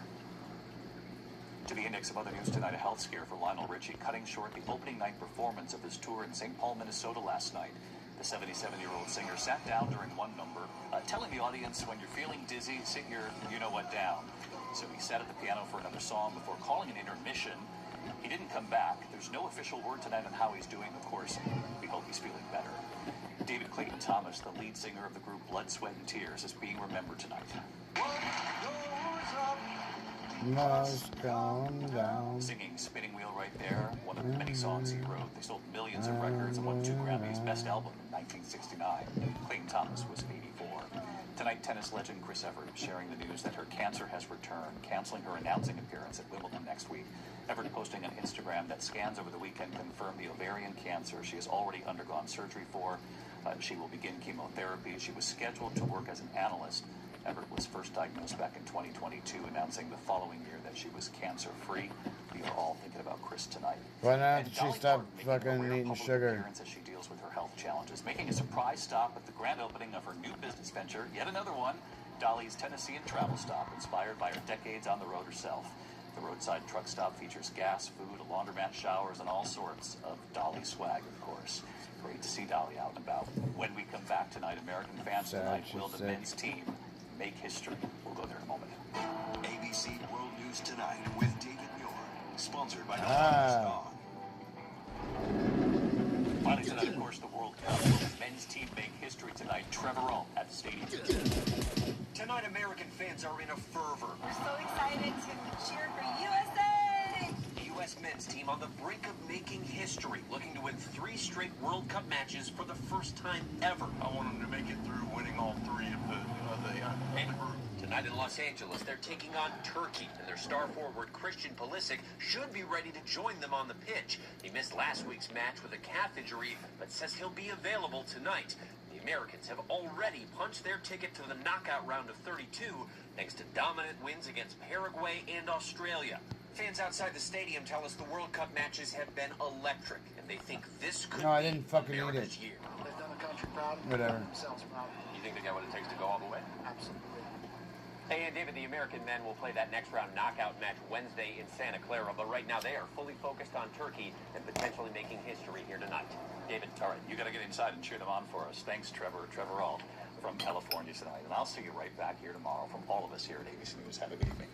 Good night.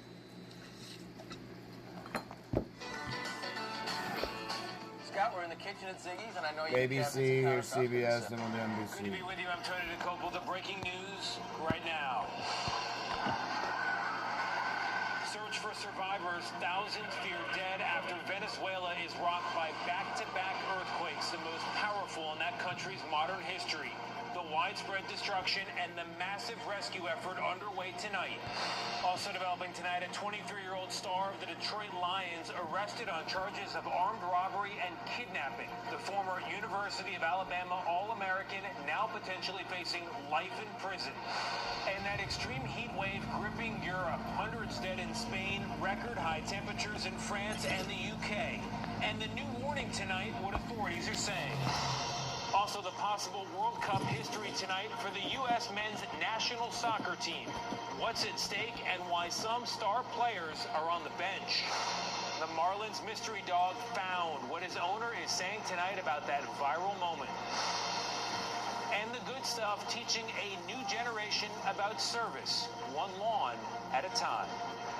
From CBS News headquarters in New York, this is the CBS Evening News with Tony DeCoppel.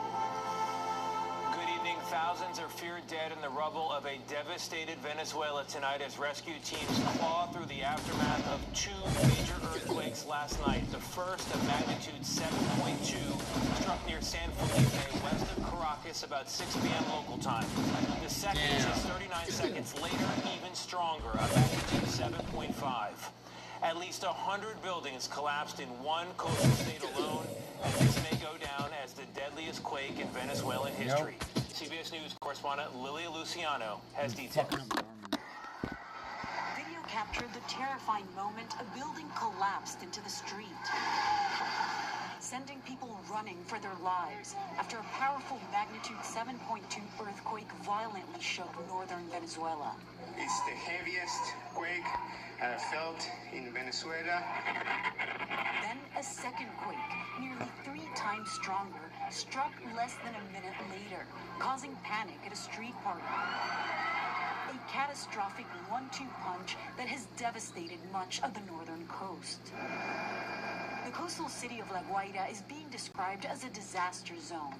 Inside the country's main airport, passengers were seen fleeing as parts of the terminal's roof collapsed. Concrete? High-rises turned to rubble. Entire facades peeled We'll redo off. that. More than 100 buildings lying in ruin. Stunned survivors described the terror. I lost my daughter, my grandson, and my granddaughter, this woman said. She was due to be born in a month. Now the race is on to find survivors. Cheers erupted as this baby was pulled from the rubble alive. Others were not so lucky. Rescue workers, short on heavy equipment, were seen moving big chunks of rubble with their bare hands. The U.S. has pledged $150 million in aid and mobilized much of the needed support. They have a much of collapsed buildings, and so they'll need a lot of help in terms of getting through that. Officials feel a mounting death toll as thousands are still missing. There are now growing frustrations over the lack of that heavy machinery that's needed to lift the pieces of those collapsed buildings where there's people still inside waiting to be saved. Acting President Delcy Rodriguez is asking the private sector to help with whatever equipment they can spare. Tony. Lilia, you've reported extensively from Venezuela over the years. Your first thought when you heard about this? Well, Tony, this is a country that is now facing a major She's crisis. behind the fucking, she's in front of a green screen. It's a country where millions of people have been struggling to get access to reliable health care, to electricity, clean water, to a stable economy. All of those issues have now been made exponentially worse, and this could lead to another mass migration into those neighboring countries like Colombia or Brazil. Lilia, thank you very much. Turning overseas to that heat wave that's been smothering Europe for almost a week now, smashing records, shuttering schools and major tourist sites, and claiming hundreds of lives because of exposure and drownings. Our Chris Livesey has the latest now from Paris. 7-month-old Edouard should be at his Paris nursery so his father can go to work, but neither place has air conditioning. So it's a furnace out there. So they're here instead, inside a designated public cool room. While more than 9 out of 10 American homes have AC, here in France, it's only 1 in 4. European regulations often discourage it, especially if it affects historic buildings. That can include hospitals, like this one, opened in 1854, where only the most vulnerable patients are placed in rooms with AC. So we do have air conditioning in the hospital, but not all the rooms and all the wards. It's a historical monument, so we cannot have alterations. If more people had air conditioning, do you think we'd be seeing fewer patients in the hospital right now? I suppose the answer would be yes. Paris officials said today its hospitals were reaching saturation point as healthcare systems across Europe buckled under the weight of heat-related admissions. Authorities in They don't know how to fucking sit on a block of ice. To more than 200 The fuck is going on? They don't understand what ice is. France put its healthcare system at its highest level of alert today, while the UK broke its record for its highest June temperature, which it only set yesterday. 91. Tony? Chris, thank you very much. We turn now to a big story in the NFL tonight. A 23-year-old defensive player for the Detroit Lions, a former first-round pick and All-American at the University of Alabama, has been arrested on charges of armed robbery and kidnapping. He's denying it all. CBS News correspondent Tom Hansen has more. All right, my first case today is case 79, Terrion Arnold. Detroit Lions cornerback Terrion Arnold, handcuffed and shackled, appeared in Tampa court this afternoon. He faces charges of coordinating and directing a retaliation plot against 3 men. In February, Arnold went to the police accusing 2 of the men of stealing $250,000 of property from his Airbnb rental in Largo, Florida. He's absolutely denying his allegations. We're asking him to have a bond as soon as possible. Police say the victims were lured to his apartment by Arnold's accomplices when they were ambushed, held at gunpoint, and pistol. They say Arnold watched the incident on 5th Street before he and 2 co-defendants arrived at the apartment. According to the Hillsborough County District Attorney's Office, 2 of the defendants are now in jail after pleading guilty. The 4 others involved are also being held without bond. Arnold, a star player for the University of Alabama, the fourth NFL draft pick in 2024. He was asked about the incident last week at a Lions minicamp. Can you say anything about the off-the-field stuff that you've gone through? No, I just want to focus on football. In a statement, his management company says there is no credible evidence linking Mr. Arnold to these allegations. Oh, but And Tony, it Tampa was police him. have cleared the victims of robbery allegations. Arnold is expected in court for a bond hearing on Monday. I thought I had them fucking shits Now, the on Detroit me. Lions are not commenting on the matter at this time out of respect for the legal process, Tony. All right, Tom, thank you very much. To Washington now, and that shouting match between President Trump and Senator Bill Cassidy, who stood up to question the president on Iran as the president shot back, telling him to sit Did down. suck a cock. I don't want to see his I shit. choose joy today. Doesn't matter. They do their meetings. They're fucking doing their thing. That guy's upset. He can suck his fucking own penis. Doesn't fucking matter. Shut the fuck up. You don't go and fucking start talking 350-foot AE. What can you? after See, the you're not gentleman at supposed to be Rubio's talking. right is Michael Boulos, President Trump's son-in-law, married to Tiffany Trump. He is not a government official and does not have any security clearance. Rubio was asked why he was there. He was just here because his brother. Now, Boris, Jan, good evening. Thank you for being here. What are you looking for? As cancer, since the EPA has never found that the active ingredient in Roundup causes cancer. Bullshit. The court said that Monsanto wasn't required to put that information to the contrary on its warning labels. You know, Jan, here we are, end of June. The court traditionally ends its term right around now, but there are a number of cases left. What are you looking for? Yeah, we've got 8 to go, including 4 of the biggest of the term. Birthright citizenship, transgender participation in girls' sports, and whether presidents have the power to fire members of independent executive agencies or the Federal Reserve Board. Now, the justices would be back here on the bench on Monday for more opinions, and they'll probably add one more day next week. Tony? We'll see you next week. Thank you very much. A fiery collision involving 4 semi-trucks on the New Jersey Turnpike this morning killed one of the drivers, police said. The wreckage and heavy smoke snarled the morning commute on one of America's busiest roads, backing up traffic for 15 miles. Officials said the accident happened at 4 a.m. No word yet on the cause. Still ahead on the broadcast tonight, the U.S. looking for a record-breaking win tonight in the World Cup. Why are some of the key players getting benched? And baseball's most wanted dog has been found. What his best friend says about the viral moment at the Marlins game. Tonight, the U.S. men's national soccer team is facing Turkey in a match that, no matter the outcome, will be their last before moving on to the next round. But the stakes are still high. They're not gonna burn out their guys. They're gonna let the other ones play. Including pride, momentum, and a potential record.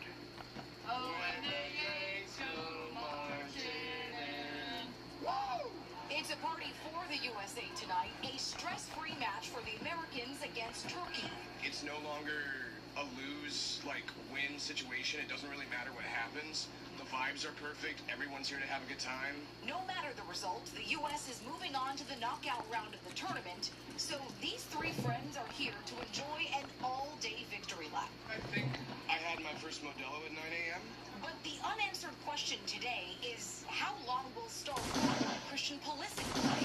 A calf injury kept him off the pitch in Seattle. He was back at team practice this week and wants to prove he's ready for the knockouts. It's a joke, you know. It's so much fun. Just to be part of this team. I want to be a part of the group. I want to get on the field. 4 other U.S. stars who already picked up yellows in previous matches are still on the bench tonight.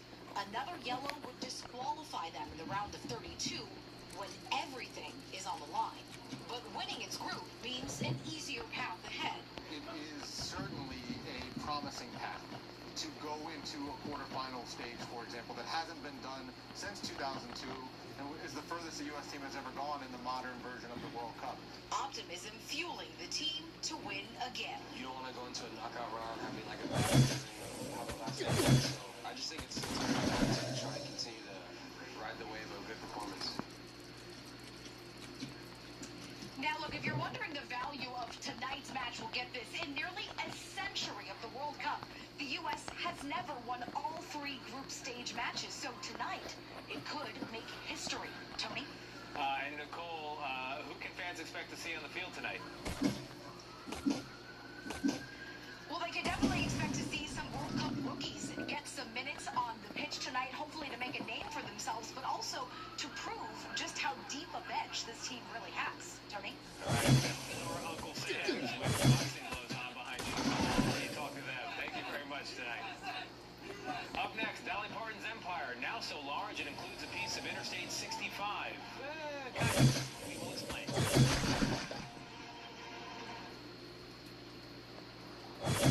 The lead singer of Blood, Sweat, and Tears, an icon of the 60s and 70s, David Clayton Thomas, died in Toronto Wednesday.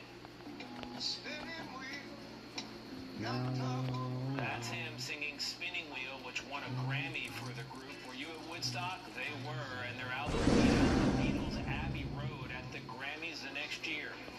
David Clayton Thomas was 84 years old. And he's been found, ladies and gentlemen, the Marlins mystery dog. He didn't get the hot dog. The one who watched with those sad eyes as another dog chowed down at Bark in the Park tonight. The Marlins put out a call for that canine, and our friends at Inside Edition found him. Here is 6-year-old Jonah and his person. That was a crazy video. He just stared at it. Park travel stop along I-65 south of Nashville, where you can pick up a cup of Ambition coffee and other Dolly-inspired merch. Up next, the good stuff, the life lessons of lawn mowing.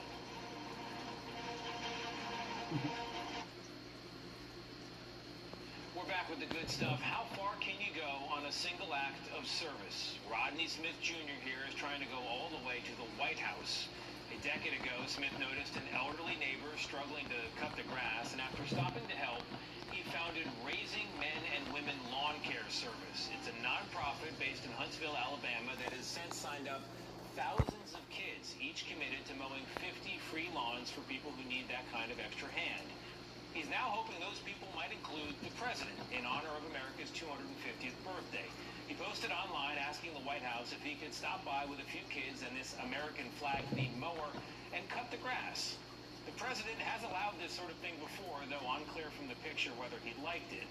Smith has already done a practice run at the state capitol in Alabama, and someone from the White House has responded with questions, he tells us, apparently considering the request. That sounds promising. It seems like this might happen. It might happen, and hopefully it does. I just want to show kids like a small compliance can lead you to the White House. The White House is a pretty big lawn. How many kids do you think it would take to do it? I'm not too sure, but hopefully we want to be required to mow the whole White House. If it does happen, Smith says it will be proof that you can go anywhere in life through service. That's another day in America. I'm Tony Nicole. We'll see you right back here tomorrow night. Thank you for watching. Good night.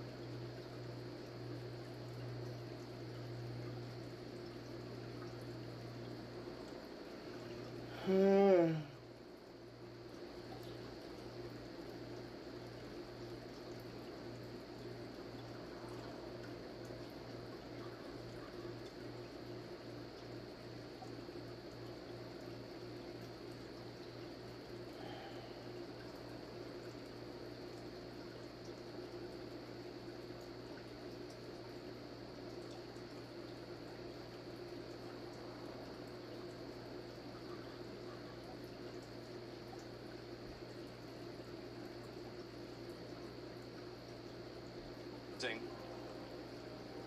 No, watch this. This is actually amazing. It's shocking to all of us, devastating to the families. 50 to 100-year sentences. Those are essentially... So this is what happened. So a bunch of anti-ICE rioters tried to shoot at a police officer, and the government put all of them in jail for 50 to 100 years. They actually did the thing that I said they should be doing, and they should have been doing for the entire time. It's shocking to all of us, devastating to the families. 50 to 100-year sentences. That's right. Those are essentially life sentences for all of the young people in this case. Should be glad they're not being executed publicly, because if it was up to me, that's what would be happening. Largely of whom were engaged in nonviolent protest at an ICE detention facility. How did we get here? So the government in this case... Well, we got here because they were fucking shooting at the cops. And then after that, people found out about it. They shot at a police officer, and then all the people involved got arrested and charged for terrorist conspiracy. Sought a novel, first time that this has happened, use of a rarely used statute, the provision of material support to terrorists. Please let this only be the beginning. Material support to terrorists. We have to start doing this more. We have to do this more. And that has not been used in the purely domestic context for this kind of conduct. I know, and that's the problem. We need to be doing it way more. That statute also does not require any connection to a domestic... You need to talk.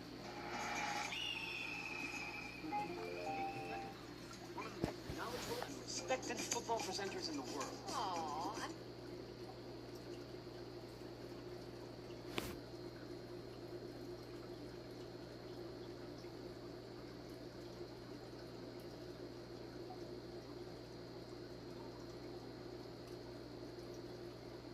Don't realize is that the Democratic Socialists just have a massive ground game. They have a huge infrastructure in that city. They've got tens of thousands of actors. While you were living your life, the government quietly rolled out Fed Now, a new... From an economic so it would be in the way all civil wars actually happen. Are trying to stop Trump.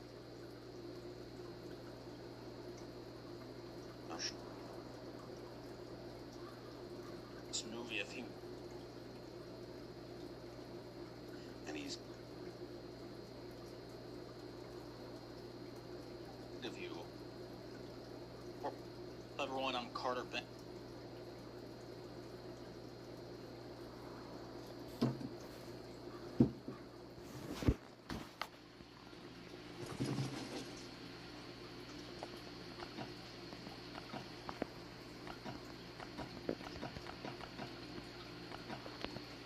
Might as well take it back.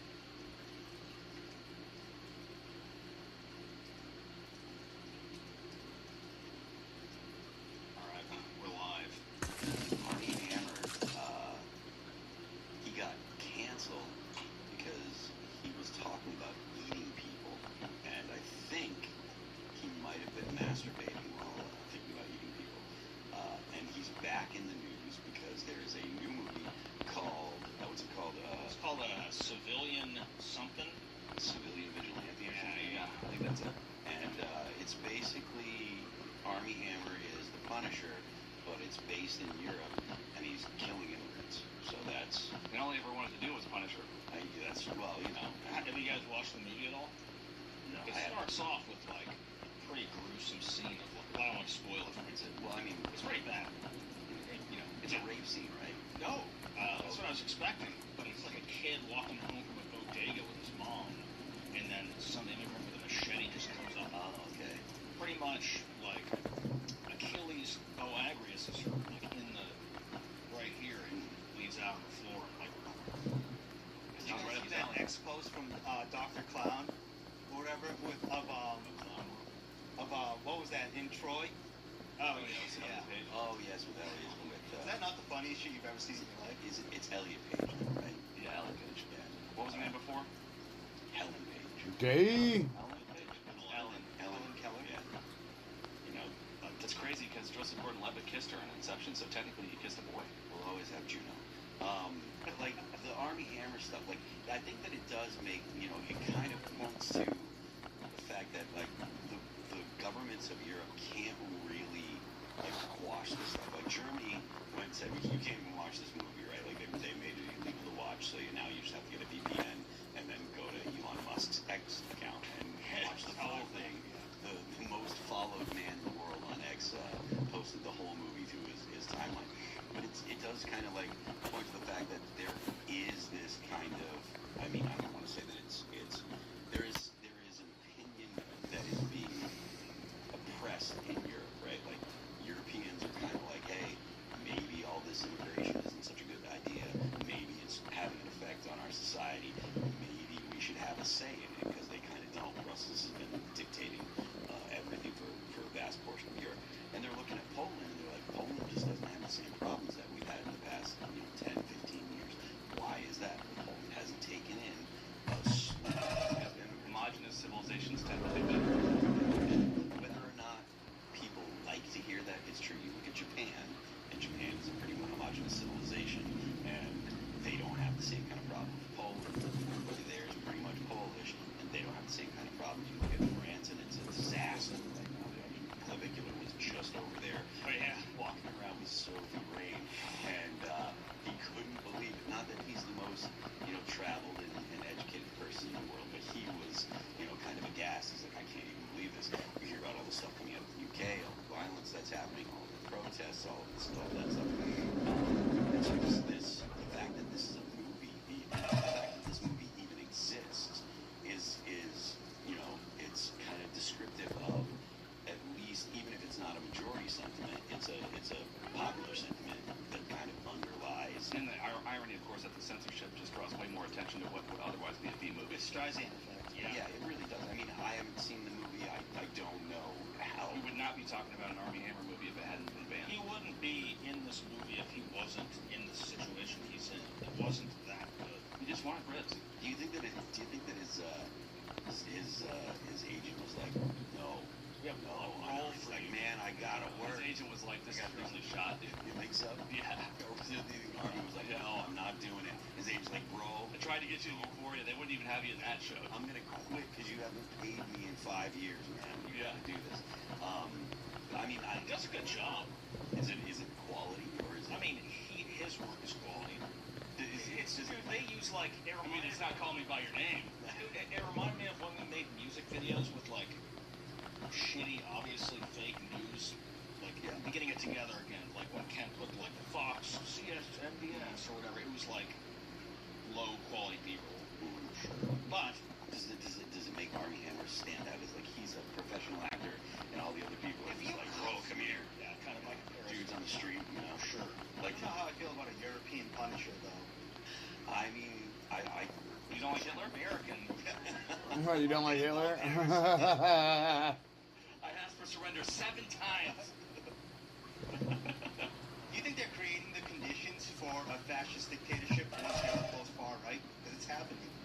I don't think that they're creating the conditions for a far-right fascism. I think that you're more likely to see a crackdown into some kind of fascism from the existing governments, right? So like they're going to, at some point, they're going to start putting down on.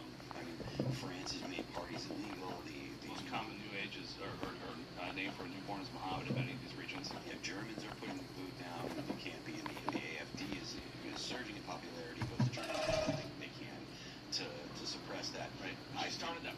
7 members. I imagine that it's just going to be the existing government of Brussels and it basically is going to be trying its best to put the boot down. And at some point, I don't know about the distant future, but as long as they continue that policy, even if they're, I saw that the UN has decided that they're going to start opening facilities to help to deport migrants. Camps?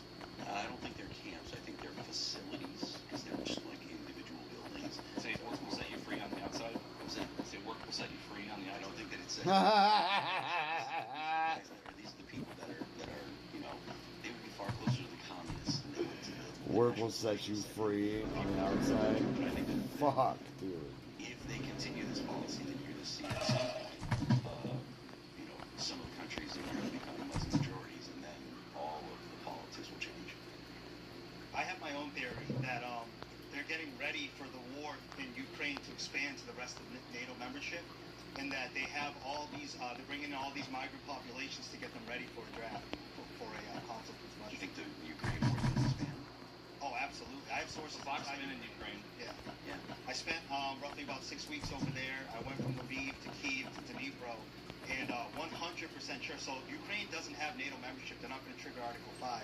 But you can see that so there's a place in that whole theater called the Suwalki Corridor. It's like a 60-mile strip of land. It determines who can get land forces east or west. So it's going to really center around that. And Russia has Kaliningrad, which is a Russian enclave, and a lot of their nuclear weapons, a lot of their high-tech stuff is over there. So at the very least default, Russia is going to need to link with Kaliningrad to protect it, which stands in the Baltic territories. Kaliningrad, isn't that the I need some girls so I can make them It's fuck. a region of Russia, essentially, yeah. But it's surrounded by other countries. By the Baltic states, yep. So they're going to have to. So you can see with Sweden and Finland that they've been militarizing the border, and then you can see the Russian forces massing and arming in Belarus in preparation to move into the Estonia, Latvia, that whole Baltic region. Do you think Russia going to make a move to like reinvent the Soviet Union or just take territories on the day? I think they want to bridge to the Oblast. I think that Xi and Putin are conspiring because Ukraine is the breadbasket of Europe. And I think what they want to happen is have Russia take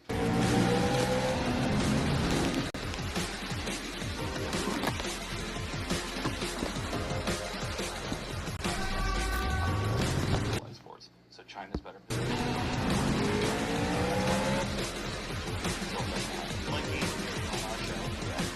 Like Beautiful Mind.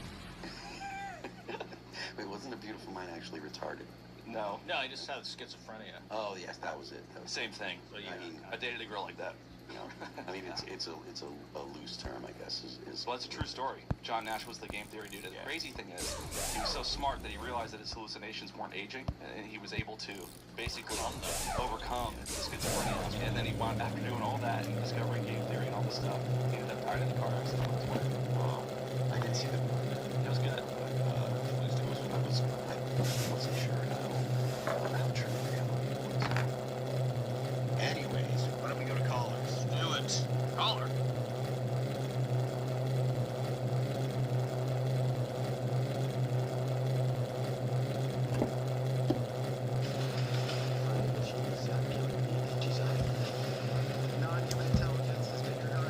Shut up. No, non-human intelligence. Fucking liar and bitches. What they would refer to as wankers. Also, the contrast of immigrants from, let's say, places like Norway, the Afrikaners from South Africa, and what you are actually seeing en masse. And I think everyone's tired of acting. If age gaps bother you, don't download this app, because the girls here don't play games. They'll tell you what they're looking for. All profiles are strictly checked, so no scammers or bots. It's free to use. Trust me, you have to try it. There's no good way to introduce this old intro, so just get to it. Make sure you don't have Muslim friends around. Open a Chime checking account in 2 minutes, and we'll spot you up to $200. Apply now. Open a Chime checking account in 2 minutes, and we'll spot you up to $200.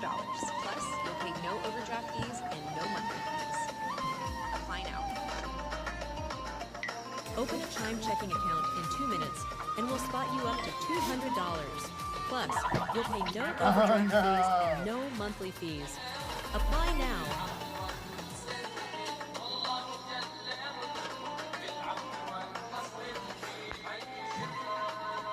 You're only making my army stronger! Click Rumble Premium and join now for $99 annually or $99 a month to get the entirely ad-free experience and an ever-expanding roster of content, creators, and free speech.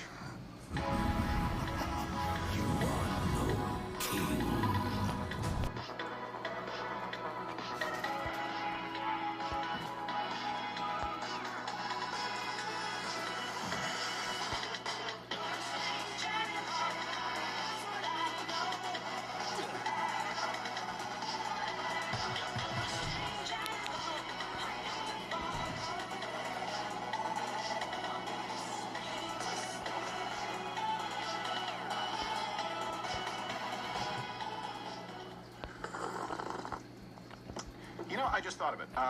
Family. When people want to talk about immigrants and outsiders and other, think of the United States of America. Think of your country as a family, not in the way that liberals, leftists say, we're all family. Think of people who were born here, who have been here generationally, who share your values, your culture, your heritage. Family and immigrants as outsiders. Hey, you have a family. You invite someone over for Thanksgiving. You have to be really sure about that person. You're going to keep an eye on that, and you're not going to treat them like family until they've been around long enough. That's called integration. That's called assimilation. So yes, I'm going to tell you flat out, I view the United States, Western civilization, we are a family, and there are outsiders who are threats. It is not the same. They are different. Family, non-family. Okay? Unit, community, outsiders. And you know why I don't feel guilty? That's how every human civilization has treated their own since the beginning of time. You can be charitable, you can be generous, you can be kind, you can be loving. You don't treat them the same way you treat your family. Captain Morgan, CEO, how are you? Fantastic. How are you? I'm good. Yeah? Yeah, I saw the Toy Story 5 thing yesterday. Unfortunately, I fell asleep. Oh, come on. It's just because since it's, like I told you, I'm a narcoleptic when I'm done with the show right now. And I really liked it. It was good. It was fun. I wish I remembered more of it. Yeah. Well, you can go see it again. It's fine. Yeah, but I won't pay full sticker price for it. Come on, I'm not steal it. I'm not made of I money. didn't say steal it, did I I? had to pay for that sign.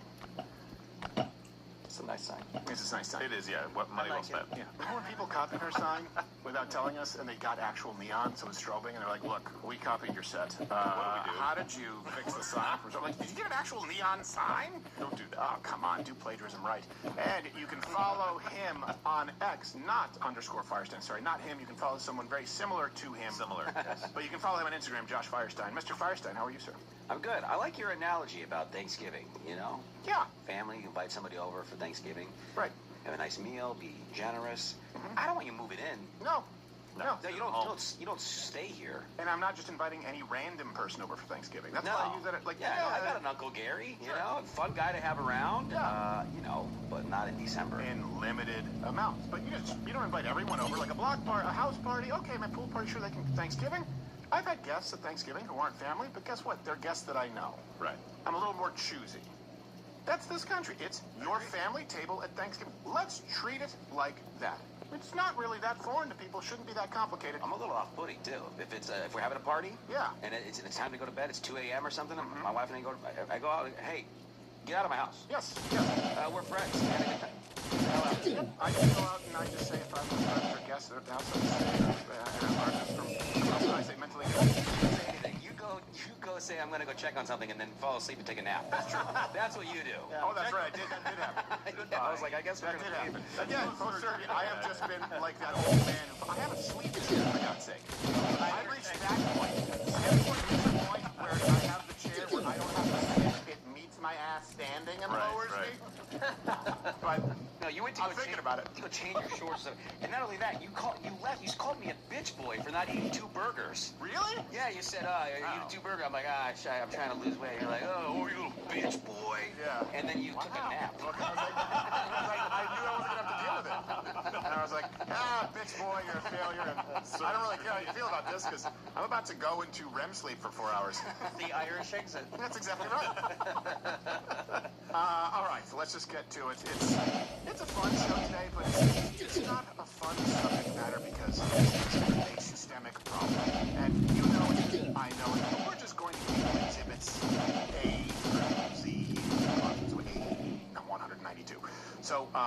Before that, though, let's just do something a little domestic. Okay.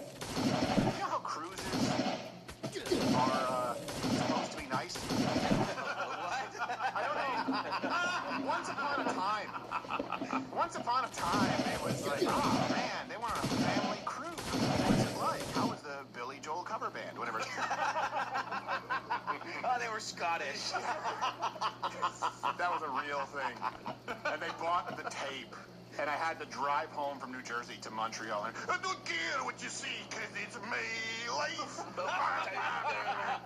Just leave me alone. Like, oh.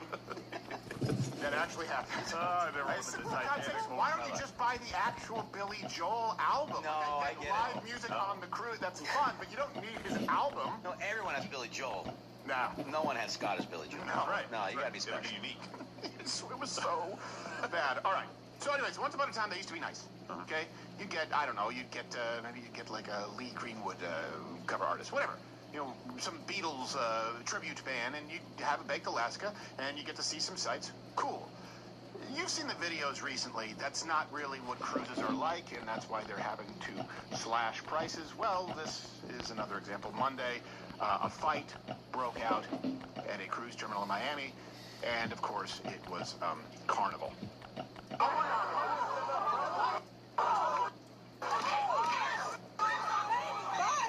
There's my baby. She fighting a child? This is all-inclusive. Pajama fight.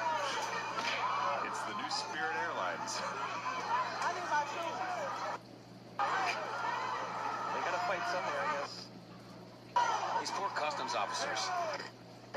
And how many of these have you seen? And here's the thing, I don't just see people, just human beings acting like animals, for those of you who want to get offended at the analogy, acting like animals. I see people with zero regard, zero concern for law enforcement. If black Americans are afraid of the police, as we've been told, they got a funny way of showing it. Yeah. I'm not seeing that.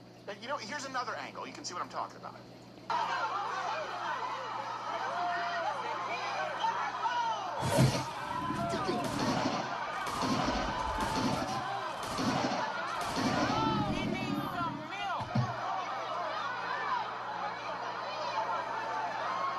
These people are mortified, petrified, terrified of the police, don't you know?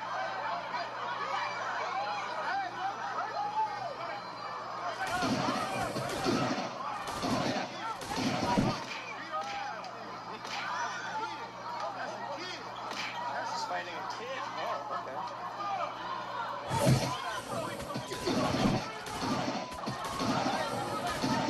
Now, here's how you know that different races are treated differently in the United States of America, that there are different standards. You just saw that? For comparison, what we presented to you yesterday, people were saying that Dustin Poirier's career was over because this type of behavior was unforgivable. Let's go, big dog. Let's go, big dog. I'll fight you right now. It's gonna be bad, my nigga.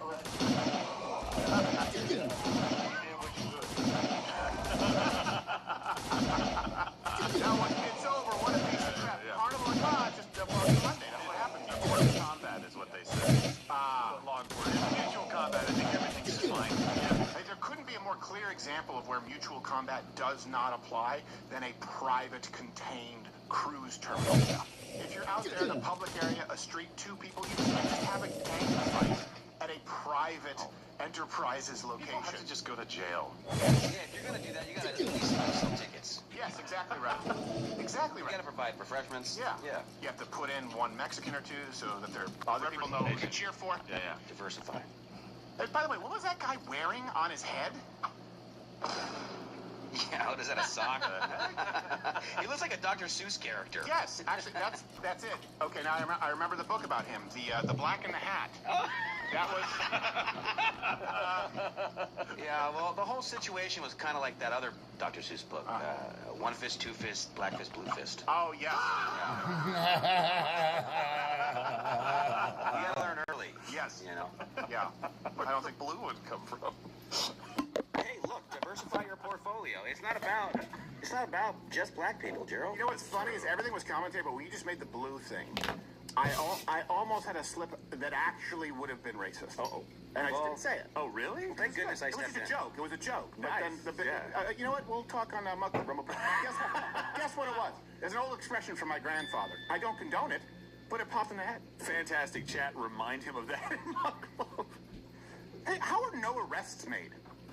That's what I'm saying. They were put on Carnival's no sale list, but no arrests were made? Well, apparently neither one of the families wanted to press charges. Ah, okay. So if there's nobody pressing charges, I mean, it's not a huge deal to me, honestly. No one pressed charges on each other. Carnival, yeah, sure. I guess they're not going to. They put them on there. They don't want to. They're probably afraid. I don't. Yeah. Wow. No, I don't want to be seen as, it's just. Oh, that's another Dr. Seuss book. What was I scared of? Yes, exactly. It's a very short book because the answer's quick. It wasn't the glowing pants. Come on, you can say it. No. What was it? Did I ask a question today? What was my question that? I don't know. I was like, there's no good way to apply it here. I like a mutual combat law. Typically, it's something where I know they had it in Washington, and from what I understood, you had to have an officer referee it basically. You had to be like, hey officer, we're gonna engage. I want to fight this guy. He wants to fight me, and the officer would be like, all right, fine. Yeah, and then break it up, or he'd be like, no, you guys are not fighting. I have stuff to do. Yeah. Well, there cannot be mutual combat in a gang fight because you can't consent to all the different assailants. That's what I was saying. There's got to be the rule against that specific thing. That's not two people going. Everybody else back up. It's called the law. Yeah, I know. They're just. You're like, there has to be some kind of a rule against punching someone who doesn't consent in the face repeatedly.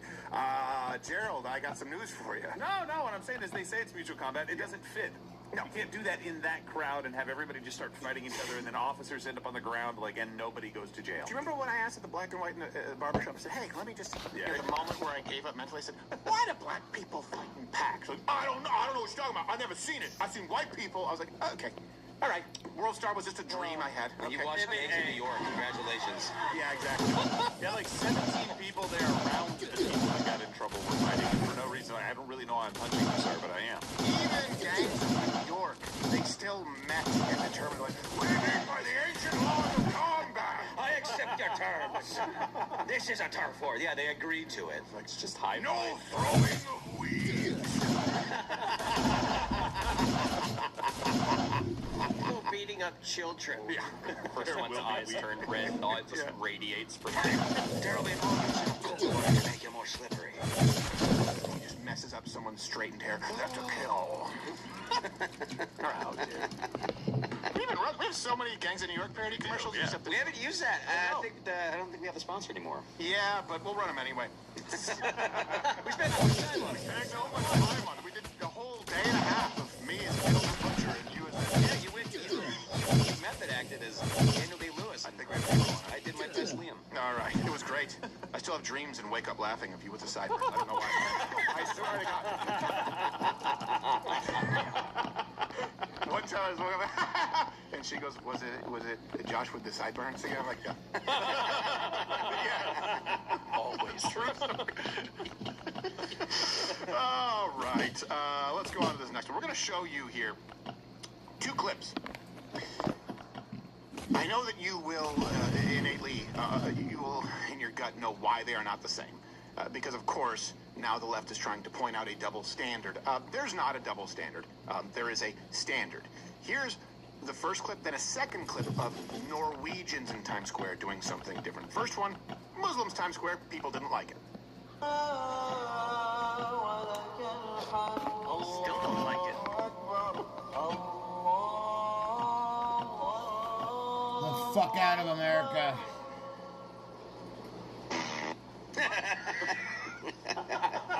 Excuse me? That would get you killed. Hey, hello, guys. That did not happen in run-through. Not me. They snuck one in there, Billy. So I'm not a fan. Don't like it. No. I find it eerie and ominous, too, just by the sound. I don't like it. I wonder why. It sounds evil. Yeah, it does. It sounds evil. I would be just as freaked out if in The Grudge, instead of I heard I'm like, where's the bitch?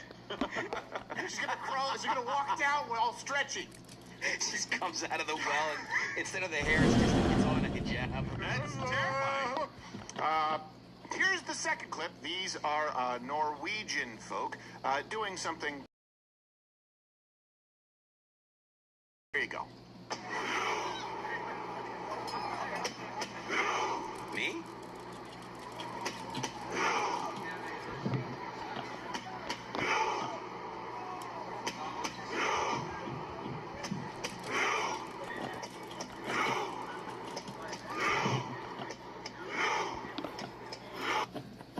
Okay. Now, people are trying to tell you that if you think there's a difference or you treat them differently, that you're a hypocrite. Look, if you don't want to watch this entire segment, I'll make this really short for you. You don't even need to check the references. We make them available 11 a.m. when we stream every weekday. That is not as big of a problem for the same reason that if people were doing a haka dance. It's not a particularly religious ceremony, and it doesn't come with a historical connotation of worshiping a god who demands the conquering and subjugation. Okay? It's not a public religious practice as a performative example of dominance. And how many times a day do they do it? Yeah, exactly. Like, they do dude, that was an event. They all met and practiced it. Yeah, they're not doing like however many times a day that Muslims are praying. Yeah, plus it's like you can interrupt it. Yes. The Norwegian one, you can shout out and say something, and they're not going to care. They're not going to do anything. You shout out and interrupt their prayer. Yeah. They will put you on a list or take care of it right there. If you just walk through, like, hey, sorry, they're like, hey, sorry, this man has to get on the L train. You could just stop your rowing. We'll continue after. Have a good one. That's how they'll interact with you. So let's go through the claims, though, now that you're seeing. So this first claim regarding this, I had to say it twice. It's true. All of this is a double standard. It's silly, but hear it straight from the dummy's mouth. We're almost at 12. Everyone ship out now. Everyone ship out right now. They're doing Indian Hindu yoga. Not only that, look at all these foreign invaders. We need to go and get look at all these Norwegians. What are they doing in Times Square? To foreign. Well, it just shows out the inconsistency in their logic. They don't actually care about foreign people in Times Square. They don't care about America being a Christian country. They just hate Muslims. They have no consistency with their logic at all. They're all false. It's just because the propaganda. You listened to two Andrew Wilson debates. And so they're told and they think that this is, you're taking over, they're asserting dominance. Asserting dominance by putting their head to the floor? Is this not, yes. What's the difference? Yes. They don't care about foreign invaders. They just have a deep hatred towards Muslims. Yeah, not asserting dominance by putting their head to the floor. Asserting dominance by taking over a large public space en masse and worshiping a god that demands the subjugation, the conquering of any other religion, which has resulted in, by the way, about 200 million Muslims across the world today supporting violence against civilians, and, of course, millions and millions dead, all the way up to, by the way, the 19th century when you're talking about Islamic empires. So that's why it's not allowed. We don't like it. And that's why they are using our laws and our freedoms to try and subvert it. It is their form of cultural dominance. Also, just to be clear, it's New York. Okay? They didn't take down the Twin Towers by rowing.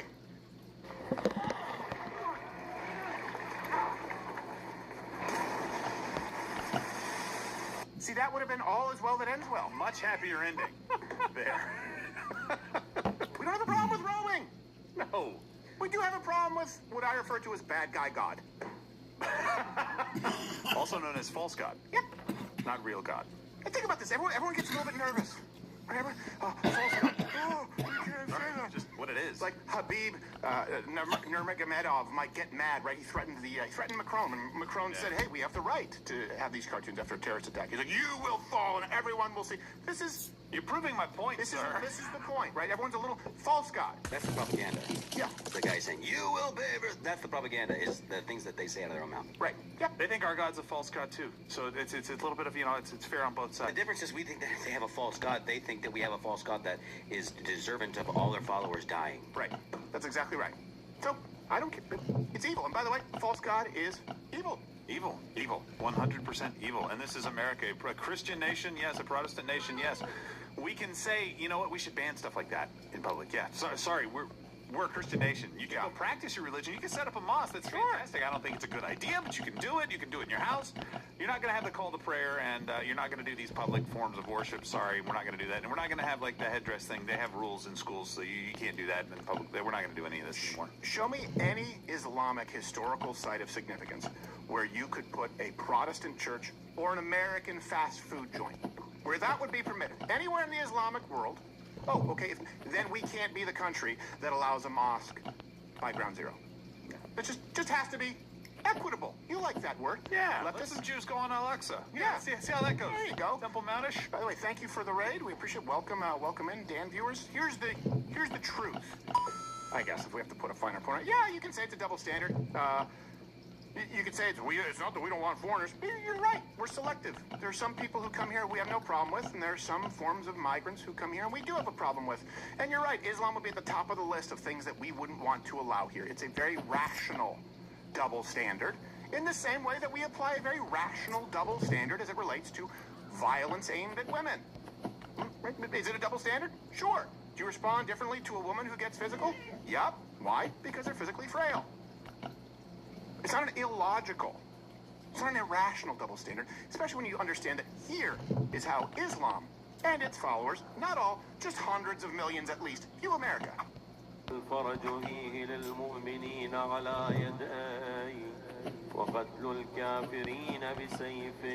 a long history of racism. The country was founded on racism. They boast that their economic system is better than the Islamic economic system. They boast that their social structures are better than our social structure. No. We are way superior to them. They're uncivilized. Do not be tricked and deceived by their technology. Do not be tricked and deceived by their philosophies and their westernizations and their ideas. At the end of the day, they are still backwards. Then he helps Aladdin steal an apple from a bazaar. Yeah. I love that from your folding table. Yeah. Don't be tricked by their advancements in technology and science and medicine. I can't, is there a locking? I can't get the hinge to work. What the hell, dude? The funniest thing would be if I know this has nothing to do with anything, if he was like, look, beware technology, it is the big devil, and then just flared out some chair pants and sat down. Do not be fooled by their backwards ways of only having sex with human beings. Yes. Even worse. I know. Look, do the research for yourself, okay?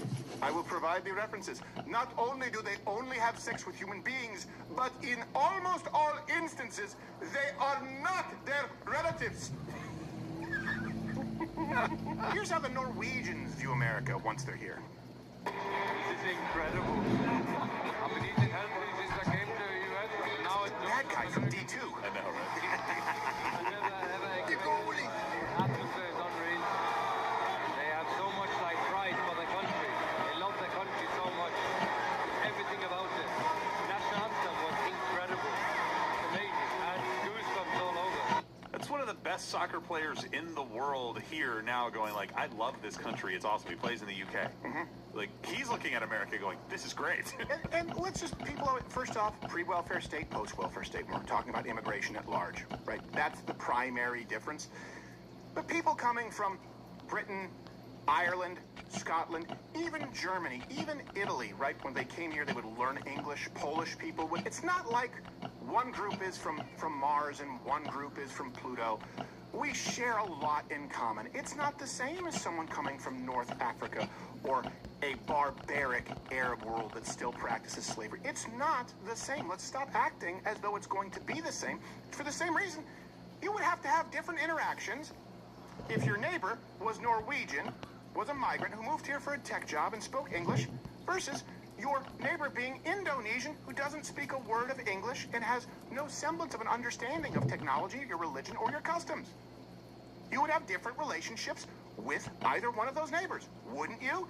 Now let's apply it to millions upon millions of neighbors, and you understand why Americans are saying, I kind of miss having neighbors who could be neighbors. So, no, it's not all hunky-dory. And here else is not all hunky-dory. Having debt. Thankfully, there's help available.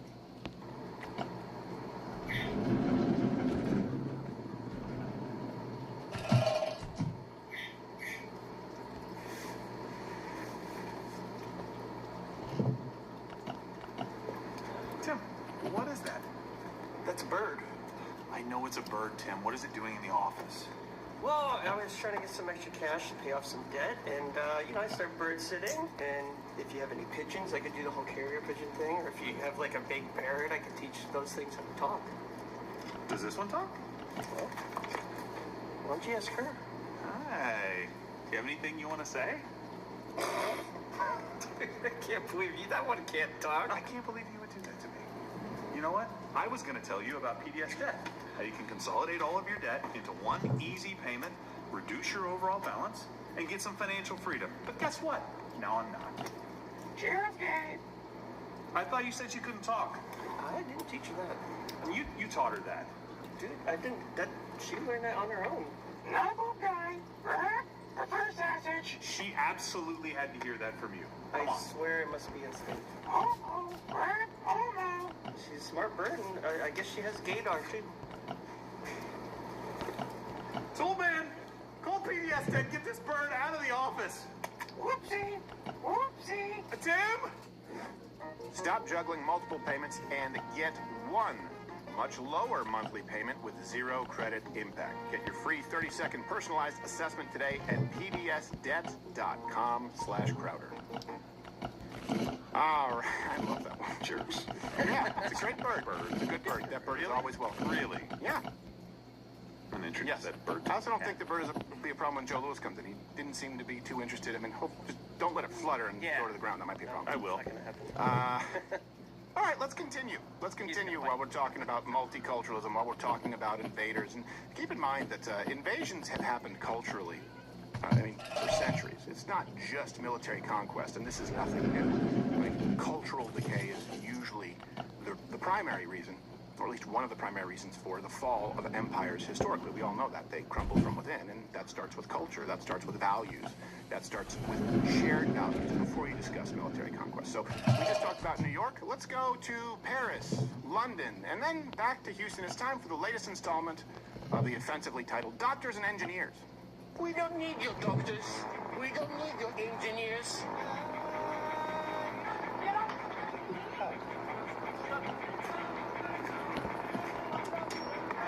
We don't need your doctors. We don't need your engineers. Any opportunity to have that Polish MEP, MEP. Dominic. I'm a MEP, not a map. Not a minor attracted person. We need them from the gallows. We don't need them. You imagine him in the schoolyard? Nanny, boo. Or if you went to a Blink-182 concert. It's his favorite band. Or the Beatles.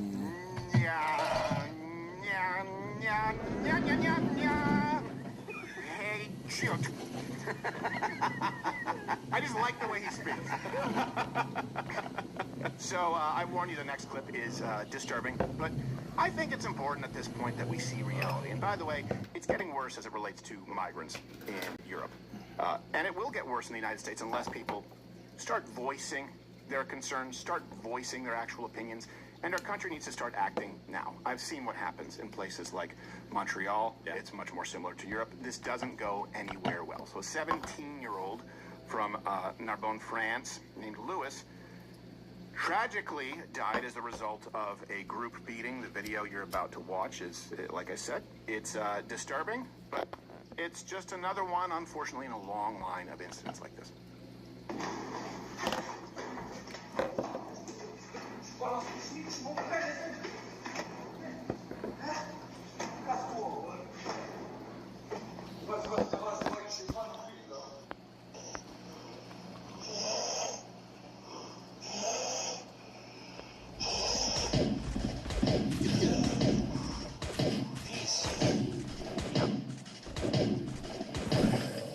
Now, I want to clarify a couple of things here. We'll make the references available every show, 11 a.m. You have a list of sources. The 5 suspects have been arrested, including 3 minors. We have pictures of what they look like.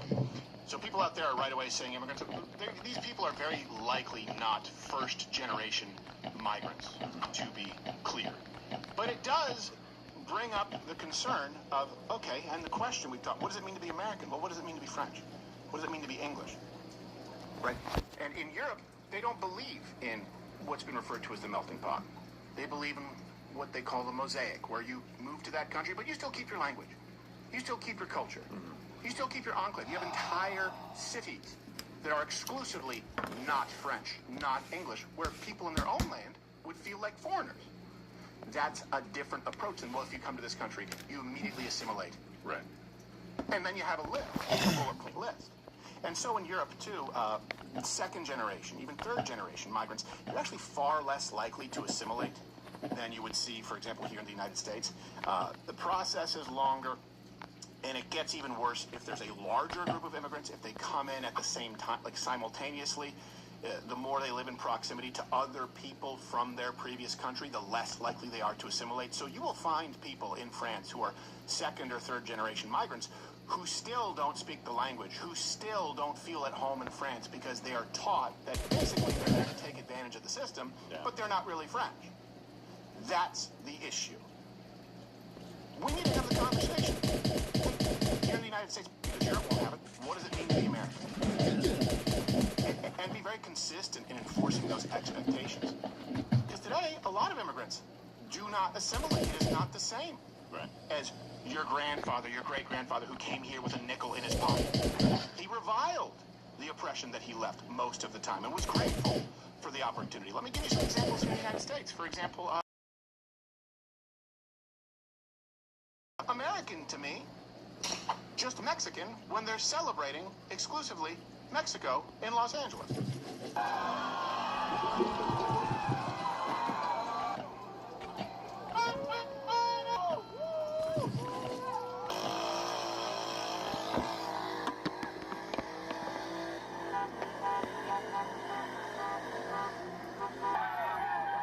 What part of these people seems American?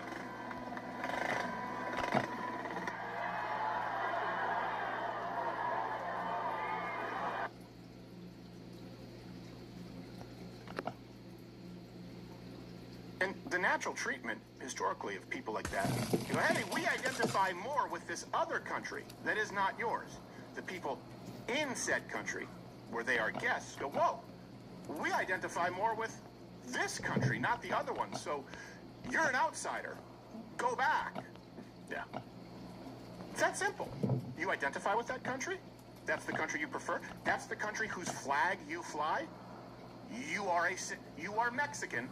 Go back to Mexico. It's not if you're brown. That's what they do in the films, right? If you're brown, you got an accent, and we don't want you in America. No, that's not what it is. You are racist. You have decided that your race, your people, your previous country means more to you, and so we are allowing you to live out what truly matters to you.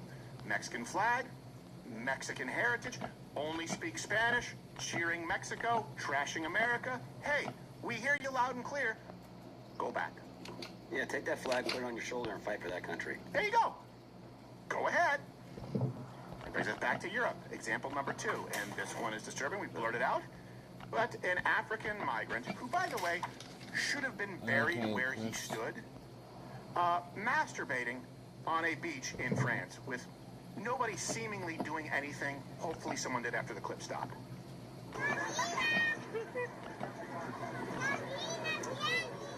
Arriba, subito.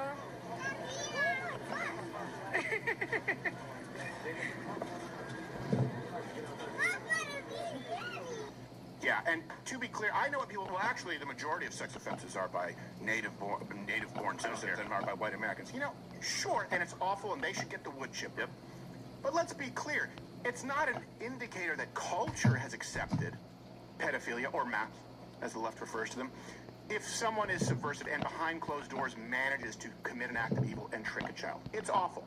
That still is not the same societally as someone. The guys on that beach should just all they have zero manhood about them. They have zero ability to protect their families, the children that are there, the women that are there. Josh and I were talking about about it. It's like, yeah, you know, if we're guys on the beach that have never met, it's like, yeah, I'm going to go up there, I'm going to kick him in the head, and you're going to beat the crap out of him when he falls on the ground. Right. And then maybe we can get somebody to record it and send it to all the other migrants out here right now who think this is okay. Right. Hey, I'm coming to the beach every day, not to get sun, not to enjoy the waves, but to kick ass for people doing that. So I'm just going to be looking for you guys. Yeah, people say, are you advocating vigilantism?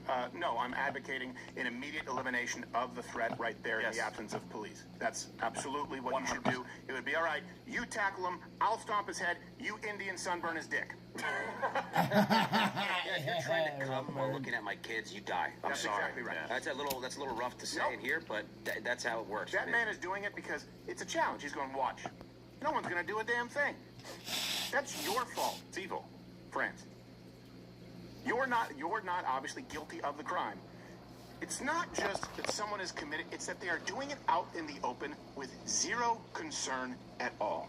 That is a very, very strong indicator of how you have failed your children as a society. You want to talk progressive? Oh, the most vulnerable among us? It's not trans.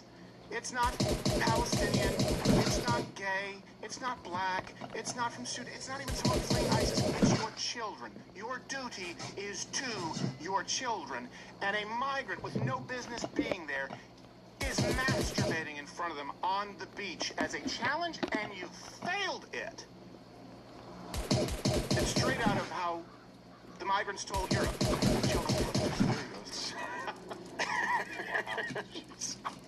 I prefer the sequel. Horton hears an opportunity to beat the shit out of a sick pervert. That's a good one. I do like that. Here's another example. These people are, when you talk about, hey, what's the difference? They just don't want Muslims. No, I'll tell you this. I don't want Islamic migrants who don't share culture. I don't want South American or Mexican. I understand South America. You guys are going to talk about North America. I don't want anyone from any country who doesn't learn the language, adopt our culture, and show unbelievable gratitude for the opportunity of being here. I don't want any of them. Yeah, if it was Norwegian immigrants on our beaches masturbating in front of my children, I would say get that filthy Viking out of here. Of course you would. Same response. Yep. Send him to Valhalla. Or is that only like heaven for the good ones? Or is Valhalla for all? I don't think Valhalla is, you have to die in combat. Oh, okay. Well, technically he would have died in combat, but it wouldn't have been honorable. Yeah. I think there's some honor involved. There you go. He might not even know he's in combat when he dies because it might be that quick. Right. Because here we're armed. No, send him to wanker hell. There you go. Here's another example. A madman from Africa, very likely low IQ, and we'll get into the incestuous rates in these countries, and it's a real problem. Here he is in Rome, in the famous Trevi Fountain. I'm just happy he's clothed. No kidding.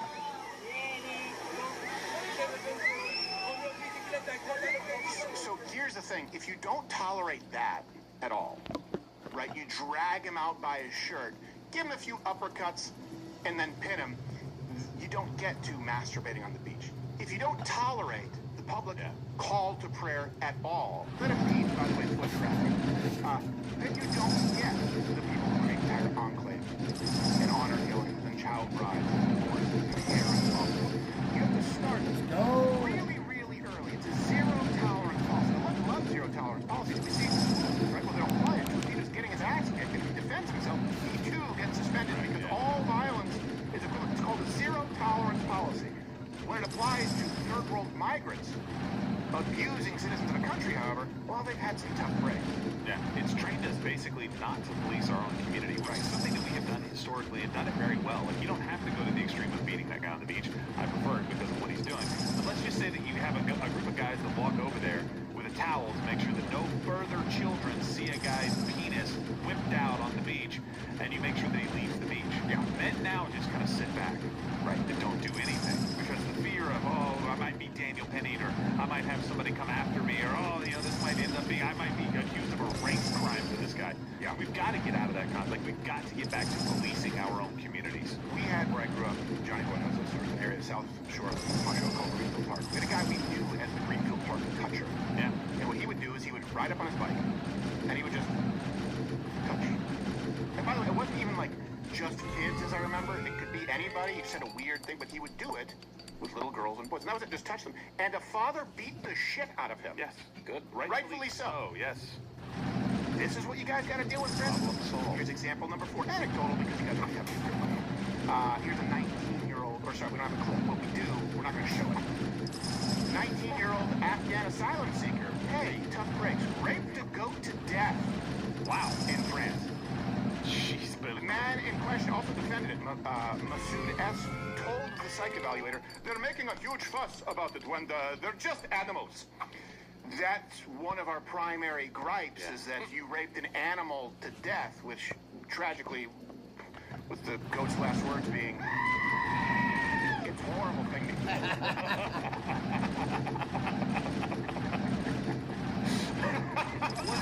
Here's the thing, was it, let's take that logic. Was it his goat? Yeah, that's a good point. It probably wasn't his goat. Yeah. What's the big deal? It wasn't yours. Right. And you don't see in your fucking 50 IQ brain that that's wrong. It's like, hey, you know that's our gripe. Yeah. Go back home. Hey, it's just, I mean, it's just a prayer rug that I wiped my ass with. But that's mine. That was my goat that you raped to death. Yes. The headline, I mean, it says it all. It's 3. Asylum seeker who raped 5 goats in the lamb sales court. I'm a normal person. Ah, right. It's now 5. I read a headline that it was 3 and one of them died. Yeah, you are a normal person in Kandahar. Go back to Kandahar. Yes, exactly. God, dude. Yeah. Research just chimed in. It was an animal rescue sanctuary. Well, wow. Oh, my God. That is worse because that goat never saw it coming. Oh, thank God I'm in this rescue. Oh, my God. Saved by the, what's he doing? It's like a pedophile stalking an orphanage. Yeah. Hey, where are the Animal Rights Act? By the way, cruelty to animals far, far more prevalent, including sexual cruelty to animals. Jeez. Hey, we tried warning you guys. People like us, people like me, people like British soldiers, people like German soldiers who were down there in Afghanistan. We tried to tell you guys for decades, 2 decades. We tried to tell you. I'm gonna stay at this. That's racist. You can't say that. That's racist. Everybody. No.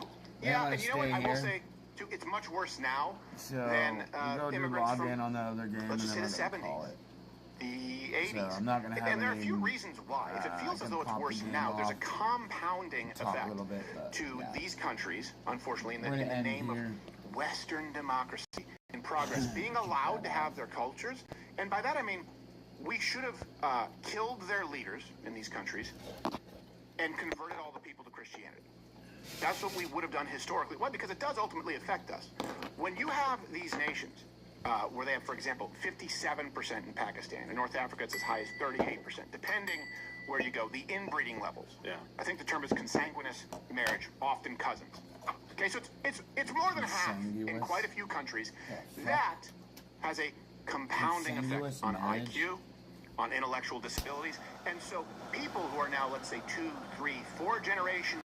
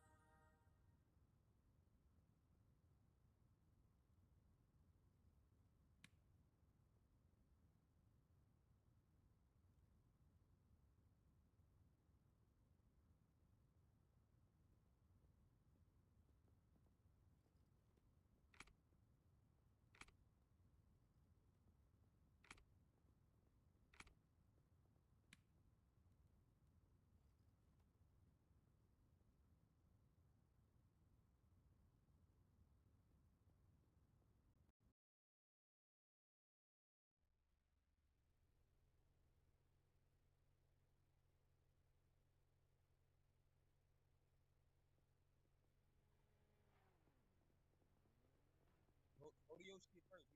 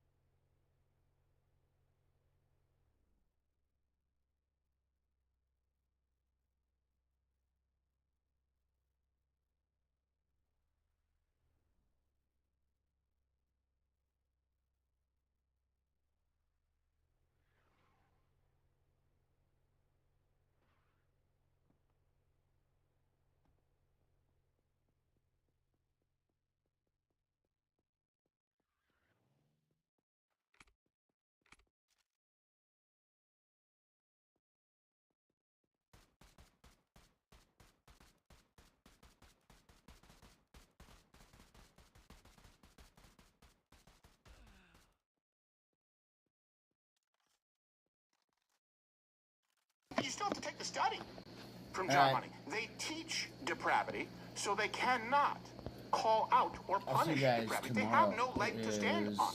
That's why it requires God. That's why it requires Christianity in this country. We've tried it. Europe tried to be secular. It doesn't work. Islam wins. Hit like We've tried to be and tolerant. subscribe. It doesn't work. People who take advantage of the system wins.